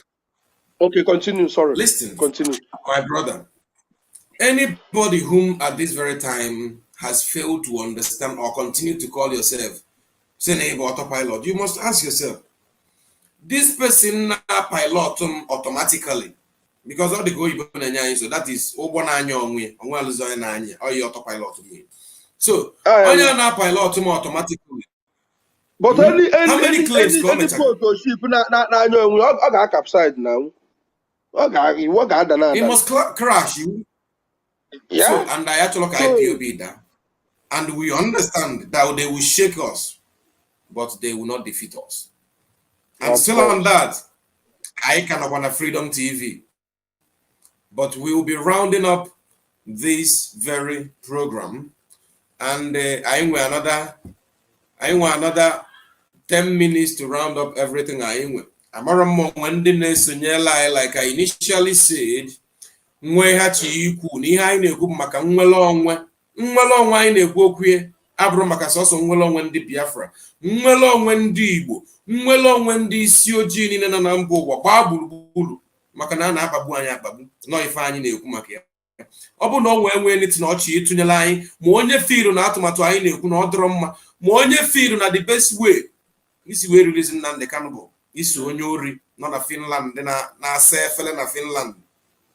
Yeah, they can call. They can call us and bring their own suggestion as well. They are all welcome. Yes, of course. They are all welcome. For this number on your streams, our line they open to call. Kaino ihi and also you argue. But mind you, now I can live on Freedom TV and I know with my brother Mazi Okechukwu nwa Biafra nwa Chineke. And then if I na-emebu ikuzilu ndị be anyị ebe ife nọ mebi n'ahụ anyị ebe mmiri si ba n'opi ụgbọgụrụ ọ ebe anyị nọ n'ụbọchị tata. So like anyị na-ekwu na nsogbu anyị bido n'isi mmiri bido n'isi gbalụba ebe anyị nọ wee dababa ebe ndị bịa n'ọgwụ anyị na nna nna anyị fada evo ebe anyị nọ dabịa bụ ebe ha n'ọgwụ anyị na awọ omenala anyị bụ alụ ebe anyị nọ dabịa bụ oge ha n'ọgwụ anyị na ha nwa bụ ndị bụ nsọ anyị nwa bụrụ ndị njọ ebe anyị nọ wee dabịa bụ mgbe anyị kpọọ ihe niile nna nna anyị famecha njọ kpọọ fa ndị alụ ebe anyị nọ wee dabịa and onye ka anyị fiilu na anyị na-achọkwa freedom of Biafra ọ bụ na ekwuru maka this very mental freedom because mental freedom ka political slavery, mental slavery the worse than political slavery. And somebody could argue, but it's true. Because when you are mentally enslaved, just like here in the name of Jesus, everything must happen. When you know pretty well that the Lord God has made the world, that it's up to you to exploit it. It's up to you to move around and see the best thing to do. Mazi, I want to say something, please. You just a very important this thing now about some people. They are misunderstanding our blood Matthias. You understand? That young guy is trying to tell our people, if you are sick, you must go to hospital, not church. Church cannot cure you. Okay, all of them, categorically church, all of them, hospital. ka anyị kpọzie ha ncha niile ị ga-ejegodu miti onye ma maka ya na ị nwere ike ịdị n'ahịa alụ kịta mmadụ asị gị na si n'afa nke Jizọs na ịlalụcha ụlọ teta kịta na efu fried rice esi wit anụ ọkụkọ na wine n'elu tebụl gị ọ dịrọ possible kwugide ya wee ruo nwanne echi ọ dịrọ possible mana na-egekwa m ntị bụ na iteta ụra n'ụtụtụ wee jee ọrụ ijebe ọrụ jecha ọrụ jeta ego igota rice gota chicken gota wine sie ya ime ya you yourself will make it happen. Jesus sef ị na-akpọ n'afa Jizọs ka onye gị nri is very very angry with you ma ọ bụrụ na ọ ga-eme nwa apịa n'iru gị ọ ga-agwa gị na ịbụ anụ ọfịa. Why must you mention his name to eat? Ọ ga-agwa gị na anụ ọfịa ka ị bụ. Ọ ga-asị why must you mention my name to eat? Go and work and earn your money and come and eat. If you're mentioning my name for food, I will not even give you because it's not possible. But some of our people, they believe now, this man called Matthias, no hate Jesus, no man. No, I'm going to you and my brother writing. Somebody said, are you sure? Are you sure the number is on? Sure. 393-533-662-794. Yeah, the number is on. You understand? The number. So if you are sick, on for sure. You must go. Okay, watching to hospital. Somebody before we proceed, I want to go on one because now I can on live on Freedom TV. It's not going on WhatsApp. It's not possible. It's going. It's on. Let me try to pin the comment once again. The number is, let me call it 393 plus 39. Put plus. I don't know if you add plus or you didn't. You know, if you didn't add plus, of course, the number would not connect because this is Italian number. So the number is plus 393 533 662 794. Of course, it's working, and I am online on WhatsApp already, so for sure that you can call me. And if you find it difficult as well to contact us, you can go up to the page head. You can click WhatsApp. There is WhatsApp button on my page where you can click and it will direct you directly to the WhatsApp page. Thank you. Continue. Go ahead, my brother. I'm watching again. So, you know, na ndị be anyị na this Biafra anyị na-achọ na ịchọta Biafra na Biafra bịa ọrụ mgbe ị nwere ife ị na-alụ ịpụta n'ụtụtụ chi ije morning mass ije na morning mass ikpecha ekpere n'ụlọ ụka ebe ọ bụla ị na-worship ịpụba ọ bụrụ si tọrọ n'ụlọ ụka ha because ị na-akwado ije ọrụ ị na-achọ ije ọrụ igbukwu oge ije late n'ọrụ gị so ịpụtara n'ụlọ ụka na-asị Chineke nna n'ịchọ ka onye gị nni ịnọgide n'ụlọ ụka 100 years agụụ gụchaa gị ị ga-anwụ DSF ị ga-anọ n'ụlọ ụka nwa n'ụlọ ụka na-asị ka Chineke na nye gị nni. Believe me you onwekwa nni ịfụkwa pure water ṅụọ di ya ibi ị ga-anọ di ya dust ekpo gị sef ị ga-anọ di ya ndị na-azụ ụlọ ụka pụta fasachakwa ya dọrọkwa di ya agụụ ga obiro mmiri nke faficha na ka ị ya alachalụ wee ṅụ agụụ ga-agụgide gị. And to some of our women iyipụta na-asị ife nwanne umekwo ị na-achọ di ị na-eme nka. The problem anyị nwere bụ na ọrụ guys na-alụ ka eweta ikike lọfụ na adịrọ. That is the main secret problem a na-enwegodu nke kịta mụ na anyị na-abụ nọ ego adịrọ iji weta ikike lọfụ ife niile efu guys na-agba kịta bụ onwere ihe nwere isi. Exactly. Watching a comment in Madu GP, I like to read this kind of comments. I like to read them. I say the more you attack Maz Simon, I think you can see the thing I pin on the screen here. Yes. The more you attack Maz Simon, the more he gains momentum. You can't keep attacking Chineke and go free. Maz Simon Chineke. My sister, I think your name is Eze Richard. I can address you again. Igbo language. Ime ihe anyị na-eme kịta n'anya ọtụtụ ndị bụ Biafra ndị ali ga-eli maka ama na the true Biafrans and true followers of the mission Maazị Nnamdi Kanu ghọta ihe na-aga. Now to address you as Richard, I like this. I want to address you personally for the first time here. Now, ịma na eziokwu ndị mmadụ adịghị egocha eziokwu. Do you know? Jụọ onye ọbụla, ask yourself a question, you as a lady. What people like, people are enticed of lies. People enjoy lies because asị na-atọ ụtọ. Ịma eziokwu na-agba agba bụ igbochi ekwu okwu. Si na eziokwu na-agba agba na ntị. And again, mana one thing bụ truth bụ that now, eziokwu must prevail, but it could take time. O nwere ike gbuo oge, mana o gbuchi oge, ọ ga-abịa na mmezu. Well, example, this Jesus Christ anyị na-ekwu all this while. Mgbe Jesus nọ n'ụwa, ka m gwa gị, forget ya ihe a call gị believe. The main reason eji gbuo Jesus Christ maka na ọ dị oji, maka na ọ bụ a son of a black man. They pull up a lot of followers, a lot of masses we are following him. A lot of people were obedient to him. And the Westerners, the Roman Empire, they ruled the world. Then we are like, Obulo na anyila put this very black man like this in the next coming years. Oh yeah, take over us. Yes. That was the reason. Okay, so eziokwu na agba n'ọnụ. But I continue to tell you this thing. Obulo no unu take precaution today. We made the needful thing.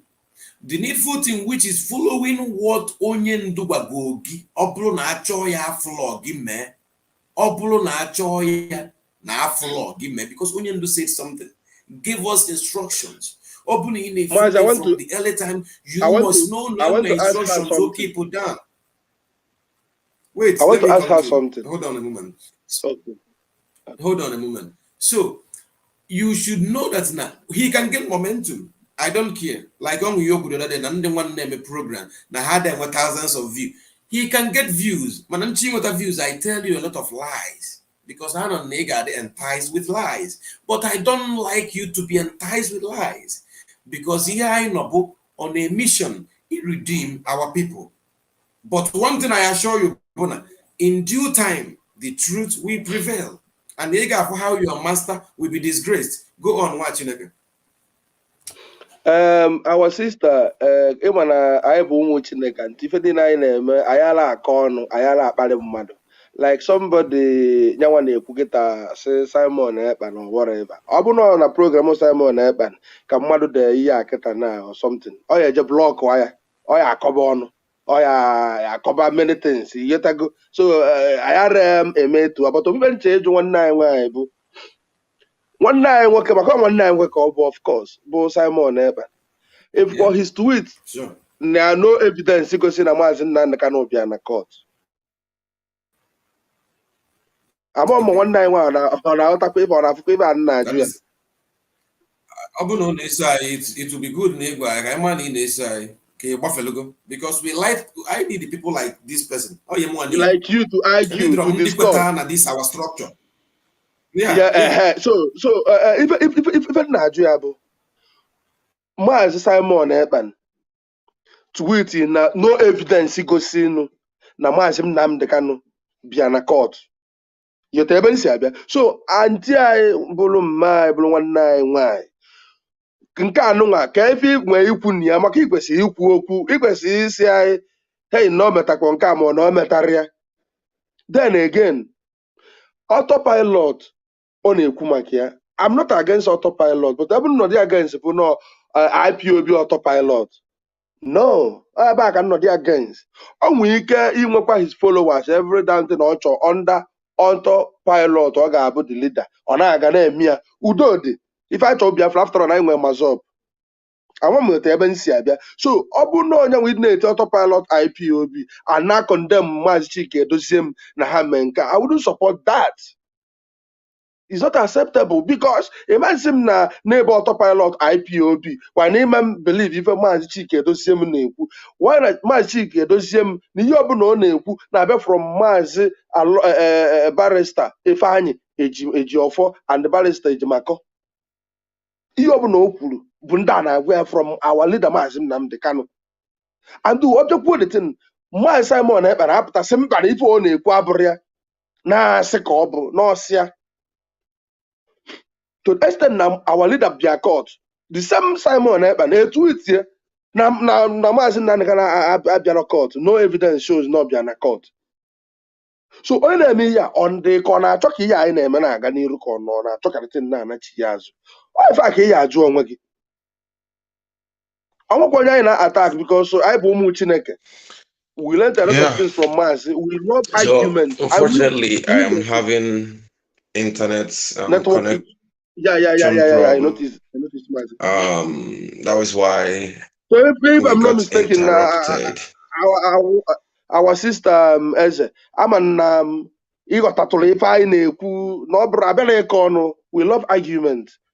If you can call, you can ask questions without insult. Even though you are insult us, we welcome that because that's how Biafra behaves. Here in Germany, you can insult any damn person without touching the person. The person must argue with you to get the point.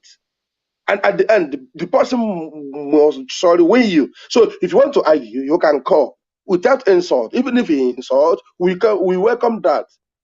Very, very important. Thank you, Mazi. You can continue.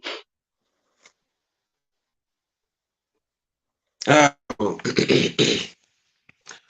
was having internet. Was having internet to call. It's not acting. I'm surprised that is possible. I'm surprised. I'm way surprised because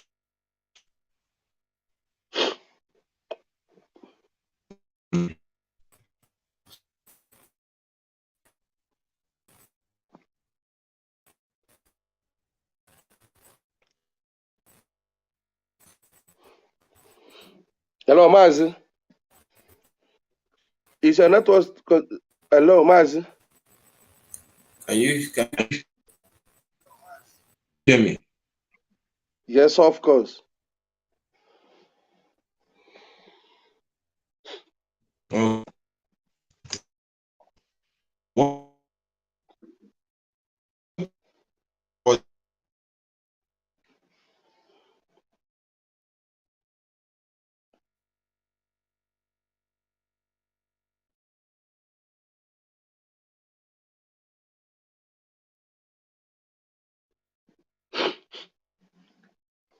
Ka anyị na-agakwa n'ilu because nwanne anyị nwoke netwọk na-edistọb ya ebe ọ nọ and o nwere onye nke m fụ na-ede na ọ na-akpụ ya na WhatsApp na ọ na-akọnet ọ dịka the same problem netwọk ya na-enwe problem ọkwa ifugo netwọk ya na-enwe problem so onye nwe akpata o ji na-eme otu a so ife anyị nọ n'ime wee na-ekwu bụ wee bụrụ gịnị na Maazị Nnamdi Kanu remains IPOB remains Maazị Nnamdi Kanu.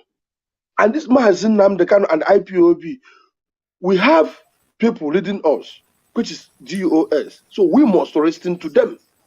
DOS. We must listen to DOS. No other person. If Maazị Nnamdi Kanu said no to them, believe me, through Maazị Barrister Ifeanyi Ejimako, Ejiofor and Aloy Ejimako, believe me, he will still send the message. You will hear it. So we all must join hands together. Believe me, Simon.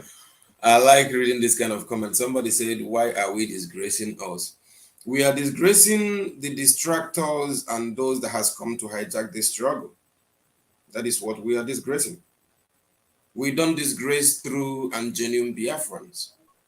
We don't talk about those that still buy the ideas and they subscribe to the orders given down by our leader before he was abducted by the Fulani Janjaweed.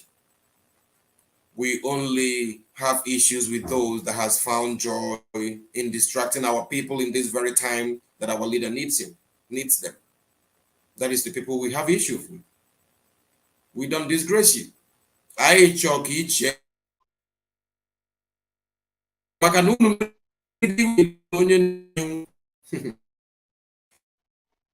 because na deka lost people.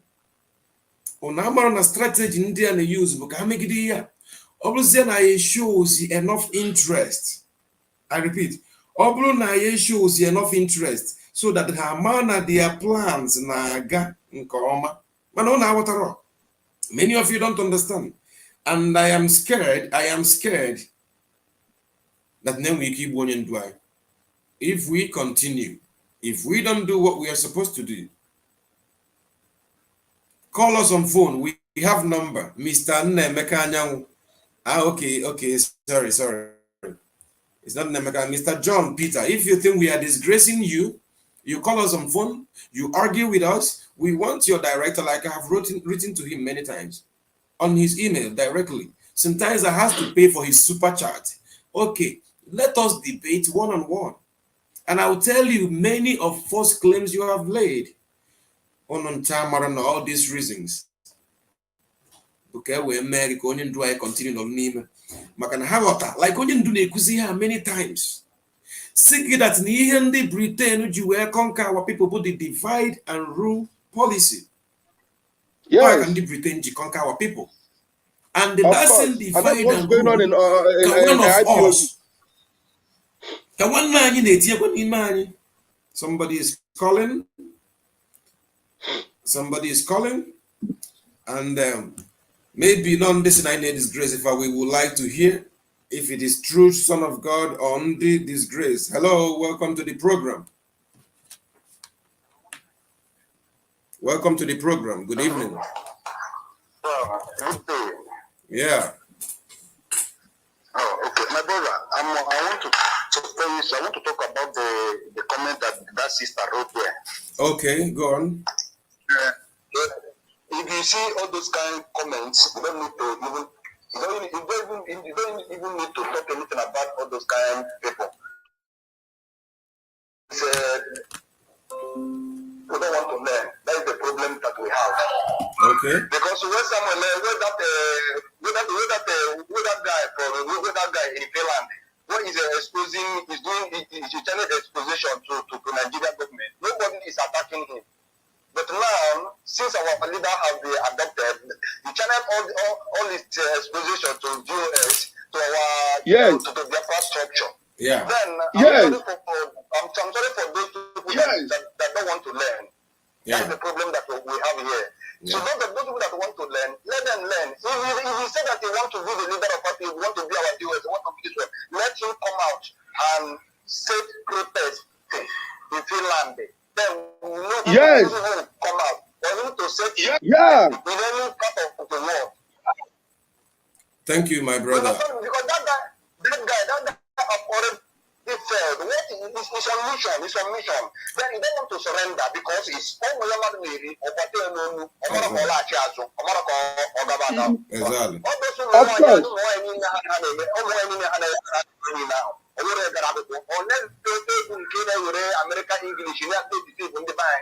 Exactly. Exactly.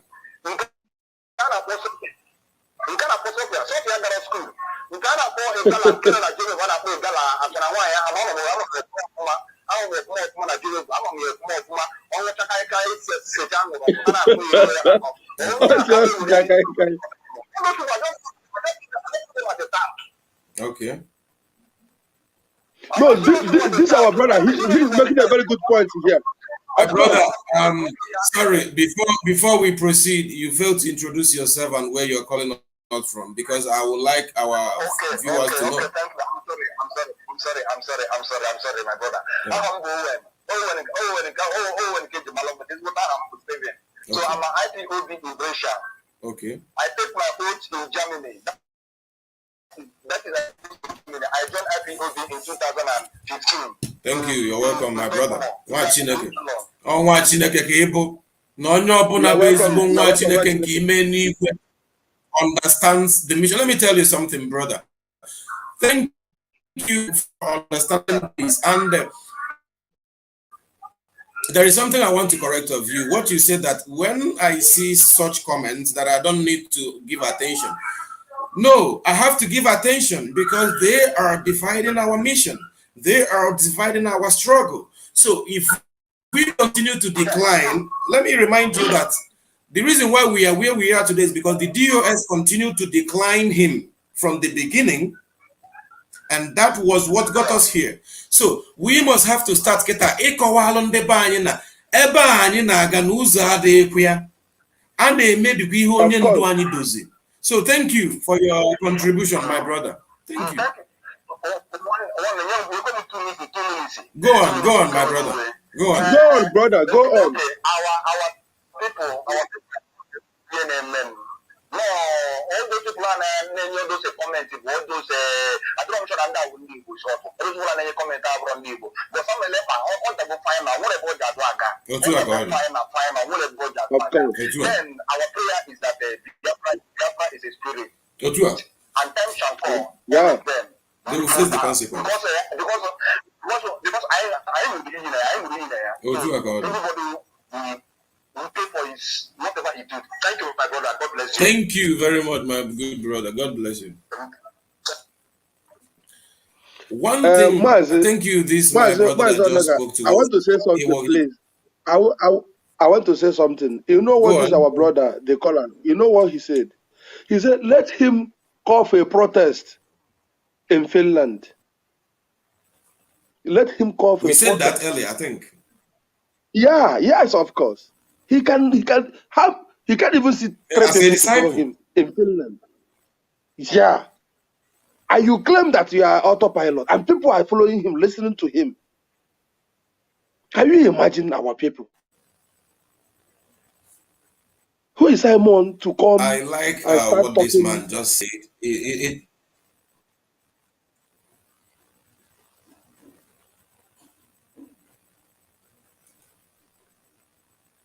Okay, so I like what my brother just said because yeah, but what I've been saying, I think on my previous two broadcasts here, that no well. Okay, sorry, before internet interrupted you.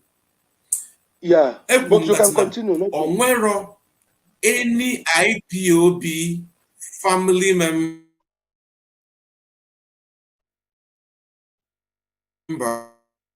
of Mazin do not individuals to be na 2020 lockdown because I have one of my brother in Austria too.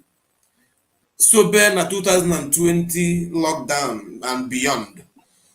The other day up on my phone, where Simo near what has he na IPOB.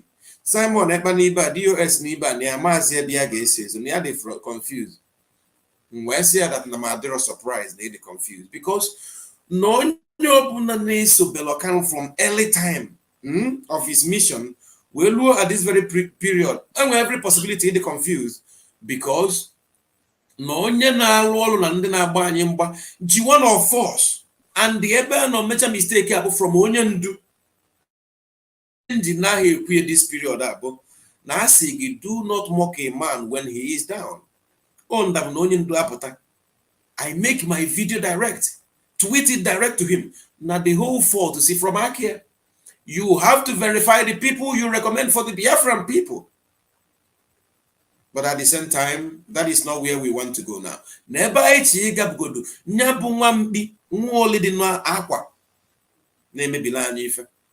On the same topic, we continue. On Freedom TV.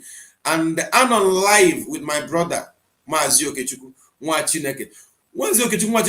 This is my brother Kumbosia. And on social media concerning on the autopilot no only say I say na ha na fraud scanning. I try me evidence to, but that is another thing on social media. Maybe it's true, maybe it's not. But I don't have any reason to doubt because na money have no fraudulent act. So also who no bundebay well also who na ekwena when like I address my sister, I think Rachel or something. Eziokwu anyị na-agwa unu onwe iko na ama like ige maka na ọ bụ na mpụta kịta asị gị na ọkụka nọ nta ma Kanu ji wee nọrọ na prison ịma na unu ya ekwe ime mmadụ invite ka ọ bịa ka ọ nụlụ maka ọsọ unu like ya asịrị asị gị na onye mmemme kono oje na ambassador to Kenya $100 million ịkụbara m aka ịkpọlụ ndị mmadụ ka abịa watch ya my video but you don't like to hear that is true and I don't care okay you see the truth remains that ihe anyị na be ife mmụọ And the last thing Muabutoni Onaga game able to sabotage, it doesn't matter how much. Afgum had shorter life. Obulo kitaka mma chief wongam ebido join IPOB na 2013. Okay? And many of you might think it's not true, or I joined an IPOB family from 2013. Somebody, okay, hold on, I'll address your issue. When I start to say it, many people don't understand me, okay? Somebody say, he's still writing, I really don't know why I'm not getting you. Write your number down on the comment, I will call you myself. Just write your number, if it is possible. I don't know if it's possible to write, I will call you if it is possible by you. It's okay, I will call you myself.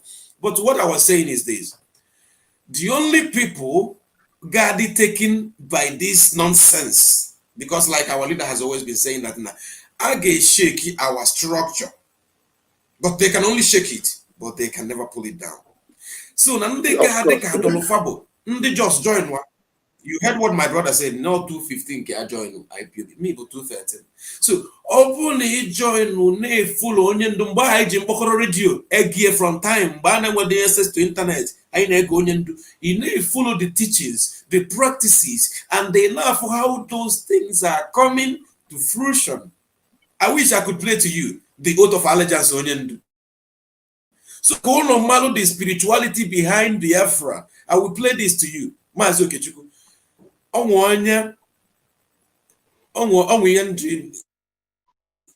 What's my number? Okay, if it's possible. Okay, go ahead. You can inbox me. It's okay. But I'm like in to a campaign against our structure. Them is the reason why we are here. We are here for them. Yes, of course. Yes, he is right in saying that there is no evidence that shows Onyendu is in court. Amadi, I'm Aduga Sami. So we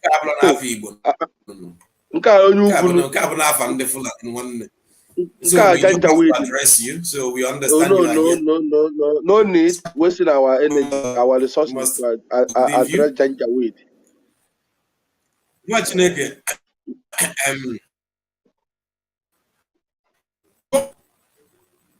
Okwifu na asak ya ndị onwe ndọkịta Juba.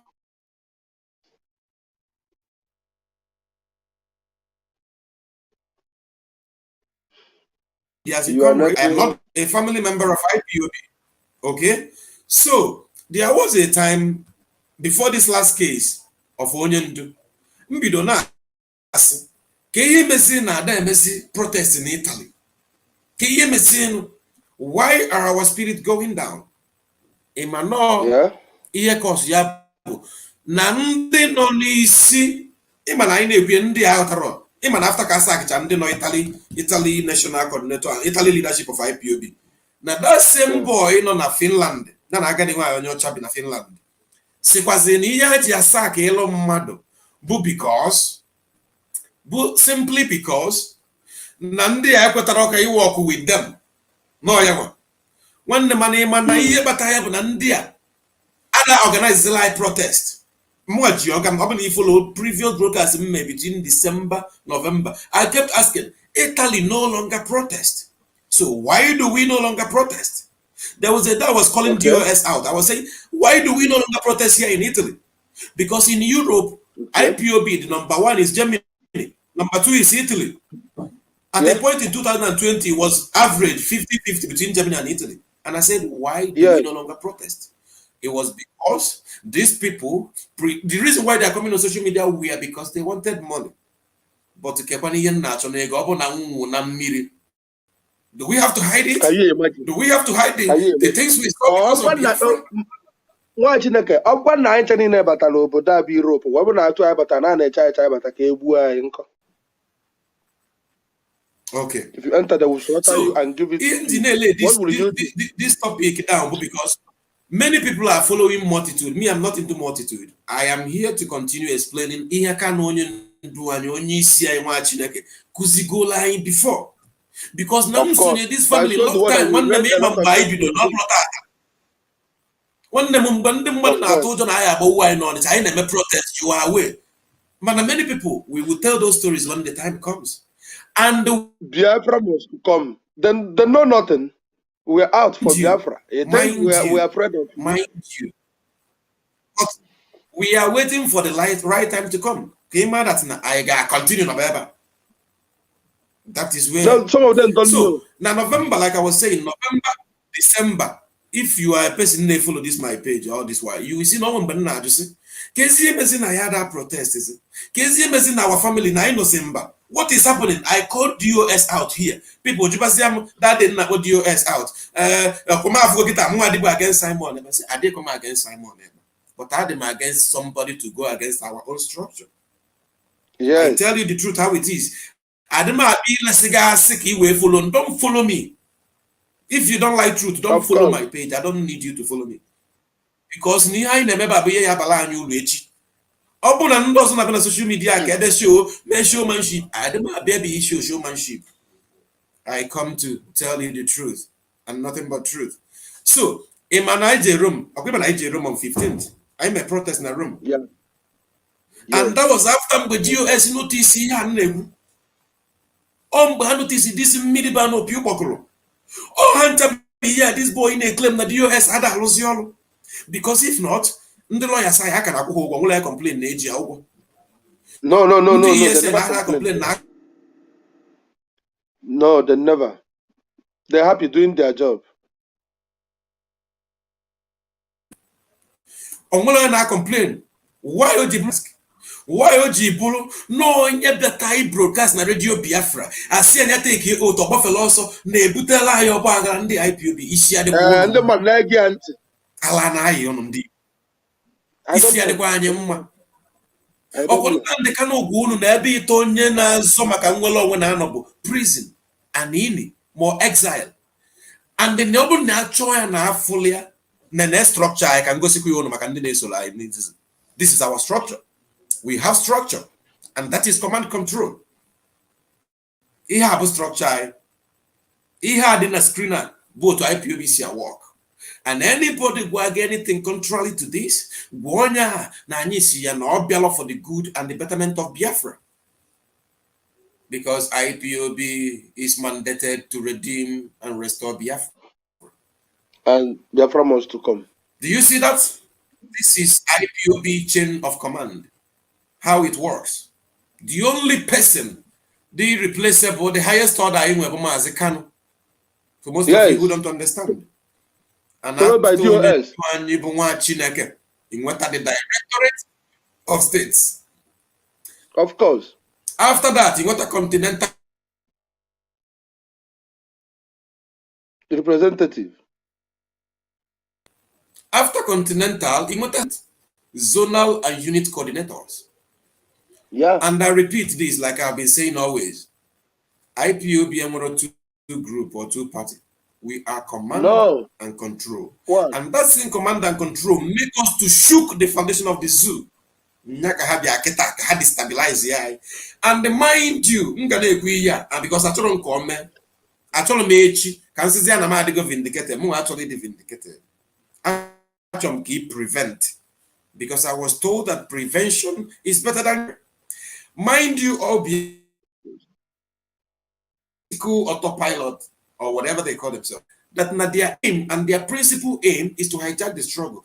And they hijack Yabo, it destabilize any means of funding because none of the wonder Diego.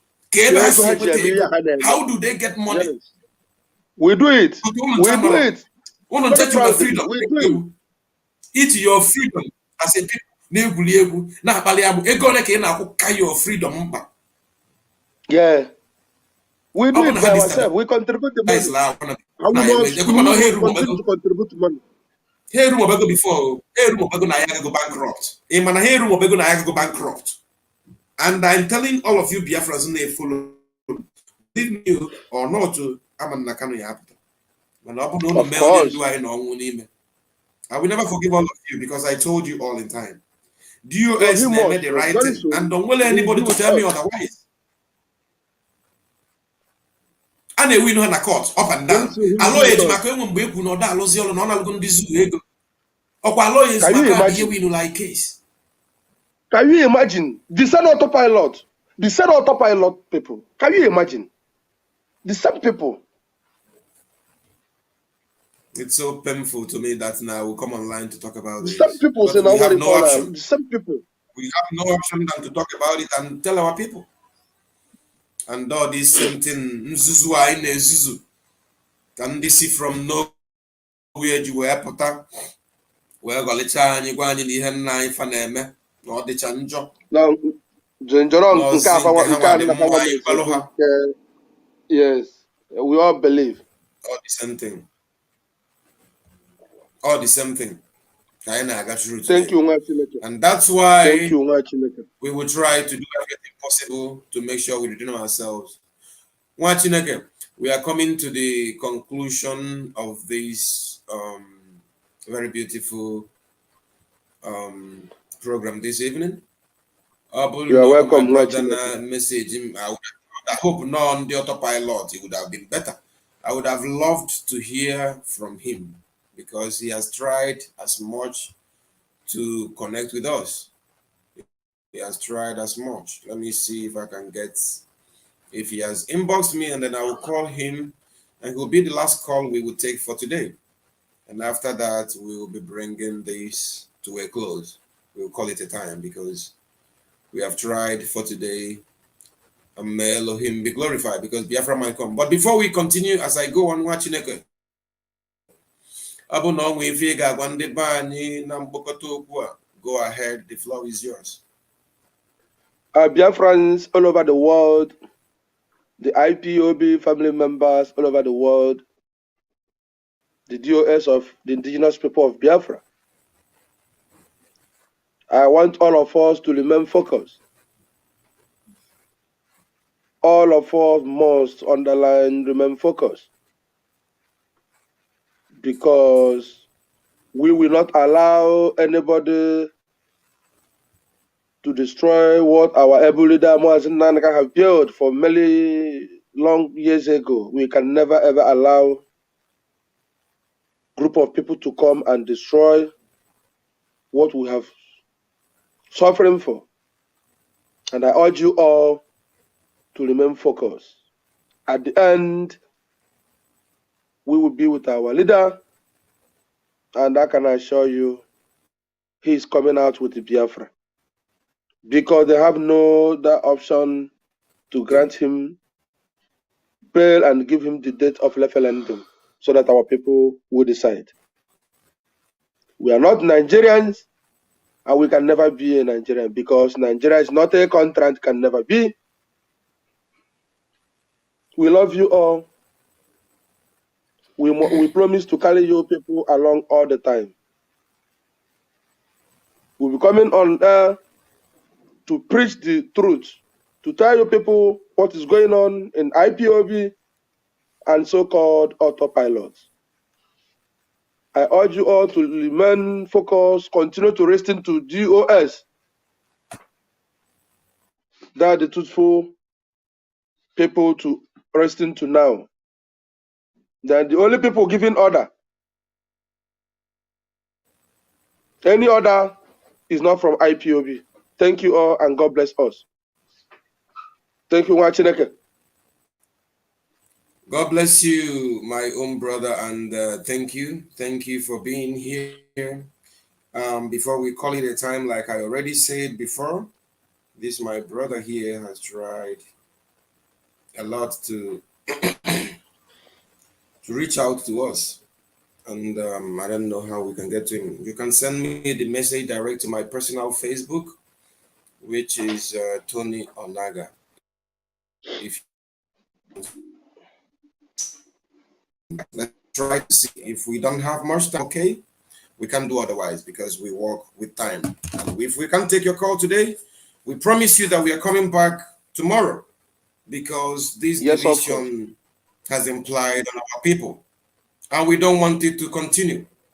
We want to put a total stop to this distraction and division that has been propagated against our people and against the leadership of this very structure, of this very divinely mandated movement that the Lord Almighty God Elohim in heaven has ordained to redeem the people of Biafra from suffering, from running around the world seeking for refuge, seeking for greener pastures from those that are supposed to be coming to Biafra land to beg from us. We must continue to make sure that our people understand the very need for us to be free. And in order to be free, I believe one can sacrifice his life and everything for him to be free.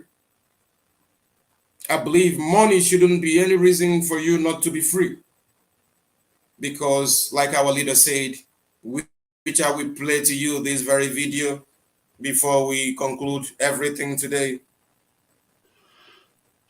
I will play you the video of the, what is it called again? The oath of allegiance of our leader.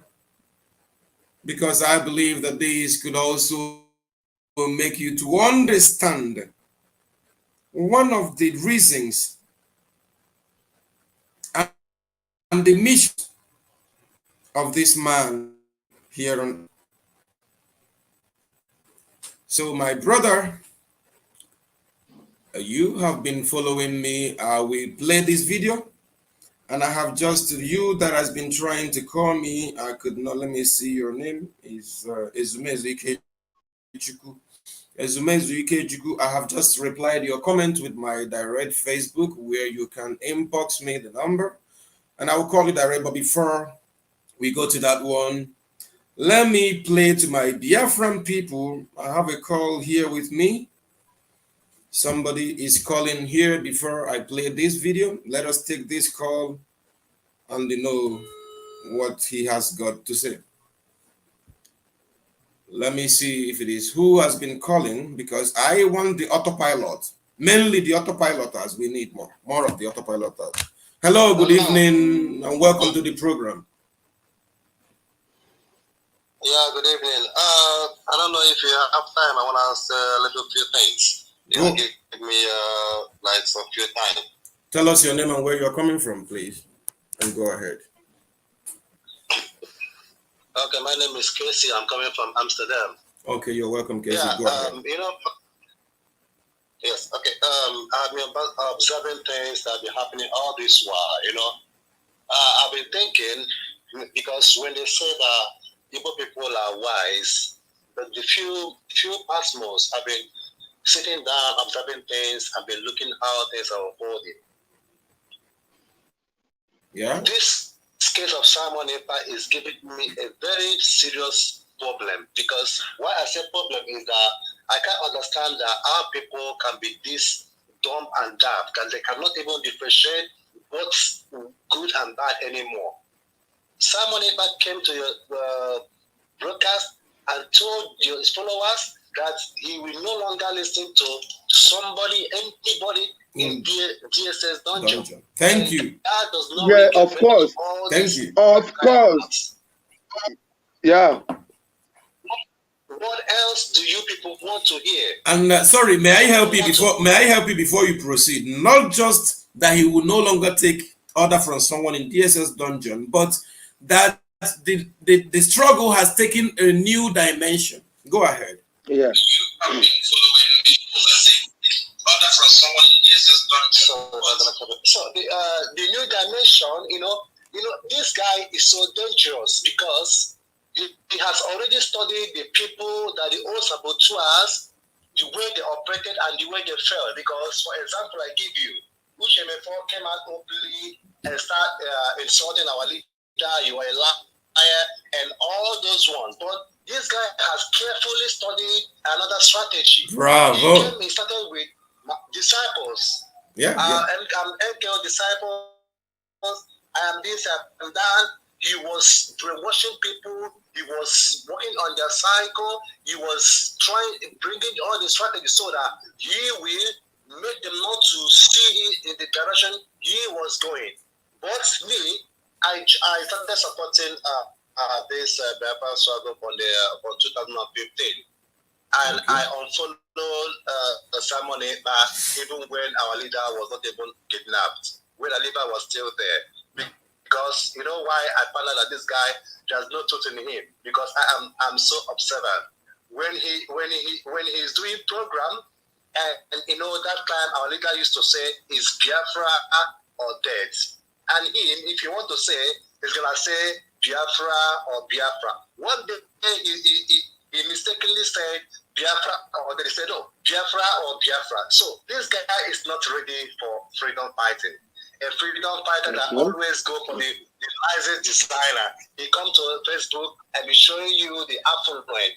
Is that one a freedom fighter? No, I don't believe that. No, at all. See. Go on, my brother. Go on. Go ahead. Okay. I said to people, you see this Simon Ekpa you're looking at? Yeah.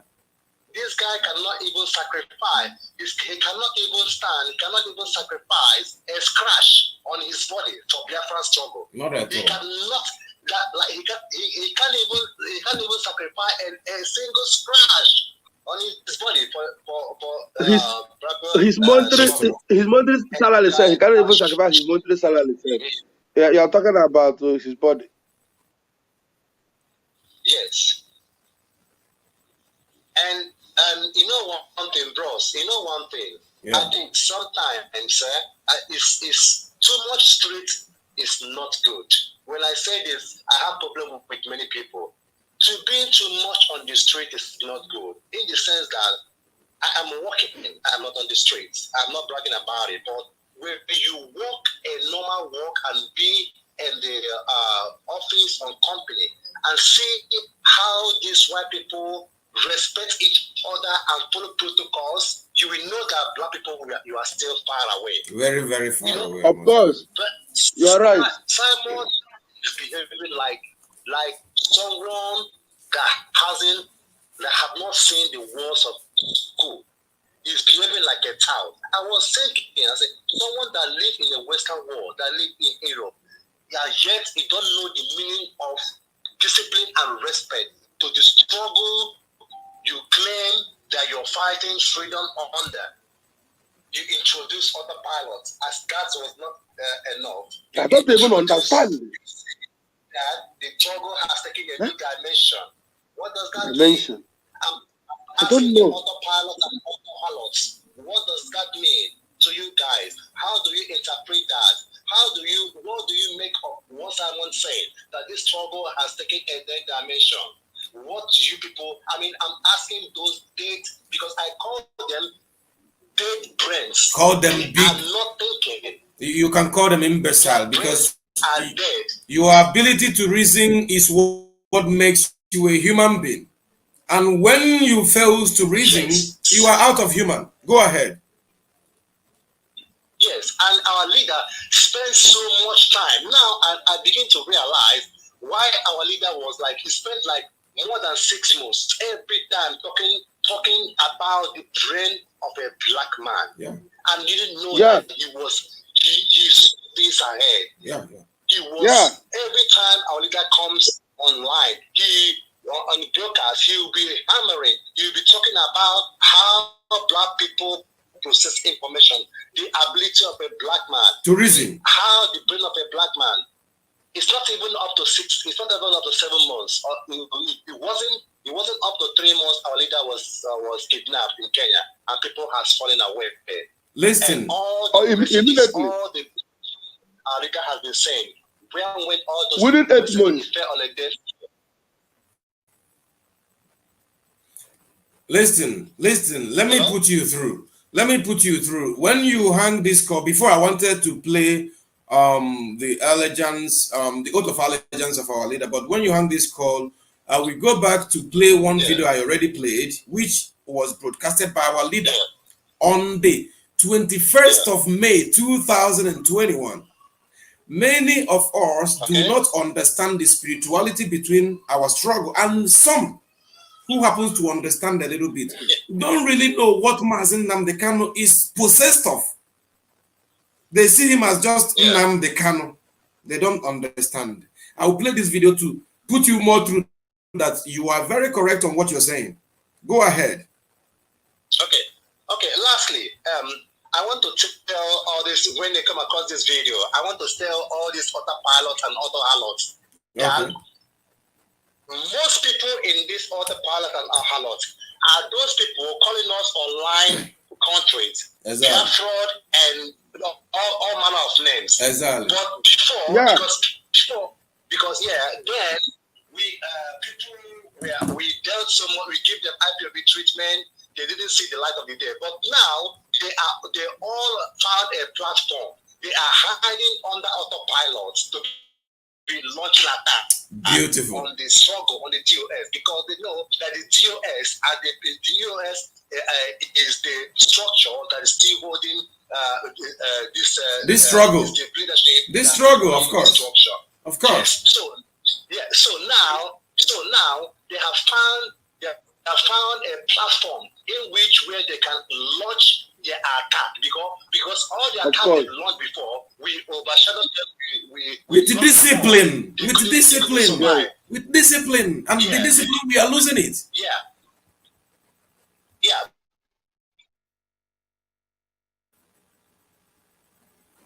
The funniest part is there are many IPOB members, the junior ones that are the same in the same this autopilot with them, but they are people that are in the same autopilot and an authorial motive. They don't even know. They don't know. Autopilot, but they don't know that they have enemies within them. Yes. In disguise under the leadership of autopilot, but they know why they are. Don't forget that Lai Mohammed and the Nigerian government that say that they will launch their own. Forget that. Okay. So all these things you're saying now all these things you are saying now is what the Nigerian government and Lai Mohammed have already put in place. Absolutely. That they will launch their own media order to tank IPOB. But the main Biafrans in autopilot supporting Simon Eta does not even know, half of them does not even know the mission of these people. They don't even know the mission of Simon Eta. I am older than Simon Eta in this struggle. I did this struggle in 2015. It joined me because of coronavirus. Bravo. In 2019. Bravo. And yes, and I cannot see, yes, and he wants to overtake everything.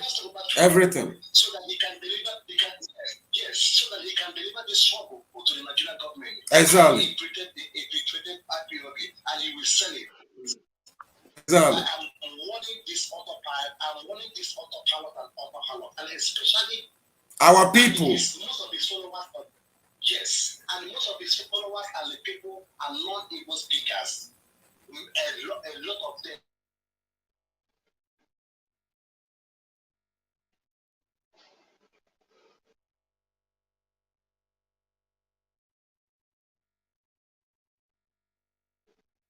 Nwa Chineke.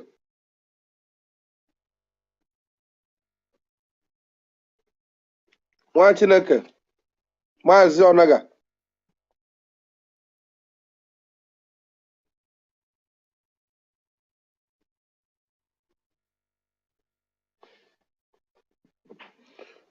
Somebody is asking if he's allowed to call on Messenger. It was internet connection, and this my brother still had some things to say. And I really what can you hear me? He well articulated. Mazi, can you hear me? No, you can't. Mazi, can you hear me?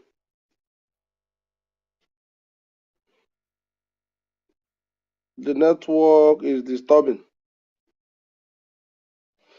The network is disturbing.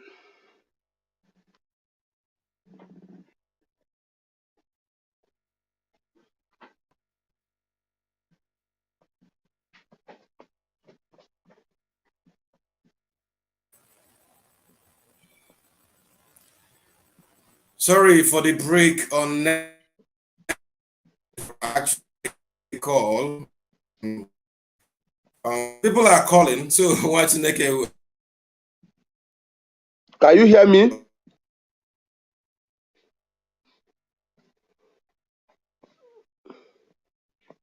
Very well. I can hear you now. Okay, I said People still want to talk with us. Our people are still eager to talk with us, and we would like to talk with them. We would like to hear their minds and what they think, and also because here in upon a mental sanity, we must not stop. Please continue for the benefit of our leader, for the benefit of our next generation, for the benefit of our unborn children. Because if not, we are gone as a people, as a nation.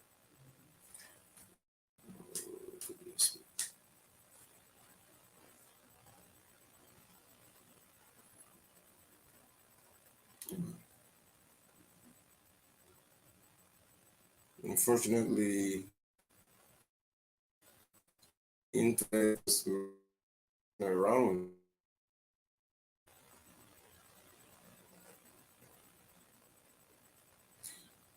Well, I don't know if you people can hear me because my internet is actually having problem. Please, if you can hear me, kindly write to me that you can hear me so I will know. Yes, I will call you back, my brother. Hello, good evening and welcome to the program. Tell us your names and where you are calling us from, please. Hello. Hello, good evening. Your name and where you're calling us from, please. Yeah, I'm calling from German. Okay, what's your name, please? And yeah. May God bless you people. Thank you for the good work. And I want to say it in my own language. Go ahead, go ahead.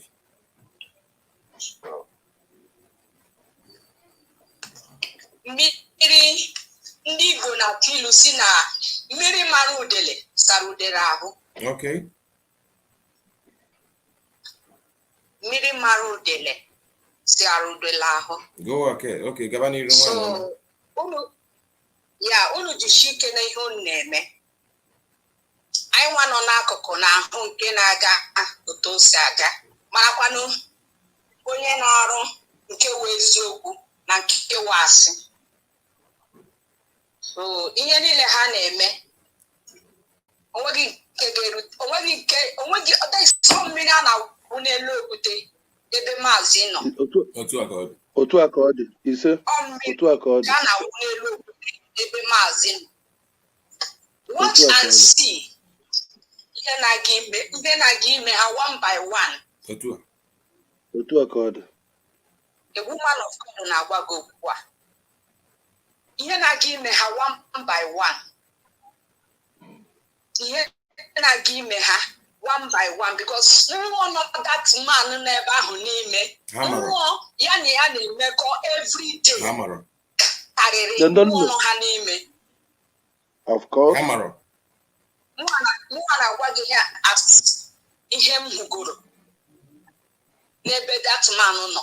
So onye ọbụla na-eme ihe ọ na-eme, unu agbala ọgụ. Chineke na-agbara ya ọgụ. Unu ga-ahụ ha niile ga-eji chisi ise otu aka ọ dị nwaada. Otu aka ọ dị nwaada. That network is giving us problem. Our network is disturbing us and we must allow our sisters to speak. Good heart. Exactly. Yes. Exactly. Nobody. He's fighting for everybody, of course.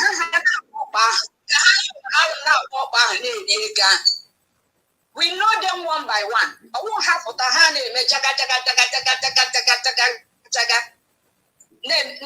confusion here and there. Confusion is already in their life. Confusion everywhere. Confusion is already in their life. And they will not stop. Confusion is in their life because the man fighting for his own, or for better for everybody, our unborn children, for our eternity even. So ihe ọbụla na-eme no onye ọbụla bọsụtere mmiri were onwe ya relax ya onweghị ihe na-aga ime na maazị na-apụta 2-4 ọ na-apụta 2-4 before ọ na-apụta watch ya Watch that today. Record this voice, record this message. They will be getting it one by one. Of course, we know it very well. They will get it hot very soon. There is three people that feel that they are powerful, that are fighting this struggle. They are going to pay. And I pray that God will have mercy upon their children. God will not have mercy upon none of them, even their children, I assure you this. Because 5 million of our children. Sorry, my sister. Let me add something. Being killed because of them. God will not have mercy on them and their children, because even the Bible we read made us to understand that He will pay our children, the next generation till the 4th generation, for the wrong of the fathers, right? So why should God have mercy upon them? Go ahead. Because they don't have mercy. Okay. That man have a wife. They don't think about the wife. Some of them are even accusing the wife. Some of them are even accusing the wife. Everybody. Yeah, I'm watching everything. I'm following everything. Everything. My spirit pushed me to say something this evening. My spirit just pushed me to say something. This is my first time to call and say something. Thanks for calling. This word today. We are going to pay. So dear. They suffer before. They will suffer before they will be buried. They will suffer before they will be buried. You see this money. This money is good. But look for that money in a good way. Not to betray your brother, not to betray somebody that is fighting for you. And for everybody. That is our generation to come. You are right. God name. He just a pure liar. He just a pure liar. He just a pure liar. He just deceiving people here and there. But watch and see what will happen. If he did not turn back, watch and see. Put it in record. Just watch and see what will happen. Even when you look at him, it's affecting him already. Surely he's already going mad. He's running mad. Absolutely. It's already going down. If you are, it's already going down. Sure, look at the picture I still pin on my screen here. The picture I pin here is a tweet he made. He's going crazy. I'm telling you as a woman of God. This tweet is a crazy man right here. Yeah, I have watched everything, watched every movement, watched every single word. I said this word is a pure lie and deceive. You can't deceive your people. Yeah, of course. That is it. Thank you. Thank you so much. Thank you, my sister. But before you go, I will add something to you before you go particularly concerning when you said that we should hold on and watch the work the Lord is going to do. Ekwetam. Nwannem and the dalo maka ịkpọ anyị daalụ maka isonyela anyị maka na ọtụtụ ndị a na-esoziri my page because na nna ekwu eziokwu ana m agwafe eziokwu Chukwu ka o si dị and I lose up to 5 people in my own family during war. As a child, I call me. My father was one of the Nigerian military, ndi banye into Biafra military, and I'm a kind of teenager Christianity. I did indoctrinated with Christianity. That is the same way I know they were indoctrinated with Biafra. From home, and now the same thing with Onyen Duma as a canon. That is why when you tell us to hold on, your contribution is very beautiful, but we wouldn't hold on to wait just God. We will walk and then God will finish the work. Because all your Bible, and Lord, you have the mission. We are here. Yeah, God have started the work. God have started the work. Victory is everywhere. Exactly. And yes, of course. He said, Otu Akode. That man, he cannot do without God. Otu Akode. He cannot start Yes, without of God. course. That Otu is who we are. We can't do without God. That's who we are. As Igbo people, Biafrans. Akode. You are right. That is so untouchable and indestructible. Otu Akode. Indestructible. So God You is are fighting. welcome, Mwachineke. Dalo. God will fight to the end. Like onye nke Kenya ọkwa nke Kenya ka nọ na-ege before Obama. Who did it? It's God. It's God in heaven. Oh, He has a way to destroy our he enemies. denied that he knows nothing about our leader. Today he is dead. So powerful. Is Elohim in heaven not wonderful? He is. Of course. So to hold on, I will get but to hope upon the Lord. It will make that. Yeah, of course. Yeah, now we understand. Thank you, my sister. What And though you didn't tell us your name, but we appreciate you, and we ask you to please. My name is Anne Onkechi from Igbo land, from Imo State. Okay, welcome, and thank you for joining us. You are welcome, Mwachineke. Continue to tell our people that they are following the wrong way, so they shouldn't say we didn't tell them in time. And God bless you. Thank you.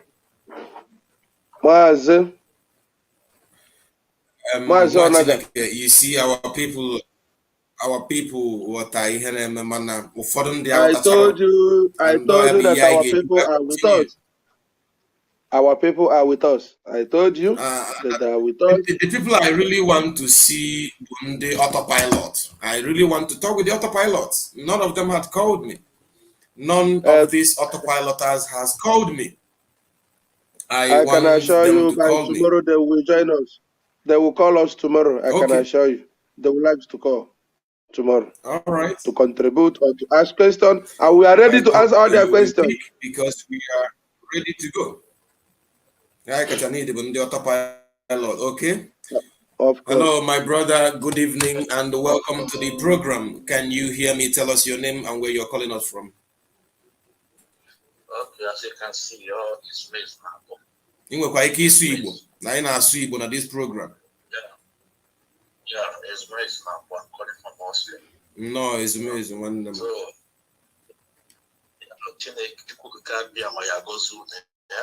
he said, "Gozi he said, yeah, I find it so difficult to call you on WhatsApp. I don't know what happened. Well, this is my brother, you know. First of all, let me tell you guys something, you know. Yeah. A sheep, a lion is more better than 1 million sheep. 100%. 100%. A lion is more better than 1 million sheep. You know. Okay. Don't look at your page that people are not coming to your page, or people are not getting your message. No, people are getting your message. I also want to remind you a message from our leader for a time like this. Yes. Mazlina said, for a time like this, there are those who are hardcores before they are born. Exactly. There are those who are hardcores before they are born. Exactly. There are those who are hardcores in the mother's womb. That in a time like this, you should remain focused and remain resolute and strong. Yes, a time like this, remain focused and strong. You know, so don't bother that. Not at all. Not at all. Not at all. Don't ever, you know. So, what I want to say before I go, because after your program, I would still like us to talk. Maybe when you finish with your program, so we have something to talk about. Okay. So, yeah. So listen, you know, first of all, I believe we see Christianity. Let me say, foreign religion. Yeah. Foreign religion is for Africa. Take it or leave it. 100%. 100%. I was born and brought up in Africa. No? You are in Italy. Yeah. Have you seen any place in Italy where they are building new churches? Where they are doing what? Where they are building new churches? No. No, not at all. Since they almost a decade of staying here, no. Okay. Even in Austria, there's no place that builds new churches. No. They come to Africa. All those old ones.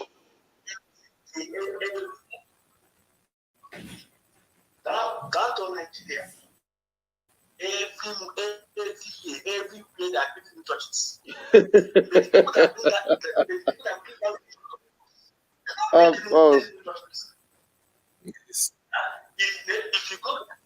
If you go to France, some of them converted some churches to club or to something else. Yes. Yes. It's there.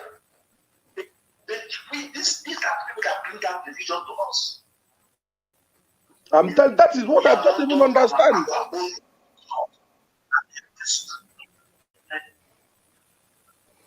And there's somebody else, God, you know. You see, we are you Ndembo na mbo. Oh. Ndembo na ndege no. I want ndembo na ndege. Ọbụla ndị ọtọpilọt anyị nidoro ha nọ ndị bụ ụmụ Chineke. Gaa n'iru, my brother, go ahead. Want to know more about us? Go to Old Testament Bible. It tells all about us. Oh my goodness. Oh my goodness. So how is to program and Bidaya go something like this? Almost exactly something like this you just said. Yeah. So now let me go to Ibilima. I call him Ibilima. Ibilima Simon. He knows me. He knows me. All the platform. Even your page, your page. I know. My voice, my voice is open stage.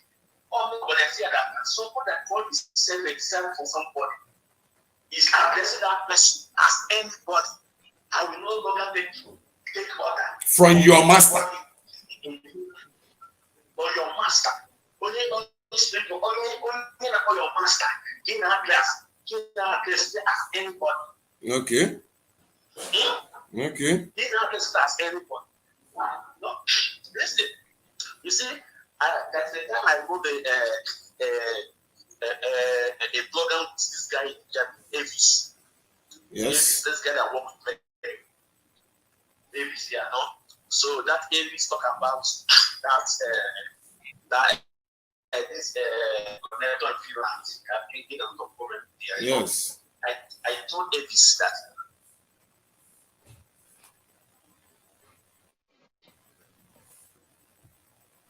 Hello, can you hear me? No, unfortunately, we lost that call. Network problem. It's okay.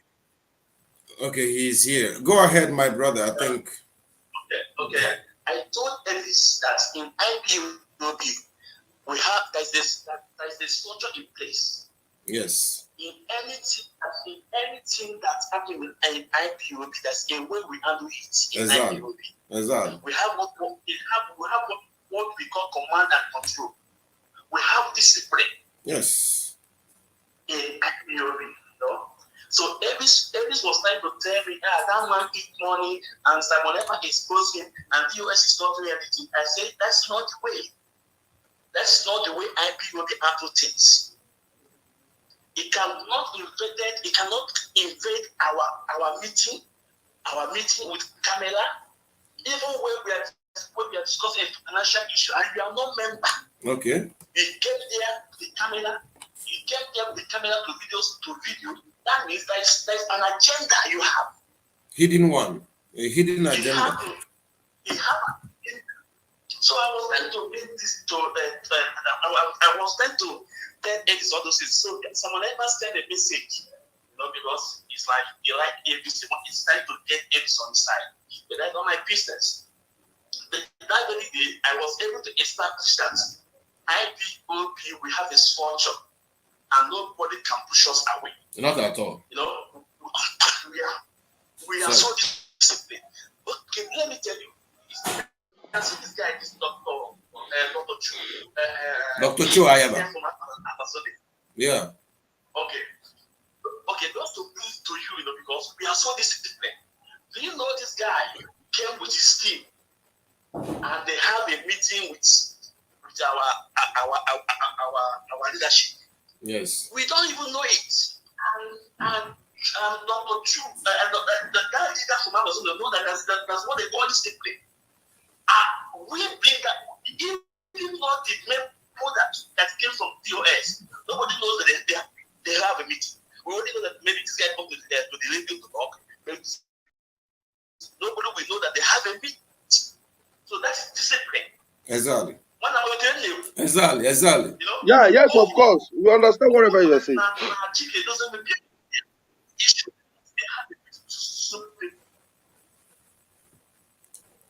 Let me help you. Let me help you a little bit here. Let me help you a little bit. Ebis in a concerning because I don't like to call his name, giving him platform, but I know he will surely be disgraced. Or just a matter of time, because you cannot jeopardize with the open offer for anything. For the lives of 5 million people that were killed, you shouldn't jeopardize with that. And there is nothing and no money to me, I don't know to another person, no money is worth more than the lives of the people. That is why the West are way ahead, because I regard the human lives more than anything. So how can I be making a profit of this Biafra struggle when I know that a lot of people from it? Why should I delight on such? So the problem but that the Nigeria government in the use Simon to do something, to try to make us to reveal to them our secret plans. Obuni watching that Dr. Joe Ayaba. Why I'm saying this, because he raised a very important topic here. A man that the guy after no why no broadcast Joe Ayaba broadcast? Why no broadcast and Radio Biafra? And this person is not an IPOB member. He's not a registered, talk more of under oath. He just emerged because of an pandemic. And he wanted to use the opportunity to defraud our people and to spoil our movement. Go ahead, bro. Yeah, brother. And again, because any man, somebody marry, this is the first time they put this in on air. You see, according to Bible say, all this happen for glory of God to come to pass, for the word of God to come to pass. Good and bad happen. Exactly. For the word of God to come to pass. Exactly. You want to me now? Yes. This is the first time I'm saying this on air. If not that these people want to destroy IPOB, yes, and our leader was abducted in Kenya, nobody would be saying this is who we paying, this is who we paying. Nobody would say that. Not at all. Not at all. Nobody would be saying that. Nobody would be saying that, And can we put this as even more? Our leader will say that I am going back to Nigeria. That is the video I want to play. If I drop your call, I want to play the video, one of the videos where he gave us instruction. Just follow. Go ahead. Okay. I want to tell you that he's going back to this show and is to confront them. These people are blind and ignorant students. So now ask yourself, how will our leader get himself to Nigeria? How? You see? How?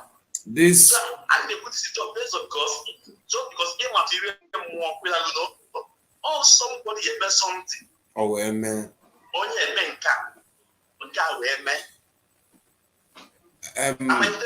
Mazi Zumezu, you are very correct. And then go ahead with us. We are running out of time. You have 2 minutes to conclude your contribution. Okay. Just because even this situations like this, just because we want to destroy this movement. Exactly. If not, because they started planning it, most before we didn't have problem with ego prophet. Somebody want to betray our leader. You know, lot of things. Yeah. So my brother, let me not take your time, too much time, you know. Please, after this program, contact me. We have to talk.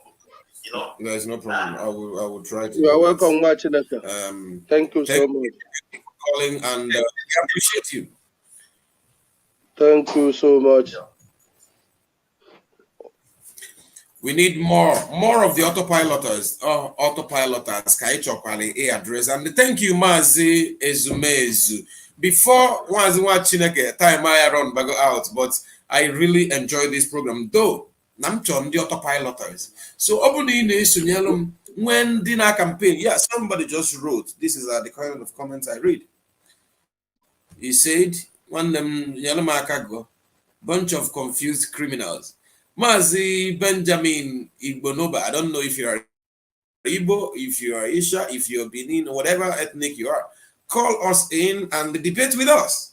We like you to debate, even your master. Call him to debate. Us because they have nothing to contribute.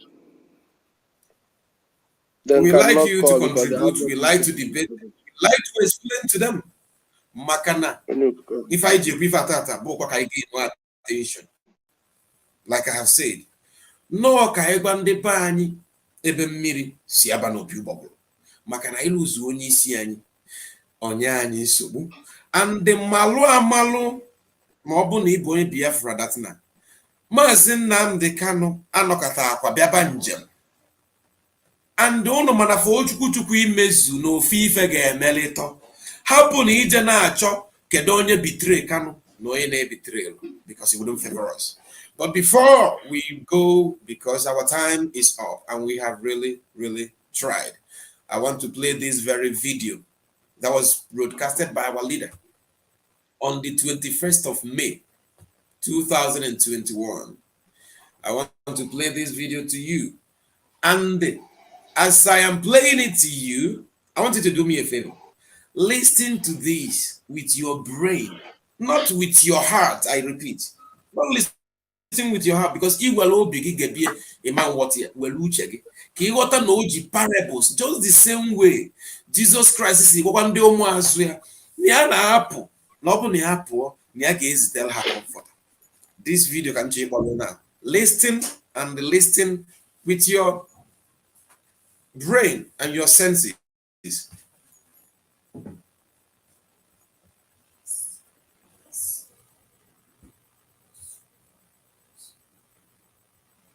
At the end of this very race, Biafra is going to emerge. It doesn't matter what anybody does. And to our African friends and brethren, I want them to also understand this. We talk about Pan-Africanism.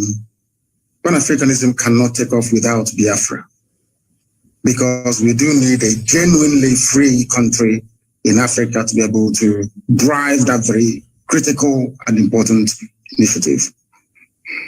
We are seeking to build a country that God Almighty in heaven will be very proud of.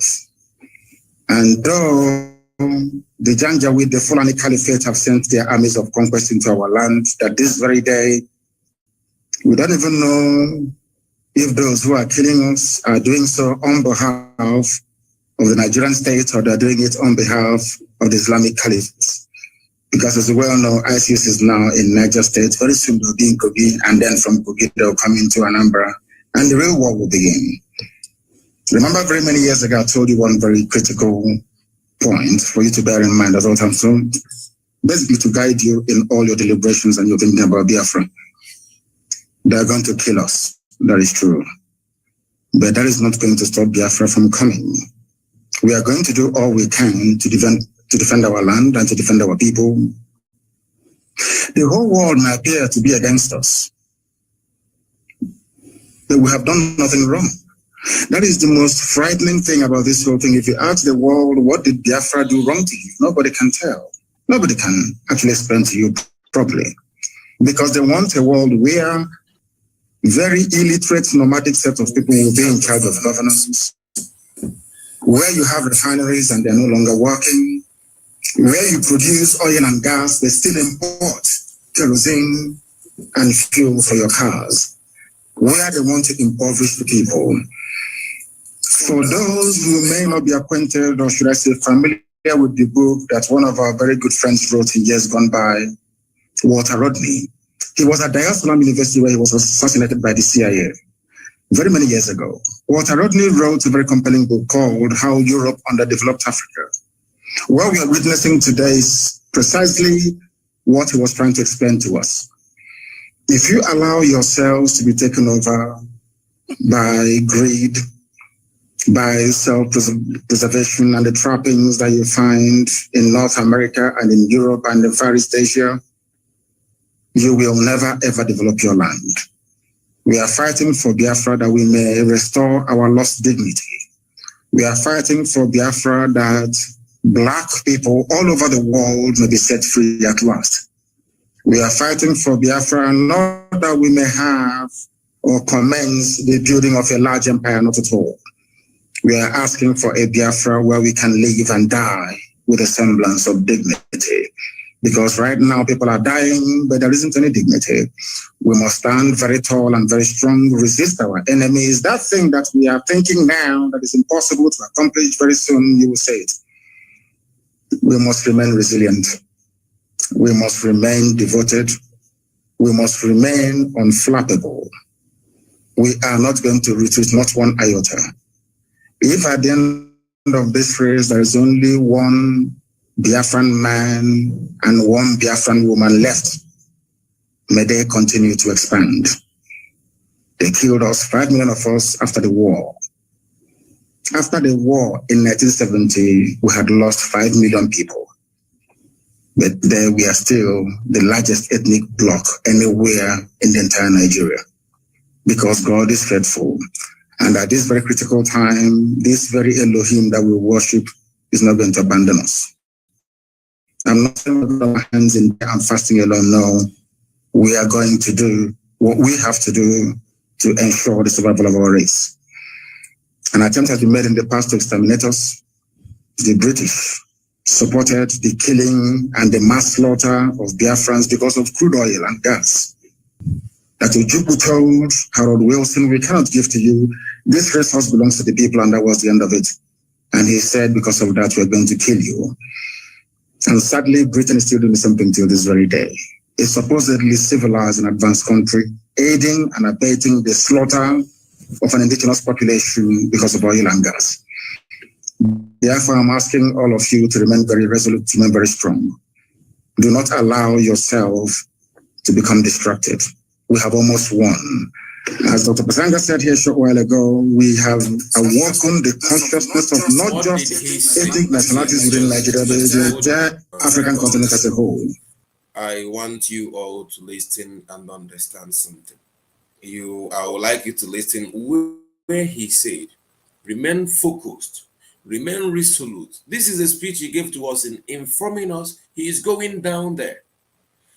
Most of you don't understand that many times Nnamdi cannot talk. He doesn't talk from his own mouth.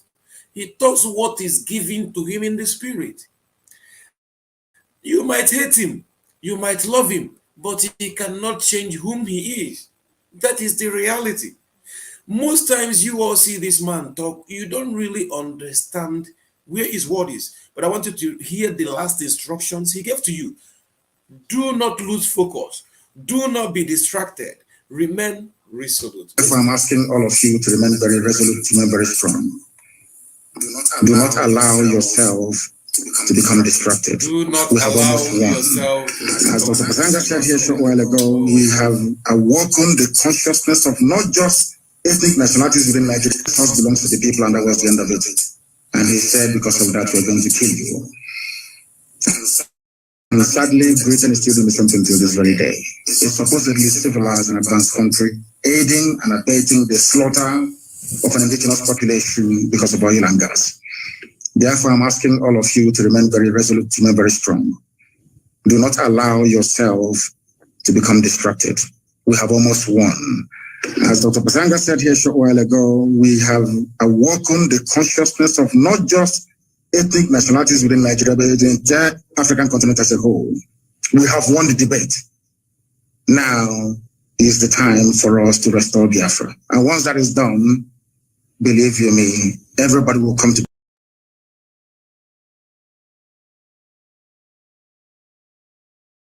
Many of you might still not understand this very particular word. Listen, oh, listen, oh, listen, oh, because many of you don't understand this man. Many of you only open mouth and eyes to watch and read comments written when he's broadcasting, but you don't understand what he said.